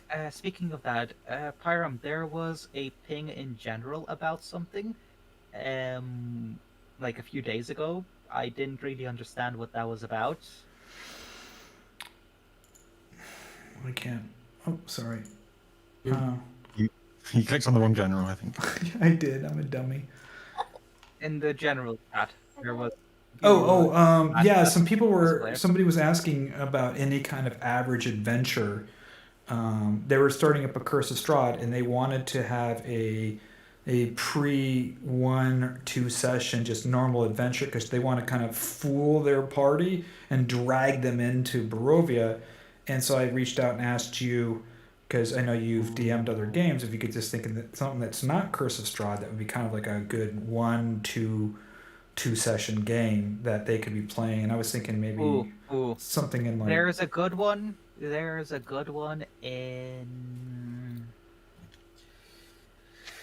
There was one that I ran. Well, I ran this as part of the main campaign. You probably remember it. Part of the Dragon Heist, the whole thing with the Castellanders and their daughter. Oh yeah. Yeah. That's a one shot. That's a special one shot that I just weaved into the main story. Yeah, if you want to just type something in there to them, that'd be fine. I know Harrison and Lunch Break Heroes came up with something too. So who was it? Moneyarm? Yeah, That's the Monyarm. Yeah, they were just looking. They're starting Curse of Strahd up, and they wanted to. I thought that was a brilliant idea. They had private DM chatted me, and they said, "I want to fool my players. Like they're gonna come into this campaign, and then like session 2 or 3, they're gonna be sucked into Barovia, which is kind of. I'm not sure how well it will fit, but I. Yeah, they wanted something completely disconnected from Barovia. No. It has. Remember, during the kind of Winter Splendor, there was a hint of reference to Barovia with the toy maker. Oh yeah.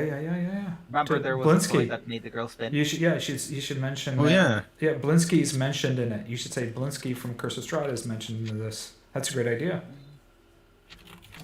I just keep thinking about Shadow over Innsmouth, the Lovecraft story. Oh yeah. Yeah, but that's too much on theme. That's the thing. That's too much on theme. Yeah, I guess so. If they're trying to fool their players, then you want something different. Yeah, but that would be a really good like kind of offhanded reference. Putting Blinsky's in there. Yes, throw it in there. That would be funny. That'd be funny. This is a nice one shot.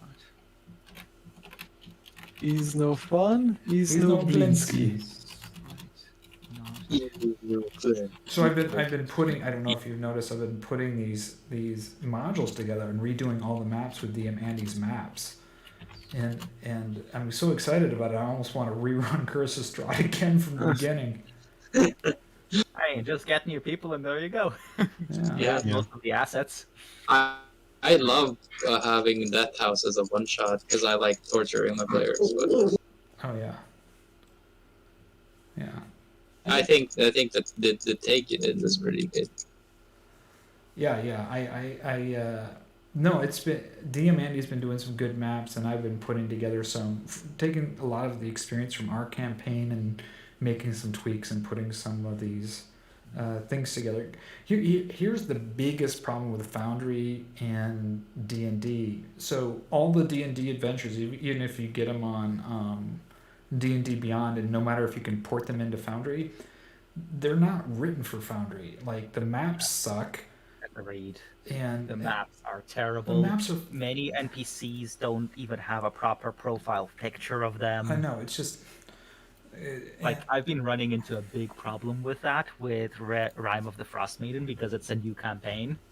Like getting shit for it for Foundry has been a pain. And then the whole thing with I ported over with VTT when I first started, and all it does is like copy and paste the text from the chapters into journals. And like I don't need you to copy paste everything. So I've been making these special journal entries, special characters, redoing everything so that some people can just download it. So I hopefully have and then I'm incorporating all the lunch break heroes, Dragon Carta, Mandy mod stuff in there. So we'll see. But I've already got. I started Patreon. I've already got some Patreon people on there, including our illustrious ElvinCari.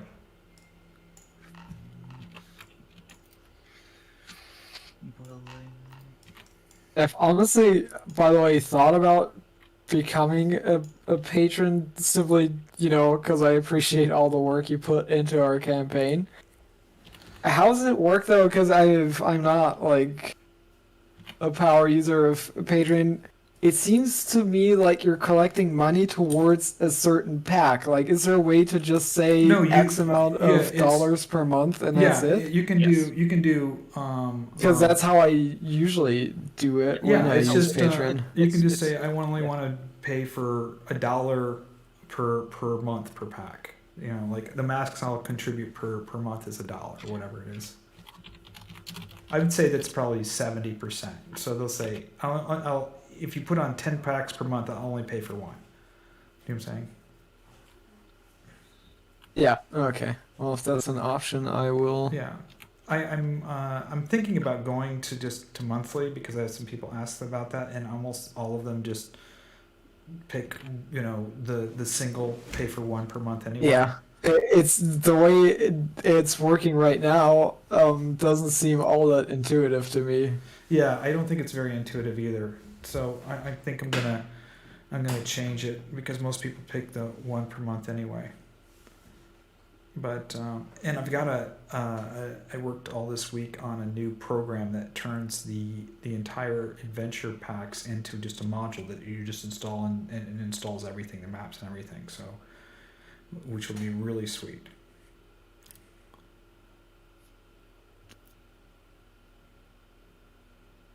So that'll be that. It'll be kind of funny, and then I'm gonna be working on whatever the next one comes up.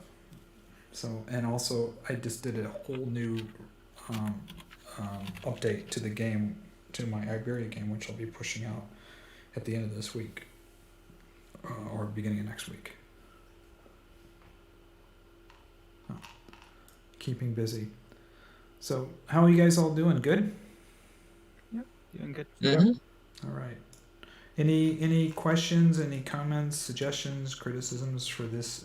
Was it a good session? Yeah, it was a good session. I don't think we've had a bad session. I'm sure some have been better than others, but. Well, yeah, that's obviously, but. Yes. I've been having a really good time with this. Really wonderful time, and I really enjoy it. I will say, since we're going up to the mountains, it would be interesting if you read up on like maybe some rules for weather and have weather play like a bigger role. Yes, that is already done. And so I've incorporated all the Dragon Carta stuff. If you're probably not familiar with Dragon Carta, is one of the biggest modders for Curses Triad. He has like books written on stuff. So yes, there's also new maps. You guys are going to see a bunch of new maps. So I've redone the so Link of Pass are all brand new maps. So it's not the existing map that you had before. It's a really cool new looking map. So yeah, I think you guys will really like it. Oh. Well, I don't want to keep you up, especially if you're yawning. Oh no, I'm just kind of checking under stuff, just kind of chilling here. Yeah. But, Oh yeah, by the way, for the record, at the beginning of the session, I wasn't just memeing about are we making a fuck doll for Strahd. That was actually a moral concern that Herjann has about this. That wasn't just me being obtuse for the sake of it. Okay. Or, well, not obtuse isn't the right word, but you know what Here's I the mean. thing. It's already a fuck doll. We just made it like a better one. Yeah, So... I mean the problem with that is that I wasn't there for the session where it was originally presented to us, and yeah, We already presented. It's Fuckdoll Deluxe. Yes. Let me put it to you this way: it's The made. deluxe Abbot upgrade. is already gonna try to push it onto Strahd, right? It's just that he's gonna probably be unsuccessful, and then he's just gonna probably throw her in the bin or something. I mean, yeah, sure. Pragmatically, we got a pretty good deal out of this. That's undeniable, and that's, I guess, why Herjann kept his strap shut in the end, but it's just something that doesn't sit right with him. I'm just bringing this up because it seemed like you got the impression I was just being a dick for the sake of it. No, I knew where you were coming from, but you were also being hypocritical whilst doing so. Well, no, those were two separate things. Because the problem is I went out of character because that's a conversation we would have had initially if I hadn't missed that session. I guess that makes it easy to think it's hypocritical when like in-character concerns are mixed with me just being a fucking asshole who can't shut up and then says, "Let's put garlic in her snatch." That was obviously the Trojan snatch maneuver wasn't something that Herjann would have suggested that second. The Trojan snatch. That's going in again. That's going to be a meme. The old Herjann Trojan snatch with some garlic gets them every time. Let me put it to you this way. What do you suppose that we do? We can't exactly free her from the Abbot, and even if we somehow manage to kill or snatch her from the Abbot, the hell is she gonna do? I mean, obviously, the right answer in this case is she's an abomination that must be put down. I didn't put that unnecessary detour on the group, obviously. It's something that would have been very much in line with Herjann's views, however. Like, if you create, life like that, from nothing and body parts, doesn't sit right with him. I do like the Trojan snatch, though. That's pretty tight. Figuratively and maybe literally. Right? Catch more flies with honey, right? Yeah, I don't know what kind of guy Strahd is. I mean, obviously he's got a shitload of brides, right? I mean, things are gonna go. I think things are gonna go a little crazy, you know. Oh, I'm sure, because I mean his brides are bound to be somewhat formidable in their own right. Otherwise, he wouldn't have picked them, I guess. So yeah, it's gonna be very interesting once we get to the point of actually confronting him. Yeah. I mean, I don't think we've been too heavy combat oriented in our campaign. I mean, I think it's been pretty paced out and not too heavy, but things could get more heavy combat oriented. Yes, and we might actually have to use proper strategy. Like, for example, who was it, Kai? Yeah, I think one or two of you decided to attack the wolf that just had its turn and wouldn't get to attack for a long time instead of the one that was gonna go, in two people's turns, and I was sitting there like, what the hell are you doing? Finish off the other wolf. I mean, I guess we can use initiative as part of this tactics. I mean, it's starting a line of metagame in my. It makes sense in a lot of cases. In some others, where, for example, if a melee character has to eat an attack of opportunity just so that's a different story. But this was the character is in the open. They have a chance to take a second to look around at the situation. And they just go for the other wolf. It's not like, don't get me wrong, yeah, if you're stuck up in melee with another guy, just taking the opportunity attack because it's technically more efficient that way, obviously, no, that's a bit too gamey. But, if you're out in the open, if you're sitting there like Ervan, and you're like, I have these two wolves, which one should I attack? You should probably attack the one that's about to go. I mean, yeah, sure, that I think I take no issue with that kind of thing, but I can also see how Ileanys, you said that, right? That it seems kind of metagamey because your character wouldn't really have the information who goes next. I think I really want to, as things combat kind of steps up, is really get that timer back in place, because you know, if you don't make your move and your action by the end of that minute, you're going to just take that dodge out action automatically. Not only does it move. I think that's fine. I don't think anyone took longer than a minute, No, except no. Yeah. for figuring out weird geometry stuff. Like That's the thing. I really think the only times where our combat really kind of slows down is when we're having technical issues or something like that. I don't think we're actually taking still at the point where in the beginning where we thought long and hard, and like I don't think any one of us really suffers from the type of analysis paralysis during combat that drags things out. Right. No, I don't think so. I don't think so either. I was just trying to think of ways to move combat more quickly, where when you're rushed in there and you're rushed under decisions, sometimes you're going to make a totally shit decision, like as Oleg pointed out, you attacked the wrong roof. Well, you just attacked the wrong wolf. That's just we did that without a timer. I think a point worth making. Yeah. So I think that's fine. I think that it creates a verisimilitude to the actual game, right?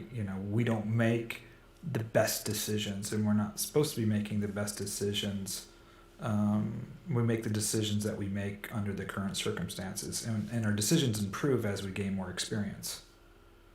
Because, I don't know about the others, but I don't just think about what I'm gonna do on the 1 minute timer. I think about what I'm gonna do as the others' turns are happening. Yeah, absolutely. So by the time my timer hits, I already, unless it's the start of combat and I'm literally the first one to go, when the timer hits, I already know what I'm going to do, because I have had a good 5 minutes to think about it when everyone else was having the turn. So I don't feel like the timer will add much pressure, because we're all already adept enough of thinking on our feet. Then a minute is long enough to where we can make our decision quite leisurely. Yeah, so I want to make the timer a lot stricter, maybe 30 seconds. That's the thing, though. And I think Pyram, that's probably why you got rid of it. The only issue with the timer was basically like Oleg just said, the minute that we had was often merely the execution, and when that breaks down due to technical issues or whatever, then the timer is just unnecessary stress and management for you, because then while shit's already breaking down, you have to stop the timer or move back. And so the question is, what could we do instead? But I don't know if that's actually super necessary. I just take a mental note of the time, because now that we have a timer in Foundry and I just have clocks all over the place, I just take a mental note, and if a person is taking longer than 30 seconds to decide, I'm just like, come on, you decide, or you're gonna skip your turn. One of the things that frustrates me, and I've been trying to solve it, and I think I have with the game, is I don't like turn-based combat where everybody gets a turn. And the results are resulted at that turn. So, for instance, Herjann attacks with his sword, kills the wolf. Now it's my turn. Well, I don't attack the wolf because I've watched him kill the wolf. Do you know what I'm saying? And we should all be making our attacks simultaneously in simultaneous combat, so that if I'm firing my arrow at a wolf, that Herjann is also attacking with a sword, and he might have already killed it. That's a wasted shot for me. It should be a wasted shot for me. Yeah, that makes an interesting decision. Adds the tactical layer of, do we overcommit to make sure it really goes down? Do we risk wasting attacks on it, etc.? Also, of course, requires a bit more coordination from players. I think very difficult to implement, because we tried that. Remember in the very beginning. It had its own issues. Well, I also think the more players you have, the more difficult this becomes to pull off. It actually, going through and revisiting it actually ended up working, I rewrote it so that everybody moves and declares their action, and then you can each take a turn afterwards because you've all said, okay, I've moved, I'm going to attack that guy, and I moved, I'm going to attack that guy. When everybody's moved and declared their actions, then each person rolls to see what the results are. So yeah, you could overkill in there because you've already declared what you're going to do before you roll, and so it's just. I feel like that actually slows it down because that Eh, means for each turn we have to get to every person twice. First, you need to go through every person and make sure that they clear their stuff. And second of all, you need to get to every person to make sure that they attack. And the time in between transitioning from one person to another is basically as It- much time wasted as it is on It's- any individual player's It's turn actually or not half. that bad because when you're what takes all the time is not the rolling, it's what you're saying you're going to do. Right? Oh, I'm going to do this. I'm going to do that. It's not the rolling of the dice. So if you go through and say, "Oh, I'm going to attack this guy. I move here. You're going to attack this guy. You're going to move there. I'm going to I attack would this guy." disagree. For our combat, the rolling normally takes longer because something always fucks up. Well, that's a completely different argument if we when we're talking about mechanics of the software not working Okay, that's correctly. no, but if we're talking tabletop, then yeah, the rolling definitely takes longer. It takes me like 10 seconds to be like, oh, I'm gonna roll for bless and use bless on these guys, and then I'm gonna roll for the other spell, and I don't know, healing word, so I want to put a spiritual weapon down. Yeah, That takes shorter than it takes to roll the dice and count them up. Perhaps depends on what the mechanic of what the dice are. I think the dice mechanics for the actual D&D, right? Yeah, the Let's dice you mechanics roll- make a huge difference for sure. You roll the d20, right? You roll a d20. You need to ask your DM if it hits. If you don't have it automatically, like we do in Foundry, Right. that's 5 to 10 seconds already. Roll, ask if it hits. Yes, no. But then you need to pick out the proper amount of damage dice. So you need to roll those. You need to add those. You need to Right. convey the information. It to certainly your DM. doesn't work with Dungeons and Dragons, and I think that's a big issue with one of the biggest issues with Dungeons and Dragons is there's no uniformity, right? So one spell, one weapon is radically different with radically different types of dice and different mechanics. So that there's so many different variable mechanics between spells and spell classes and character classes that there's no uniform mechanic in Dungeons and Dragons because it's been this layered on top of each other for 5 editions. So I think much nicer. I'd actually argue that the mechanic is pretty transparent and uniform. It's just that you have to memorize and keep track of shit tons of different, like, okay, this spell takes, I don't know, 4d8, this one 5d6 or whatever. Well, that's what I'm saying is every single spell, is a different group of dice. So there's what you need to have is either a really good table to understand all the different sets that you have to roll, or you have to have a really good memory because every spell works. Some spells have saving throws. Some spells you have to roll to hit. Some spells have dice. Other spells don't. I would actually argue that there's a different problem there. It's not just the different dice it takes to roll the different spells. It's the conditional information where this spells only works on this things and it's in this way and it's. That's true. That's the main thing because when I'm having my turn. The thing that takes the most for me to figure out is, does the spell have concentration? What's its range? What does it actually do in terms of, can I hit this particular target with this particular spell? Does it have any conditions preventing that? It's not the dice. It's the actual conditions around it. Right. There's the conditions around it, and then line of sight. And then you have to look up what the dice are, unless you've memorized it. So there's not a uniform system for spells. Not all spells, every spell can work completely different with different types of attack damages and dice and saving throws and concentration. and it's one of the things I'm trying to do in my game is to create a more smooth line mechanic so that you're spending more time role playing.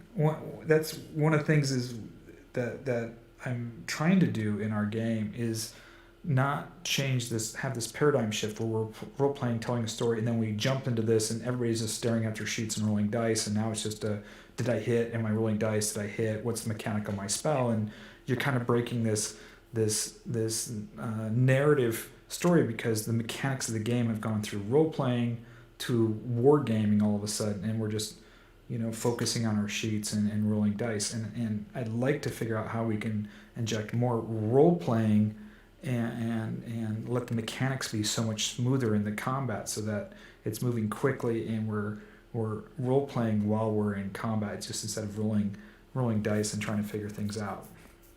Yeah, I think that's a very good Most way to point. do that is to remove dice in the first place. Have spells do static amounts of damage. I think I've been playing around. I played a solo game of Dungeon World. I think they do a really good job in Dungeon World with their mechanic, which is becoming really popular. And World Without Numbers does a really good job too because they just simplify the mechanic. There's a tremendous amount, and I think a lot of people are looking in the OSR community anyway, are looking for more smooth line mechanics. Really, the OSR, that's the last community and type of player that I'd expect to look. If you look up like Dungeon World, Savage World, the Blades in the Dark, what's the other one? PBAT, Powered by the Apocalypse. They're all moving to a less crunchy, more streamlined.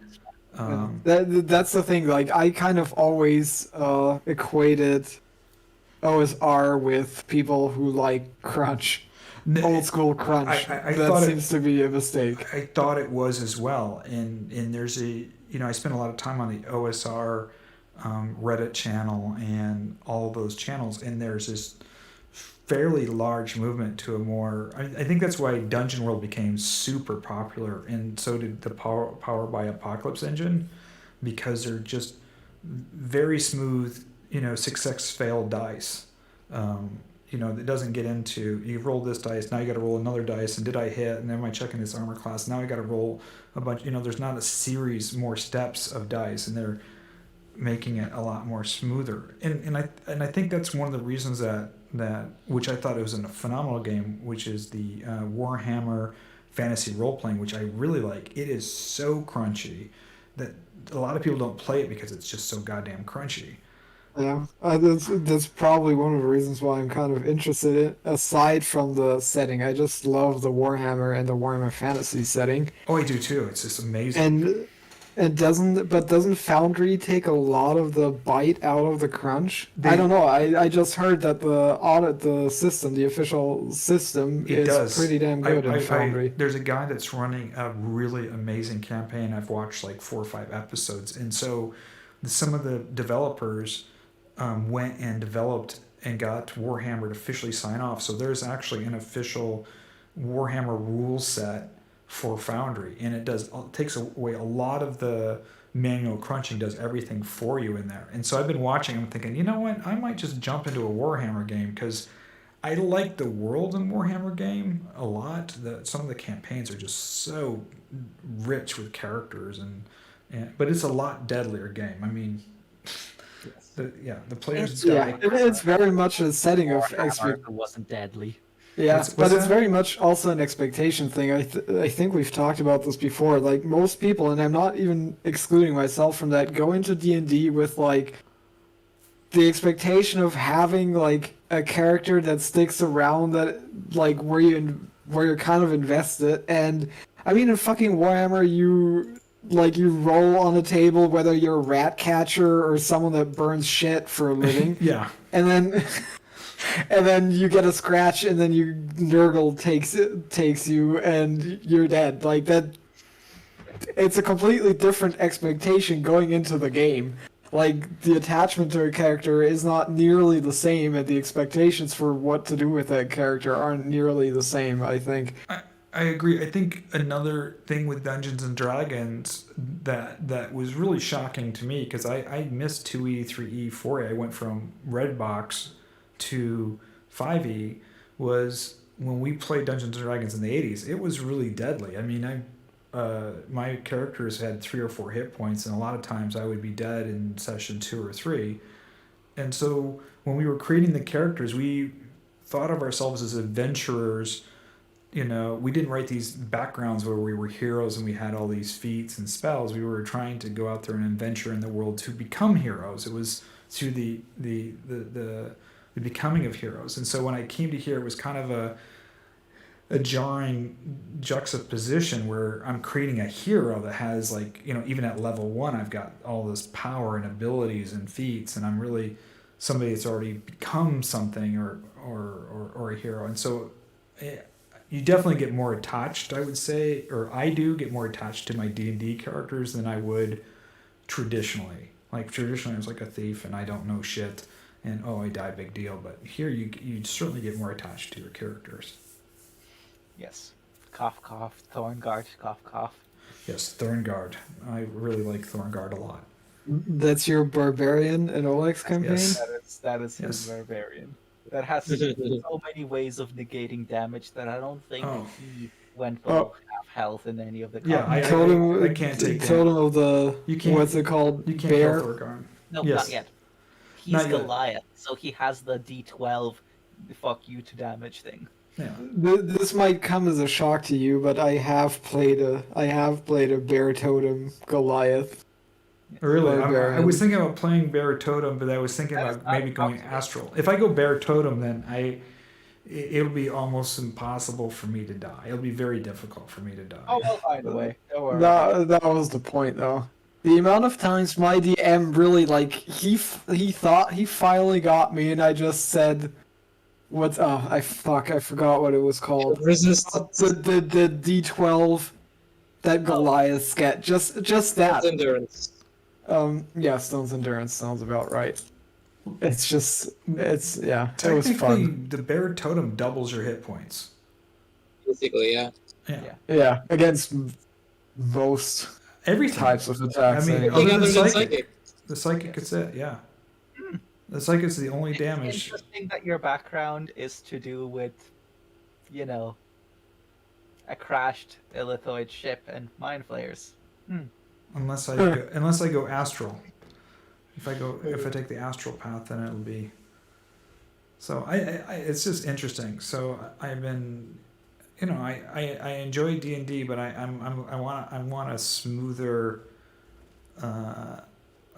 mechanic. So that's hopefully I've got it all wrapped up. I've been spending a lot of time. I on would it. argue that it might be good to in that case take a cue from some wargaming games, because here's the thing, from my experience with wargaming, because you have to deal with so many different things, each individual attack needs to be able to be done super fast. Yes. So, in fact, because of that, despite it being a bit counterintuitive, maybe taking a cue from that to try to streamline things and speed things up might not be a bad idea. The problem that I immediately see with that, having played Warhammer 40k a bit, is something that really holds that game back is that they're refusing to get rid of the D6 or add other dice to D6. And so with the vast amount of units that exist, hundreds of D6. if they all use a D6 for everything, there's not really a whole lot of variables. Variables. And then they try to differentiate them by adding a shit ton of extra rules on top of it, which becomes a mess. Well, somewhat I quickly. ran a poll with. You don't need to just copy it. You can just look at it and be like, "Oh, that's a nice idea." So I created the new mechanic. I've been play testing it, and I ran the poll on RPG design, and it's a blackjack. It's kind of a blackjack D20. So it's a roll under your ability score, but you want to roll as high as you can without going over. So if you roll your exact ability score, it's a critical, and then if you roll lower, it's a partial success to a higher success. So That sounds complicated. it's really simple. It's not complicated at all. You just got to roll below. There's no modifiers. So you don't have to add modifiers. You you just know what, roll that- below your that- ability score. But That- it's like you have to decide multiple times. You have to pick out, like, you have to get a number, and then you need to decide. You don't have to and then decide you anything. get If your ability score on your strength is 16, you just have to roll under 16 to hit. It's really easy. Okay, so wait, how many dice do you roll? Just one. Just roll 20. Oh, just the 20? You just roll your d20. And so if your strength is 16 and you're using a melee weapon, you have to roll 16 or under to hit. And if you roll 16, that's a crit because that's your ability score. Ah, that's fair. So Yeah, that's it's simple just way of doing really, really easy and simple. So you don't care about the armor class of the other person. It's completely based on your own ability score. So it. it's, Yeah, armor class is pretty easy to get rid of. There are multiple. yeah, so it was just simple, easy to hit. So you cast a spell, you just got to roll under your wisdom ability score. Boom, you cast a spell. So, and then What was that you said about partial and complete successes? Because I know that from a board game that that's that's American football. It's called Technoball. It's a I know pretty damn Technoball actually. It's great actually game. from Dungeon World Empowered by the Apocalypse. So what they do is they have a partial or full success. So a partial success, what I did in my game is if you roll. So let's say you're using a weapon. So melee weapon is your strength. So you just have to roll below your strength. A 1 through a 9 is a partial success. So the enemy, you get to hit, you get your full hit, but the enemy gets to block for partial damage. If you roll 10 to your ability score, they don't get to block. That's the difference. So if you're doing, let's say, 1d8 worth of damage, the enemy gets to attempt to block part of that damage between a 1 and a 9, and none of it from 10 to your ability score. Okay, yeah, that sounds like a neat system. It's really it's pretty simple. And then if you roll your ability score, that's your critical, and you get the 1d12 is just the critical dice. And so if you look at the table, it's just really so clean and simple. I made the spell system and the weapon system mechanics identical. So just everybody knows that common spells are 1d4 and light weapons are 1d4 damage, and uncommon spells are 1d6 and medium weapons are 1d6, and your hit points are your constitution. That's it. So whatever your constitution score is, that's your hit points. You can't, and 18 is the highest. You don't get any more hit points. That's it. So That sounds pretty deadly. it actually isn't as deadly as I thought it would be. So we were doing some play testing with it, and because you have armor and because you also get to react and attempt to block or dodge, you don't take as much damage as you think you would.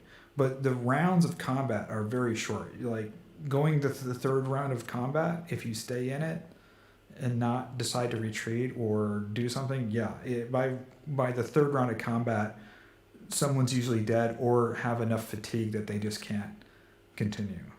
And so the combat went really fast, and it was really simple. So I'm making a couple little tweaks to it, but I think we actually talked about this way back. Yep. Because like I like the idea of shorter, more lethal combat, but like I think we talked about the exhaustion part where I was like, it doesn't feel quite right to me that a trained fighter would, tire after, I don't know how long your rounds are in terms of seconds, but I changed that so you don't get fatigue. You only get a fatigue if you get a critical failure, which is a 20. So if you roll a 20, you get 1 fatigue point, which you get to add to your die.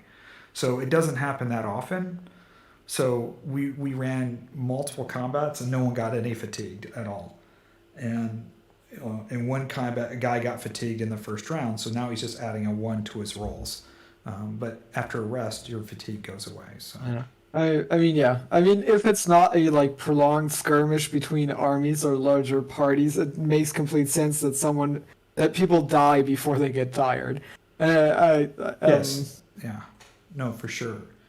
But I think so far it's really smooth. What was really one of the best comment that I got was when I was explaining it to everybody, and then we went through some simulations. They said I didn't need to look up a single rule, because once you explained it to me, it was just I didn't need to. I knew exactly what I needed to do. I didn't need to look up anything, which I thought was really good. It just became so intuitive that. They just knew that all light weapons and all common spells are just 1d4, so they didn't need to think about anything. You know what I'm saying? Yeah. I mean, that's also pretty great feedback to get, I'm sure.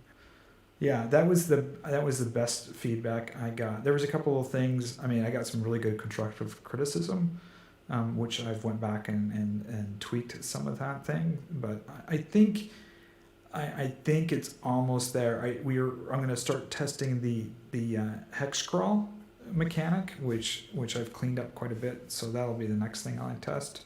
And when that gets done, I think I'll be ready to do a final draft and push it out. And I've got a guy that'll write the rule package for it for Foundry.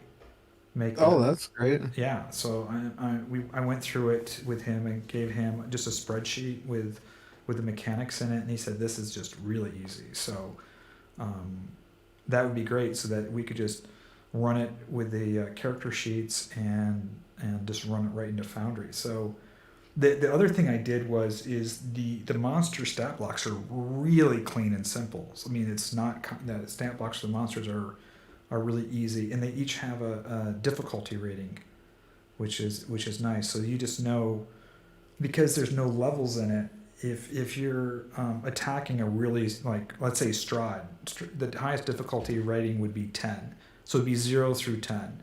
So if you're fighting a monster that's very difficult, you just add whatever their difficulty rating is to your attack or spellcast roll. So if it's a difficulty monster of 2, to hit that monster, you have to add 2 to your die roll. So if I'm trying to roll under my strength on 16 and I'm attacking a really difficult monster of 2, then I have to add 2 to my die roll. That determines your ability to hit. That's the only thing that affects your die roll, is the difficulty rating.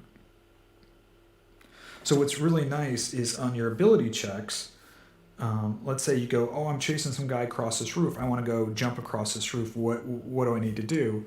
The DM just gives you a difficulty number between 0 and 10. 10 being the hardest, 0 being the easiest. He goes, it's 10 feet across. It's a dexterity check. It's about a 3 difficulty. So you just need to roll below your dexterity ability score and add 3. And if you successfully roll underneath your ability score, then you successfully jump across the rooftop. So the DM can just give you a 0 to 10 difficulty rating, and you can determine, okay, I understand how much that is, and look at my dexterity or strength score and just add that to my D20 roll to determine if you're successful. So there's no ability modifiers at all, no proficiencies at all. It's just a simple difficulty rating that's added to your roll, and you just have to roll underneath your ability score. Well, that sounds pretty slick. Yeah, it's super clean. All you need to do is roll up your stats, and that's all you need to do. You go, okay, I know what my stats are. I think my stats are good to be a fighter or a spellcaster, and just rolling under my ability score and knowing that there's a DR rating. That monster is really strong. It's a D8 monster. It's Strahd, so it's going to be harder for me to hit. So I got to add 8 to my roll or whatnot. But that's it. It's pretty simple.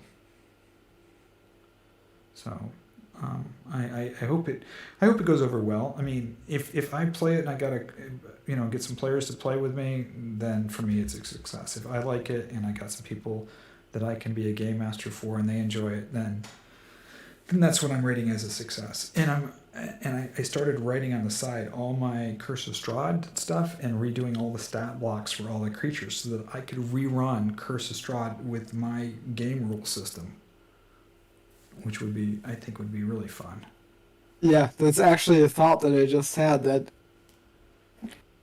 even though a lot of people might appreciate the the rules and game system that you put together. Some people might not like the very, realistic setting for Iberia. Right. But if you're already working on different settings, basically, that's I started sure to bring you an even bigger audience, I I guess. took all the Curse of Strahd creatures so far, and I have a spreadsheet with every single one of them with the Iberia stat blocks, which are just really clean. It's just easier. It's their difficulty rating, and then their just attack.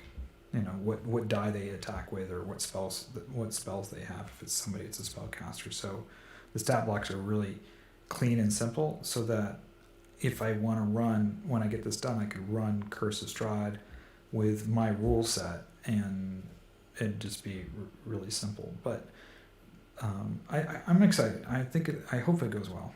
We'll see. Maybe you guys want to play. I bought the Ghost of the Salt Marsh, and I'm rewriting add a lot of content to Ghost of the Salt Marsh, and I want to adopt the Ghost of the Salt Marsh to my rule set as well. So Yeah, I'd be interested in playing that. Yeah, I think that'd be really good. I've added 2 new adventures to it that I found. One of them I'm rewriting, more of kind of a piratey adventure, but there's so much stuff that you can do. It's got a nice town. It's got some inland content, some dungeon content, at sea content, and I thought, oh wow, this has got so much cool stuff to it. So I'm rewriting that, and then the next game Game Master will definitely be my rule set for sure. So now I just gotta get people to play it. I don't think you'll have much issue with finding people to play that. Yes, so far the people in the RPG design and RPG creation, as well as the OSR community, have been really, they're hypercritical and critical with their constructive criticism, which I appreciate because it allows me to tweak stuff or question myself.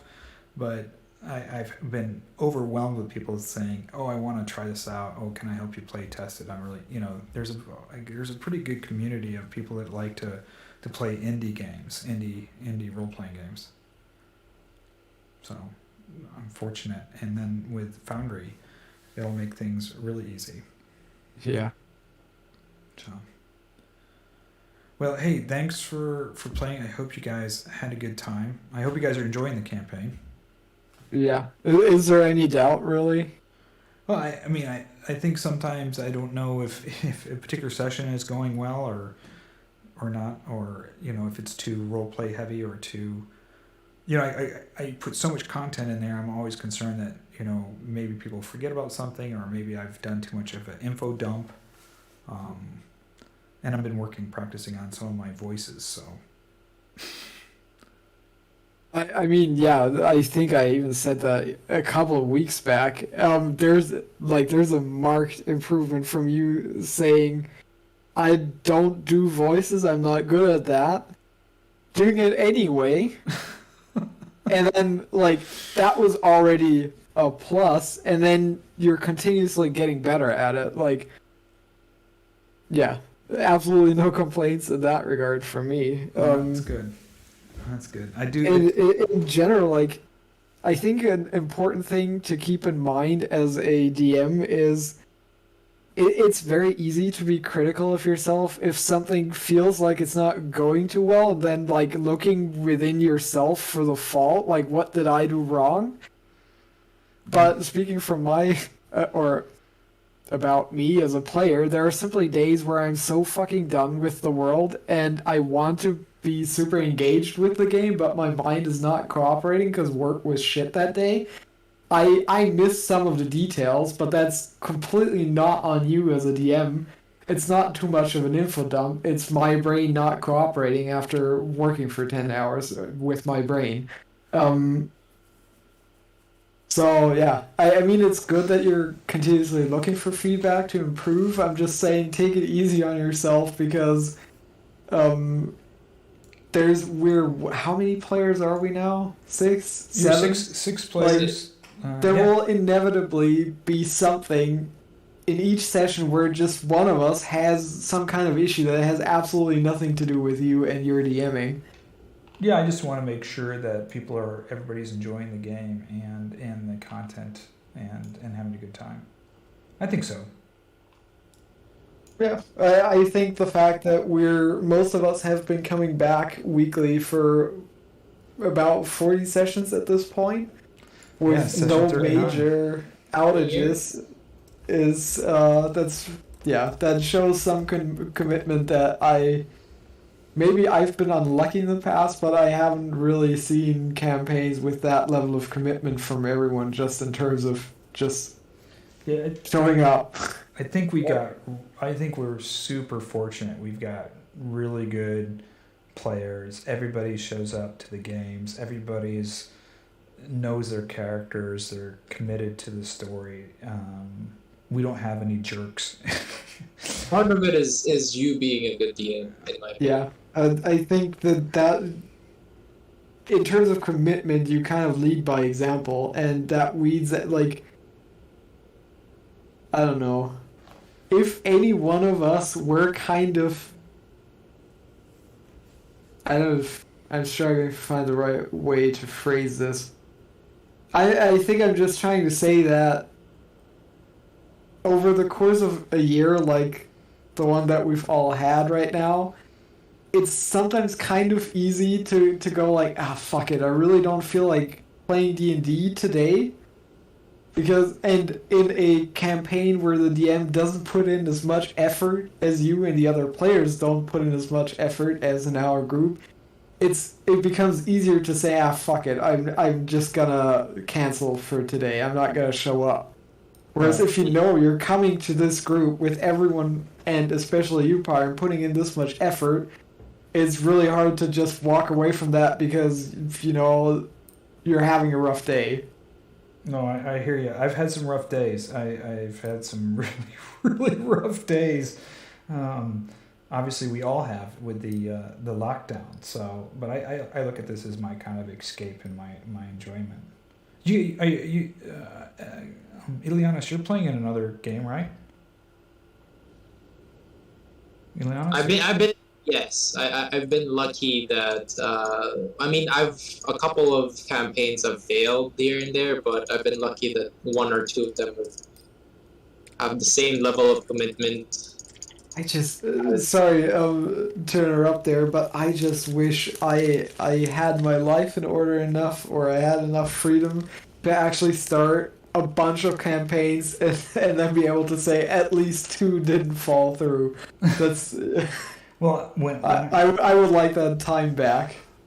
Yeah, I was really when I started this, I go, look, I'm gonna DM again the first time in 30 years, and I want to put 100% into it, but I want it to finish. That was like my whole thing, and it's something I really instilled in my son as well. As I always had this rule with my son, saying you can try anything you want, and you can put it in, and if you don't like it, you can quit. You can do it for a month or 3 months, but after 2 months or 3 months, you have to put a milestone in and make it. So like he did Taekwondo, he liked it after like 3 months. I go, okay, now you have to commit to it and become a black belt. It's going to take you 4 years. You're going to have to come twice a week. You're going, and the most important days you're going to come are the days you don't want to come. The days you're feeling crappy, you don't want to come. Those are the most important days, because if you can go on those days, then all the other days are easy. And so, yeah, he did it and became a black belt. But getting him to stick to do something and complete it and finish it. And I think, looking around and just criticizing myself, I think that's the most important thing, saying, I'm going to start it and I'm going to see it to its completion. I think it's important to have that kind of that discipline to do it. So no matter what happens to this campaign, I will see it to its end. So that I can say, hey, I finished Curse of Strahd. It's done. I can put that chapter, includes that chapter in my book. I mean, obviously you're also in complete control, so if Strat just decides to descend on us and kill everyone, Yeah, then that's true. you've also seen the campaign to its conclusion. Well, I was on the Curse of Strahd Reddit, and I'm sorry, not the Reddit, the Discord. And there was a bunch of DMs, and this was a while ago when we were all chatting. And a couple of these people have run Curse of Strahd like 3 or 4 times, and we were just wondering how many people have actually finished Curse of Strahd. And it was so amazing how many games never finish. They don't even, they get to Vallaki, and then what happens is, a couple of players quit, or the DM's no longer interested, or the party breaks up, or real life gets in the way. And a couple of these DMs that have DM'd like 5 or 6 Curse of Strahd said they only completed it once or twice. Like, they just said it was rare to complete because players move, or players quit, or you lose interest, and I was just I was worried. That was always like floating in the back of my head. What happens if I'm not interested? What happens if my players don't like it? What happens if people don't show up? And I mean, the good thing about playing online is there's absolutely no shortage of players willing to fill spots, Yeah, but good players is difficult. I don't know. Do you guys ever read RPG horror stories? It's a Reddit channel. Oh my god, I get on there. I read some of those horror stories every day in the morning. Just get them up in there, and just encourages me. Like, thank God I have an awesome party and an awesome campaign. Because some of those stories, you read them and you're like, I mean, some of them are horrific. I mean, there was one I was reading where the 2 players got in a fight, and they physically had to call the police. The police actually came to this person's house. I'm like, what the hell had to happen for 2 players to fight in Dungeons and Dragons? Have you seen the community episode where they play Dungeons and Dragons? Oh yes, that might be one thing, but yeah, no. In general, it's simply I noticed this playing Warhammer with strangers. These kind of nerdy ass hobbies simply attract a lot of people that have virtually no social skills, and if you put like 6 of these clowns together in one room, shit's gonna go down. It's, yeah. Yeah, I was in a group with like the last group I was a player in before this. Like, we had a dude who showed up to the first meeting, and completely unprompted, within the first 20 minutes of meeting him, he goes, "Yes, you got me. I'm a furry." And I'm like, why the fuck did I need to know this? Like, I rather wouldn't. Like, I would rather I didn't know this about you. It's just... He's a what? A furry. A furry. What's a furry? I don't even know what that is. Oh god, bless your ignorance. I don't want to ruin it. I don't want to know what a furry is. Yeah, no. It's they claim it's not a sexual fetish thing, but it totally is. It's people dressing up in so-called fursuits as animals. For example, I would totally be a wolf, and then I would go to conventions where other furries are, and then we'd all just put on our fursuits and bang, or yiff as they call it. They have sex in their fursuits? Some of them just don't leave them on for sex. It's what the fuck? How do I put this? What the There's this super old comedy forum called Something Awful. They have very few rules, or used to have very few rules on the forums, but you have to pay to to post there, so they actually have something. So if you misbehave, you can be banned and you're out $10. So there's some kind of moderation. And one of the few rules they had is don't talk about furries because it always causes drama. Because some people's identities are so tied up in being a wolf on the weekend. It's just... fucking hell, furries. Interesting link there is, all of the furries that I've met in real life were also not holding back about the fact that they had issues like, for example, being on the spectrum. I think it's, for many of them, it starts out as a feeling of being different from other people, and then finding a sense of community in, people pretending to be animals because that's less complicated than learning all the complicated unwritten and unspoken rules of being a person. I had no idea about that. So if the guy told me he's a furry, I would say what? Whatever. I don't even know what that is. Yeah, I should have pretended not to know either. It would have spared me a couple of awkward conversations with him. So you guys this was a in-person game? Yeah, that was the before times. Before times. Before the end of times. The before COVID and after COVID. That's the new calendar. Yeah, pretty much. It's about time that 9/11 gets, overruled as a milestone or landmark or whatever. But yeah, no, that was also a group that kind of drifted apart due to people moving away, etc. It's just that's how shit goes. I live in Portugal. I don't literally know anybody. I mean, I've met a few people here, but if I was going to try to play a tabletop game here, I'd be like, there'd be no way. I don't even know where to go find role players here in where I'm living. There is a game shop here, though. I went there, but they're very light on role-playing games. Okay. Yeah, I was gonna say those shops are usually the way to go if you want to. Yeah, it was. But that really depends on what crowd they're catering to. A lot of them make most of their money just selling Magic and Pokemon. That's what it was. It was almost all Magic, Pokemon cards, and some comic books. And when they had those bobblehead things, those little dolls with big heads. Do you remember?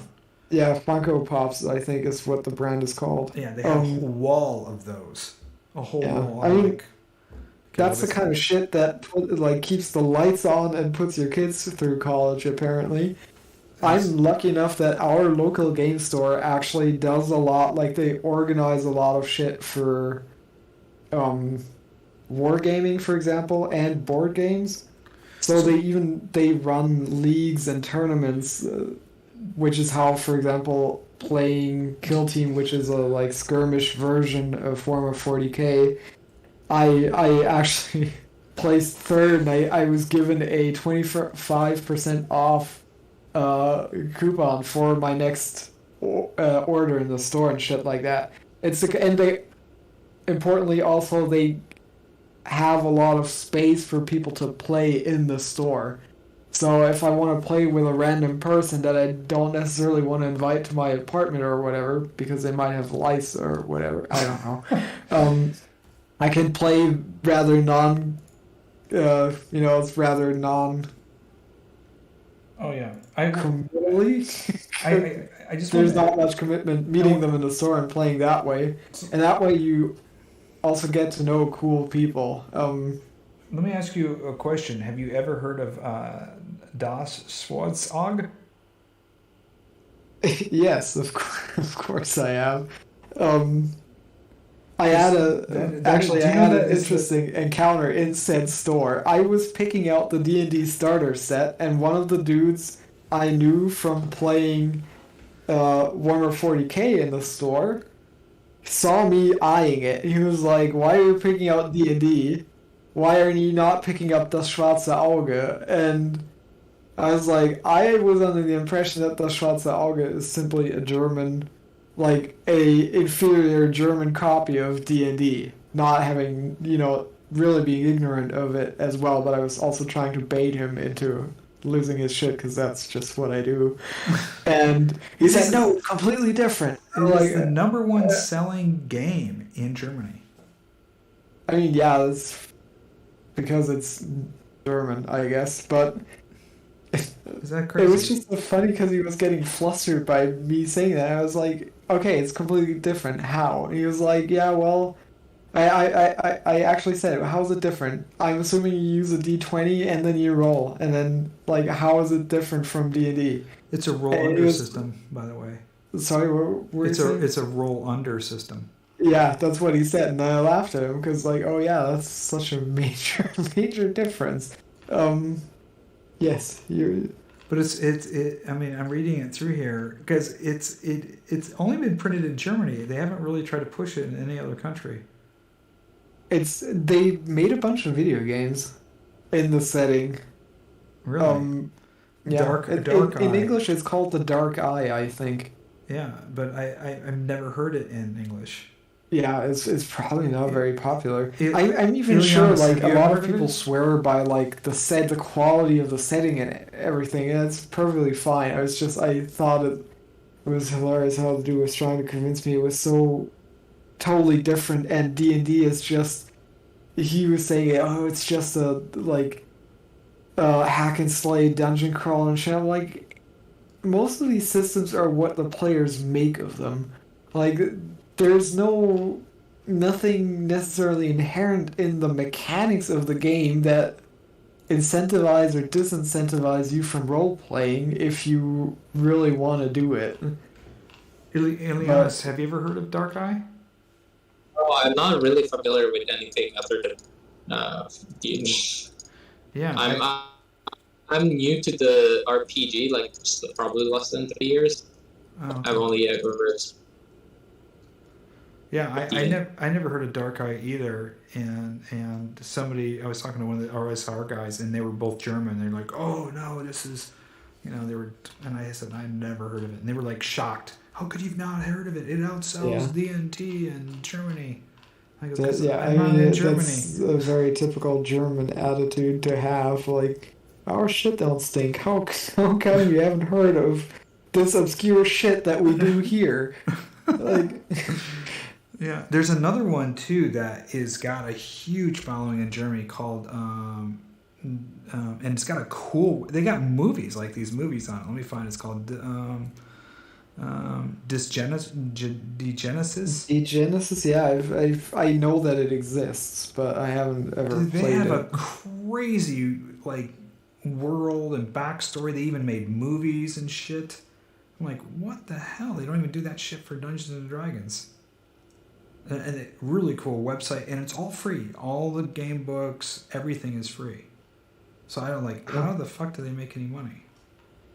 The darkest secret of Germany is that we're all a bunch of fucking nerds. Like a very particular type of nerd. Like, these nerd hobbies like wargaming and role-playing games and metal music are relatively, to other countries, super popular in Germany.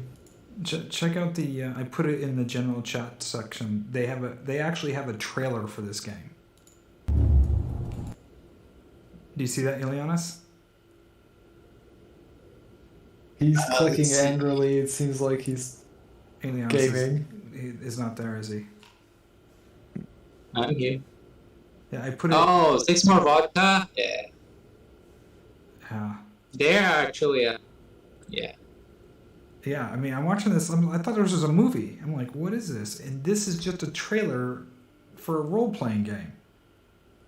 I go, you gotta be kidding me. And I went to the website, and I was like, they have really detailed background stories. Like, the world was hit by some kind of meteor, and it, like, changed everybody. Like, it's kind of sci-fi, cyberpunk meets alien. And so I started chatting to some people, and there's like a whole very cult following into this role-playing game. I'm like, that backstory sounds really cool.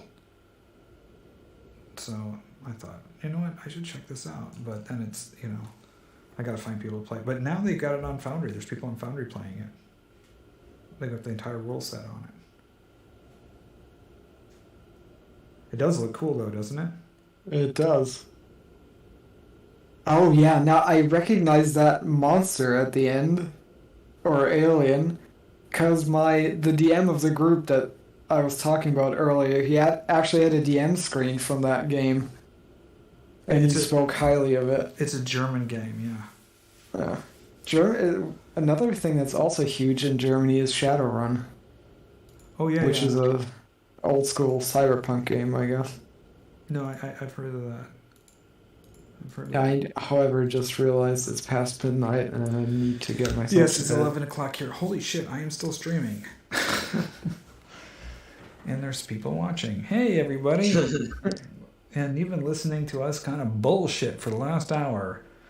This is Parm King and the bullshit crew. Bullshitting for the last hour about role-playing games and all kinds of other shit. And furries. Don't forget the furries. And talking about fucking furries. Yeah, this will be definitely marked for adult content. Hey, thanks for watching, everybody. I really appreciate it. Make sure you hit like and subscribe. Can't believe we stayed on this late. Anyway. When we're interested in the furry talk. Here's an actual visual example of what fursuits look like, Farm, in the player chat. I'll jump into the player chat in just a second. I'm just going to shut this off. Keep idly candy. I'll just say good night to everybody. Hey, good night, everybody. You guys have a great night. Thanks for watching.